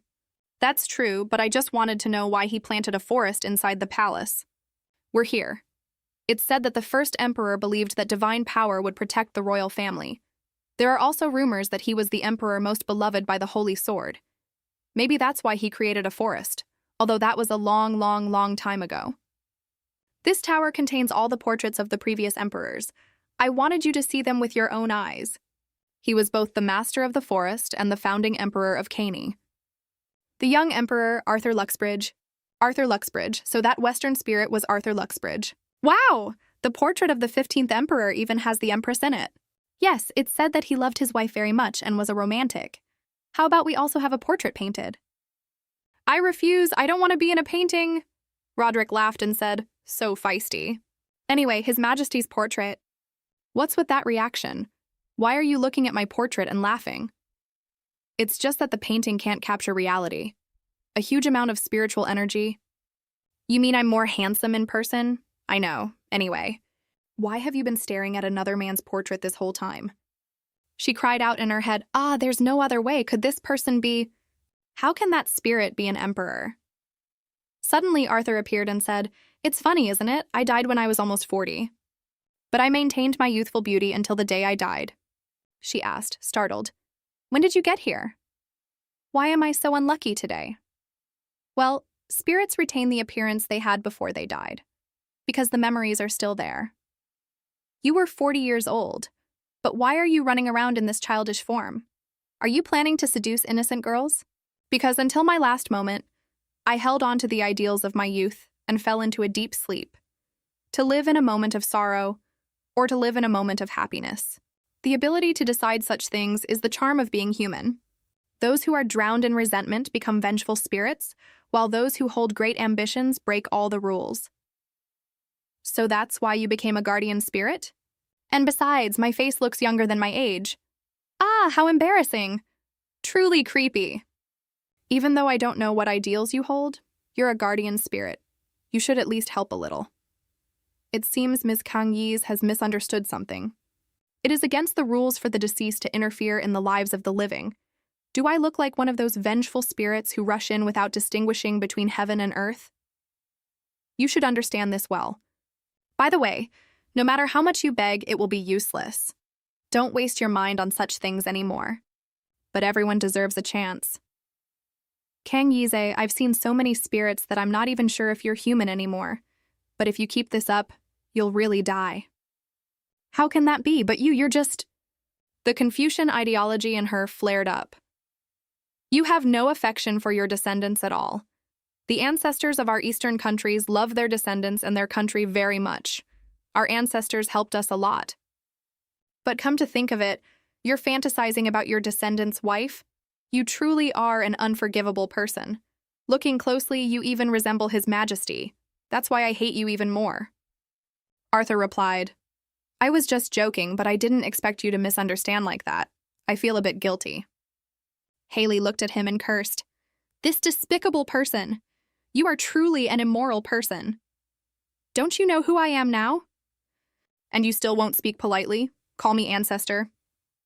I apologize for being so rude. My respect has only just been awakened. Later in the meeting, a conflict on the western border? We have successfully suppressed it, and the border is now secure. Are you proud of that? I've said it before, we must crush the demon restoration forces in their infancy. You confidently said you had it under control, yet you were careless and allowed this raid to happen. How shameful. We attacked what we believed to be their main base. Roderick thought irritably, damn it, why did they have to use this excuse at this exact moment? Duke Duncan said with a cunning smile, we must reprimand the captain of the Western Night Order, Your Majesty. This reason alone is enough for a demotion. Everyone chimed in. That's right, this is negligence of duty. Jane silently realized his scheme. To put his precious son in that position? He said, I will consider it after the detailed report is sent. Then I will decide how to proceed. A book was slammed down on the table. Jane asked, why didn't you just crush them? You mean just leave the western border as it is? That's why I told you to go to the west. But if I'm not here, who will protect your majesty? Jane thought, if the mania relapses, no one will be able to stop it. Oh wait, if it's now, we have the Empress. Suddenly, Roderick said, I see it. A letter to future emperors. During the reign of the fourth emperor, 3 great noble families of demon origin joined, under the pretext of racial harmony, but in reality, he was wary of their power. Those 3 great noble families from the demon race were Melon, Russell, and Duncan. Do not trust Duncan. The roots of the Duncan family are in the demon race, and the demon restoration forces have been running rampant in the west. That's why I exiled Anbeck Duncan from the west to the south. Duke Duncan's insistence on the position of the Western Knight Captain shows his disloyalty. The previous emperor was right to suspect him of colluding with the demon restoration forces. But does Duncan still hold that much influence? They became great nobles of the demon race because they possessed a special power. But it's said that power completely vanished after the reign of the 5th emperor. However, thinking this, Roderick called out, Captain of the Knights, Jane replied. Yes? Summon my younger brother here. Drag him here if you have to. He continued to ponder. Entrusting the West to Anbeck Duncan is impossible. Do not trust Duncan, and Duncan. Haley handed him a wooden statue. Here. This is the gift I mentioned before. If you place it around this area, it will look just right. Roderick silently remembered the phrase, do not trust Duncan, and couldn't stop laughing. He asked, I'm very curious about what this is. Look how angry it is. In a fight, overwhelming the opponent from the start is very important. Your Majesty needs friends, and they must be incredibly strong and fearsome friends. He laughed until tears streamed down his face. Ha ha ha. I don't know what it is, but feel free to express your artistic side. I will fully support you. She thought, there aren't many talismans as powerful as a statue of the King of Hell. It's much better than that guardian. It's so easy to talk about other people's problems. He placed the statue right by the head of the bed. Thank you for introducing me to a new friend. My room is getting weirder and weirder. Now let's go to sleep. You said you wanted to sleep in this room. She replied, yes. As soon as she finished speaking, he lifted her onto the bed. Roderick lay on top of Haley, kissing her neck. It was a while before he finally stopped. Haley quickly pushed him away. Wait. I didn't come here to do this. How did things turn out this way? Then what exactly did you come to your husband's room for? Why do you keep pushing me away? Are you asking because you don't like it or because you're scared? Because I feel embarrassed. This position is embarrassing too. What? You're fine, but I'm getting very impatient. I'm fine. Yes, you are. He pulled her closer. Haley, give me a kiss. What? She gently lifted his chin. Her face slowly drew closer. Then she initiated a sweet kiss on his lips. He laughed to himself. Ha, so clumsy, but also very sincere. She blushed and asked, Am I so bad at it that you're laughing? I'm laughing because you kissed me. Like a cat that's slowly opening up its heart. Suddenly, she curled her legs up. That's enough, right? I'm going to sleep now. All right, ha ha ha. You're going to sleep after just that much? Don't be angry, don't be angry. He thought to himself, whatever. Night gradually fell. On the bed now, only Roderick remained. He reached out his hand, fumbling beside him. Where did Haley go?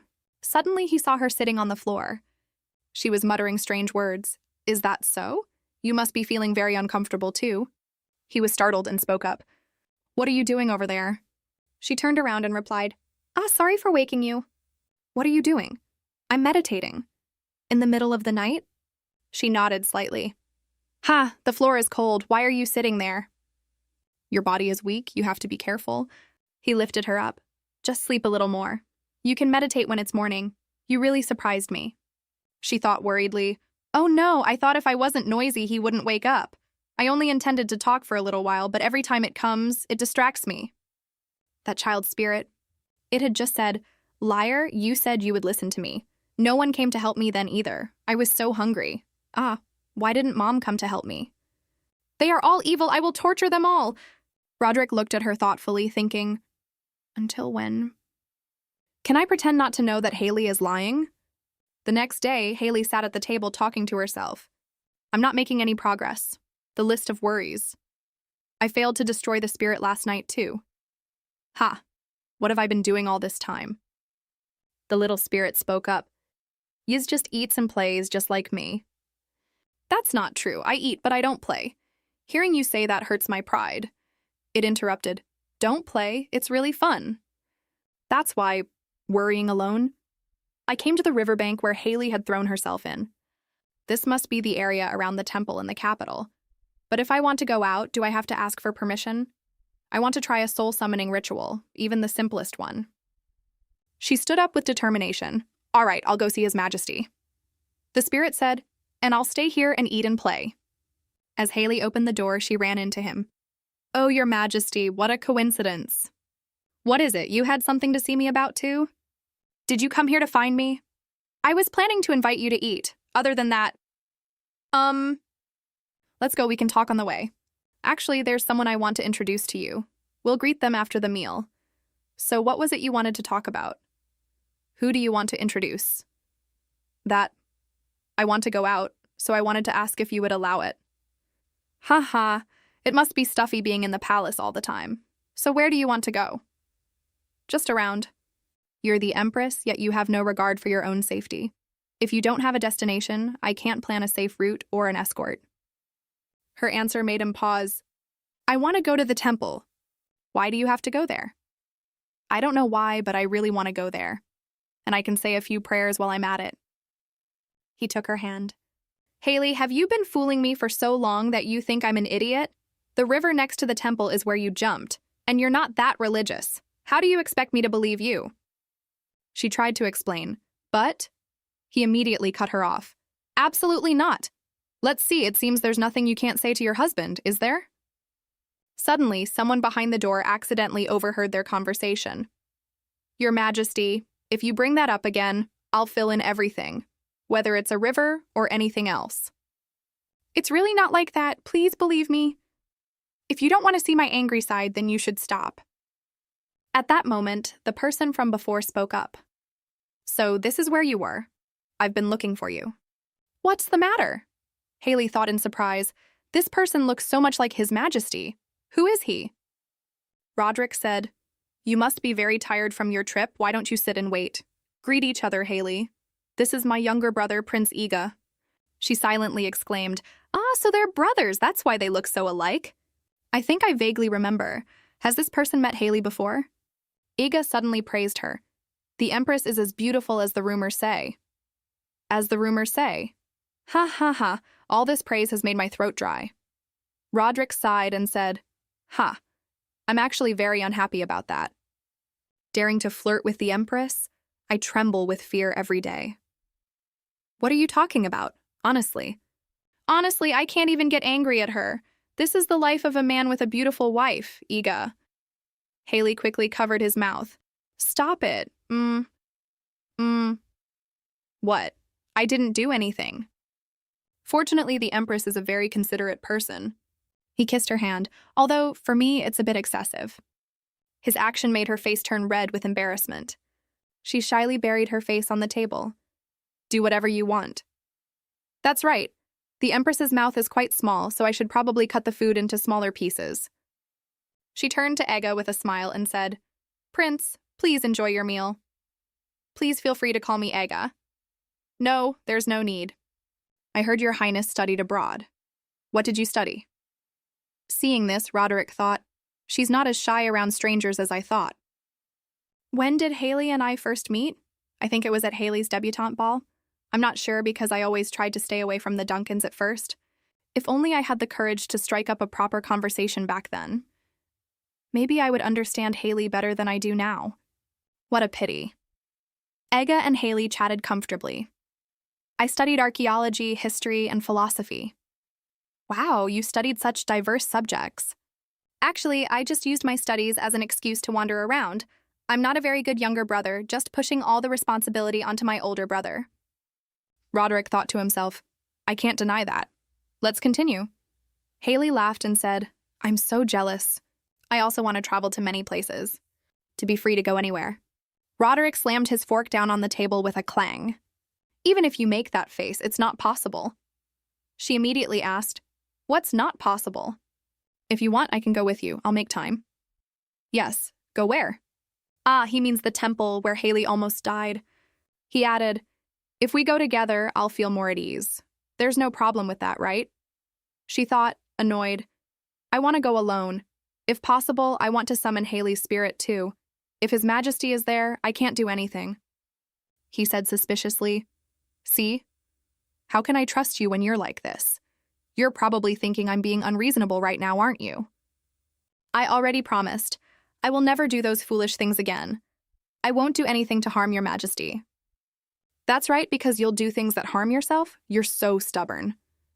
Suddenly, Ega said, "Even though I don't know what's going on, isn't it good to go out for a change of scenery?" Haley immediately replied, "That's right." Roderick frowned and retorted, "Ega, if you don't know, then don't speak. I've had enough." Honestly, he passed a plate of food over. "Talking nonsense while eating. Here, eat up, eat to grow taller." She looked at the colorful plate of food, dazed. "Ah, this is..." "When did he decorate it? Hurry up and take it. Eat a lot, but don't force yourself." "So, are you telling me to eat or not to eat?" "I don't know either." Tsk, what is this?" Ida looked at the two of them and could only laugh to himself. That night, the ministers whispered among themselves. "The prince has really returned? It seems His Majesty summoned him. Perhaps he plans to keep him in the capital permanently." Could that be? Because of the mania, His Majesty's supporters are not what they used to be. If the prince stays, won't it be difficult for His Majesty to keep the throne? Maybe His Majesty plans to keep him here to monitor him.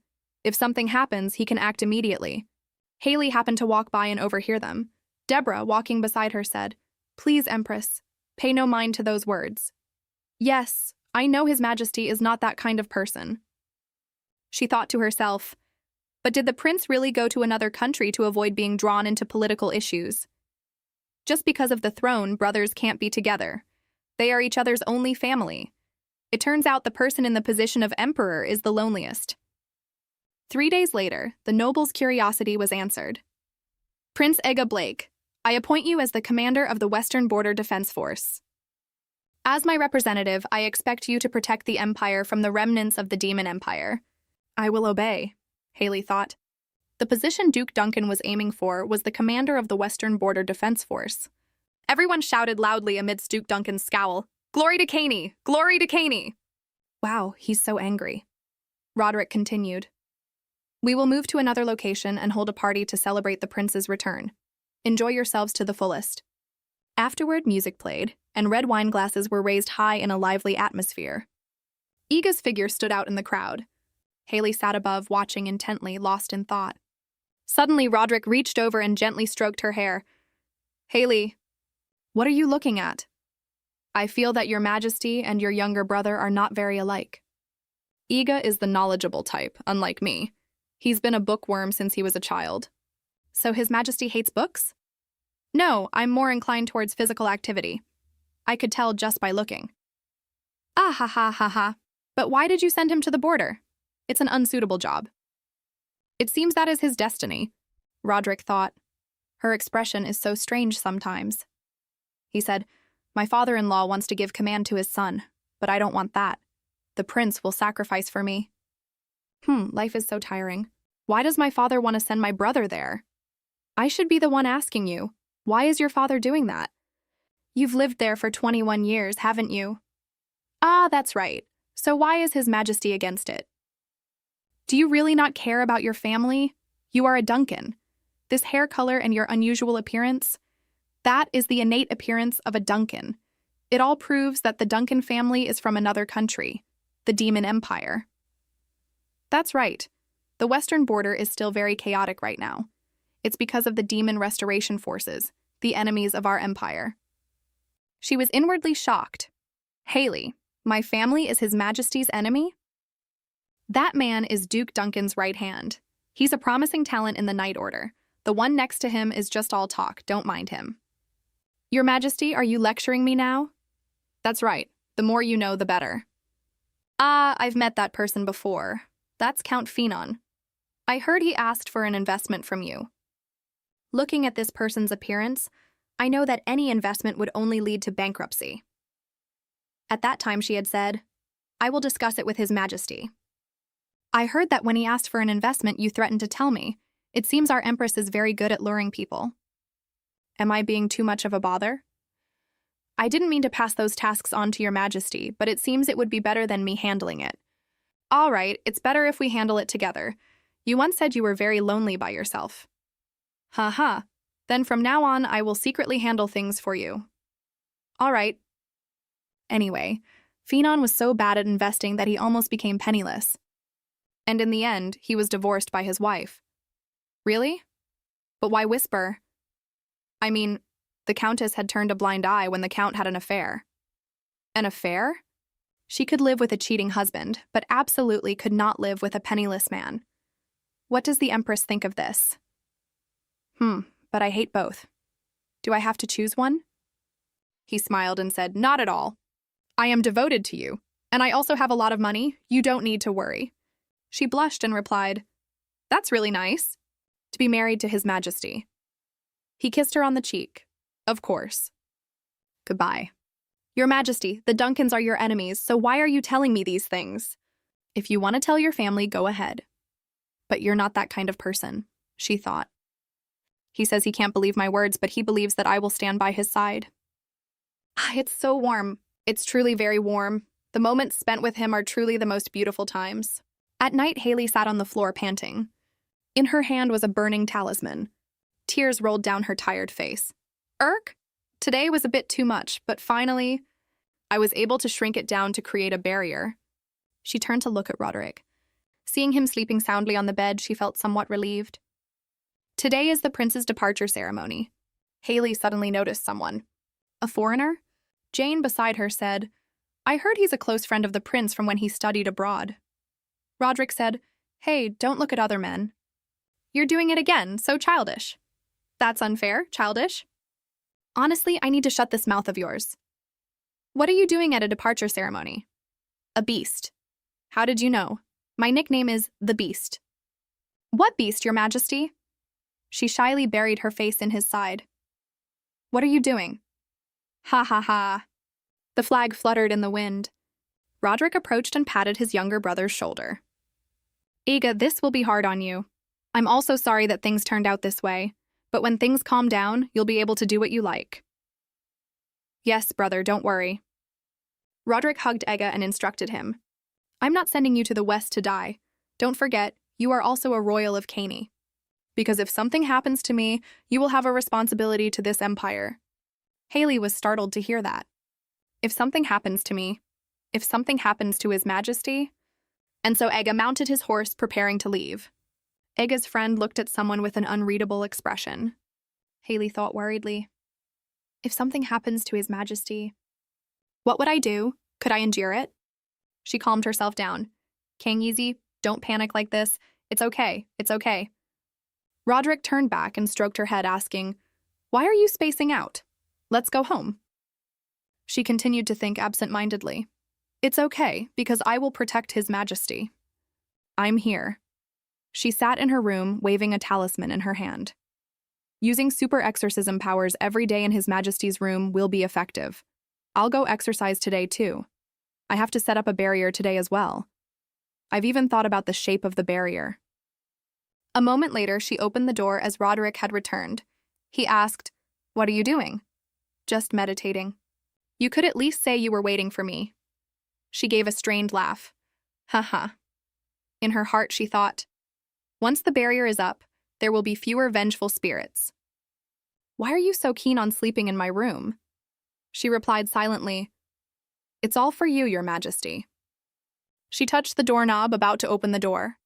As she stood there opening the door, she suddenly froze. Impossible, I've destroyed almost all of them. But why am I back at square one? The room was now incredibly gloomy, thick with evil energy, and the cracked wooden statues lay scattered about. She cried out in shock. Ugh! Roderick asked worriedly, Haley, what's wrong? Seeing this, Jane and the servant thought, Is she nauseous? Could it be pregnancy, morning sickness? Roderick immediately turned to look at the three of them. It's not like that, I know what you're thinking. The butler cleared his throat and said, Yes, Your Majesty, but no matter what method you use, there's always a chance of it sticking. He shouted angrily, It's not! All of you, get out! With that, he slammed the door shut. He turned to look at Haley and saw that she had already stepped inside. She stood amidst the thick, evil energy and wondered, what on earth is going on? Everything was fine until this morning. In less than a day, the killing intent has become this strong. The barrier is too strong, even incense is useless. Do I have to start all over again? Could they have been following from before? What is happening? Everything has gone to waste. I suddenly realized that both my body and spirit have reached their limit. Roderick approached and called out, Haley! Haley, what's wrong with you? Let me call a doctor. What are you looking at? Why is this one cracked? The one up there too. Roderick quickly picked up the wooden statue and placed it back in its original position. Don't cry, what's wrong? I'm sorry, Haley, it's okay, it's just cracked. Even if it turns to dust, I will still treasure it. So please don't cry anymore. She remembered before when the statue was still intact. This will be Haley. Her tears just kept falling. And this one, the statue that was cracked. This is Kang Yize. What should I do? I'm of no help, so useless. What should I do? Roderick quickly gathered the cracked statues. These two. You created them with all your sincerity and prayers. So their shape doesn't matter. I will treasure them all. That's a matter of course. Her tears continued to fall. I'm fine, I'm not sick at all. He helped her up. Be careful, are you really okay? Haley, just tell me the truth. I'm not going to hurt you. Of course, I'm just a little tired. Let's go to sleep now. Roderick silently realized, lies. Then they both got into bed. The atmosphere was incredibly quiet. Roderick looked at her with a pensive expression. He raised his hand about to touch her, then suddenly stopped. Haley lay silently, thinking to herself, I don't know when, but waiting for His Majesty to fall asleep has also become a battle. But this battle is incredibly easy. Because who could sleep after seeing such a scene? That's right, how could my life be so peaceful? I know. But please don't let that person go through the same thing. I thought that my being here was to help His Majesty, but maybe that was just my hope. There's no such thing as fate. So how far do I have to go? The only way is to do everything I can. There's still one statue left, so it's not a one-on-one fight. Once a decision is made, even demons must flee. Broken 100 times, but never shattered. Under an iron will, all injustice will be swept away. I used to wander everywhere, following where my feet led, where my heart beckoned. The talisman in her hand burst into flames. Her train of thought continued, but actually from beginning to end, I've always been a wanderer walking in solitude. The evil spirit's voice echoed, Girl, you want to protect that emperor? She thought to herself, That's right. The human heart is unshakable. I will keep my promise. You are like a quiet lake in the desert, a place I rushed into to let my body splash in its coolness. This is just an illusion. If I sink deeper, I will die. The demon's voice continued to echo. It's useless. Know your place. That emperor must die. He must die, and then you will die too. Tears streamed down her face. Even though my mind knows I can't do anything, small streams will eventually flow to the sea. Even though I know it so well, my heart still yearns for him. At this point, she spoke, even in the deepest darkness, the arrangement of the universe remains the same. Therefore, humans will not bow to the darkness. The next morning, Roderick woke up to find Haley lying on top of him. He wondered to himself, why is she sleeping like this? Haley, are you trying to be my leg pillow? Suddenly, his eyes widened in utter shock. Blood was flowing from her nose, staining everything red. He yelled in panic, Haley, someone, get a doctor here now! He held her in his arms, terrified. Hurry! A moment later, he stood outside, restless and anxious. He asked in a cold voice, Is the Empress's blood loss due to an illness or poison? The doctor timidly replied, The Empress is not ill nor poisoned. Although she is somewhat weak, the Empress is very healthy. He shouted, If you continue to spout such nonsense, even if it costs me my life, I must say this. The Empress's illness is beyond the understanding of this world. Roderick thought in shock, Haley, what on earth are you? At that moment, Haley let out a soft moan. Deborah immediately called out, Your Highness the Empress. Hearing this, Roderick rushed inside. Please subscribe to the Gian Me Gun channel so you don't miss any exciting videos. All last night, I used all the talismans I had, but I fainted after destroying half of them. She looked at the intact statue of the King of Hell there. Unconsciously, she smiled in relief. Even though I made it, it's pretty amazing. Roderick wondered to himself, why is she smiling in this situation? Suddenly, she asked worriedly, "Oh, Your Majesty, are you bleeding?" "No, I held you so you wouldn't get hurt." Roderick was suspicious of her words. "I'm not okay. What is she talking about?" He said, "No, it's because you were bleeding a lot." Huh? When? What's going on? I was bleeding? Not from my mouth, but from my nose? I thought it was His Majesty's blood. Suddenly she cried out, "Ugh!" He called out worriedly, "Haley, what's wrong with you?" He's trembling. He must have been very surprised to see the person sleeping next to him suddenly bleeding. I don't even understand what he's saying now. He must be in a bad mood. She suggested, "Can I go back to my room?" I should have reassured him, but I'm afraid I'll say the wrong thing and make him even more upset. "All right, let's go." "No, I'll go by myself." He supported her. "At least let me do this." "I've troubled you again. I'm sorry." "No, you have nothing to be sorry for. We're just going back to your room." The butler and Deborah quickly followed, but Jane stopped them. Roderick brought her back to her room. The little spirit, seeing this, asked worriedly, "Yees, what's going on? Is it His Majesty's fault?"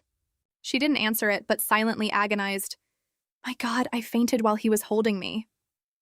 The little spirit jumped on Roderick and yelled angrily, This guy! Roderick spoke up. "All right, it's just you and me here. Why don't you try telling me the truth? Where does it hurt? Tell me. You have to tell me so I can protect you. You must know, right? The reason why you're sick. I understand it's not easy for you to show your weakness." She thought, I don't want to. I tried so hard to protect his knight. I didn't expect there to be so many difficulties still ahead. Roderick yelled in worry, "You have to tell me so I can protect you. That's the only way I can fight to be by your side." She bit her lip and wondered, just how gentle can this person be? How hateful. It's because it's so strange that I can't tell the truth. The shame and hatred are unbearable. She asked back, "Why would His Majesty want to fight to be by my side?" She pushed him away. "I am a very strange person, not like anyone else. Your Majesty thinks so too. You keep trying to see through me." The mocking words of people from her past life flashed in her mind. Weirdo. Looks so creepy. Don't stand in my line of sight. Tears streamed down her face uncontrollably. "You're already suffering so much yourself, so please don't try to understand me anymore. I don't need that." She thought, even if I can see things, there's no guarantee you'll believe me. And if you do believe me, it will make you uncomfortable. If you knew I could see ghosts, if you knew I was abandoned the moment I was born, if you knew I've never received love, then I couldn't bear it anymore. What if you look at me with those eyes? I've taught myself how to breathe just enough not to be drowned by sadness. Let's just keep this distance, so I can do things for you. That's all I need. You don't need to know about Kang Yeezy." Roderick took her hand. "How can that be? Do you know what kind of face you make when you push me away? Don't say such cruel things to yourself. You are my wife and I am your husband. So I can protect you, and you deserve to be protected." He thought to himself, "Please let me reach your heart."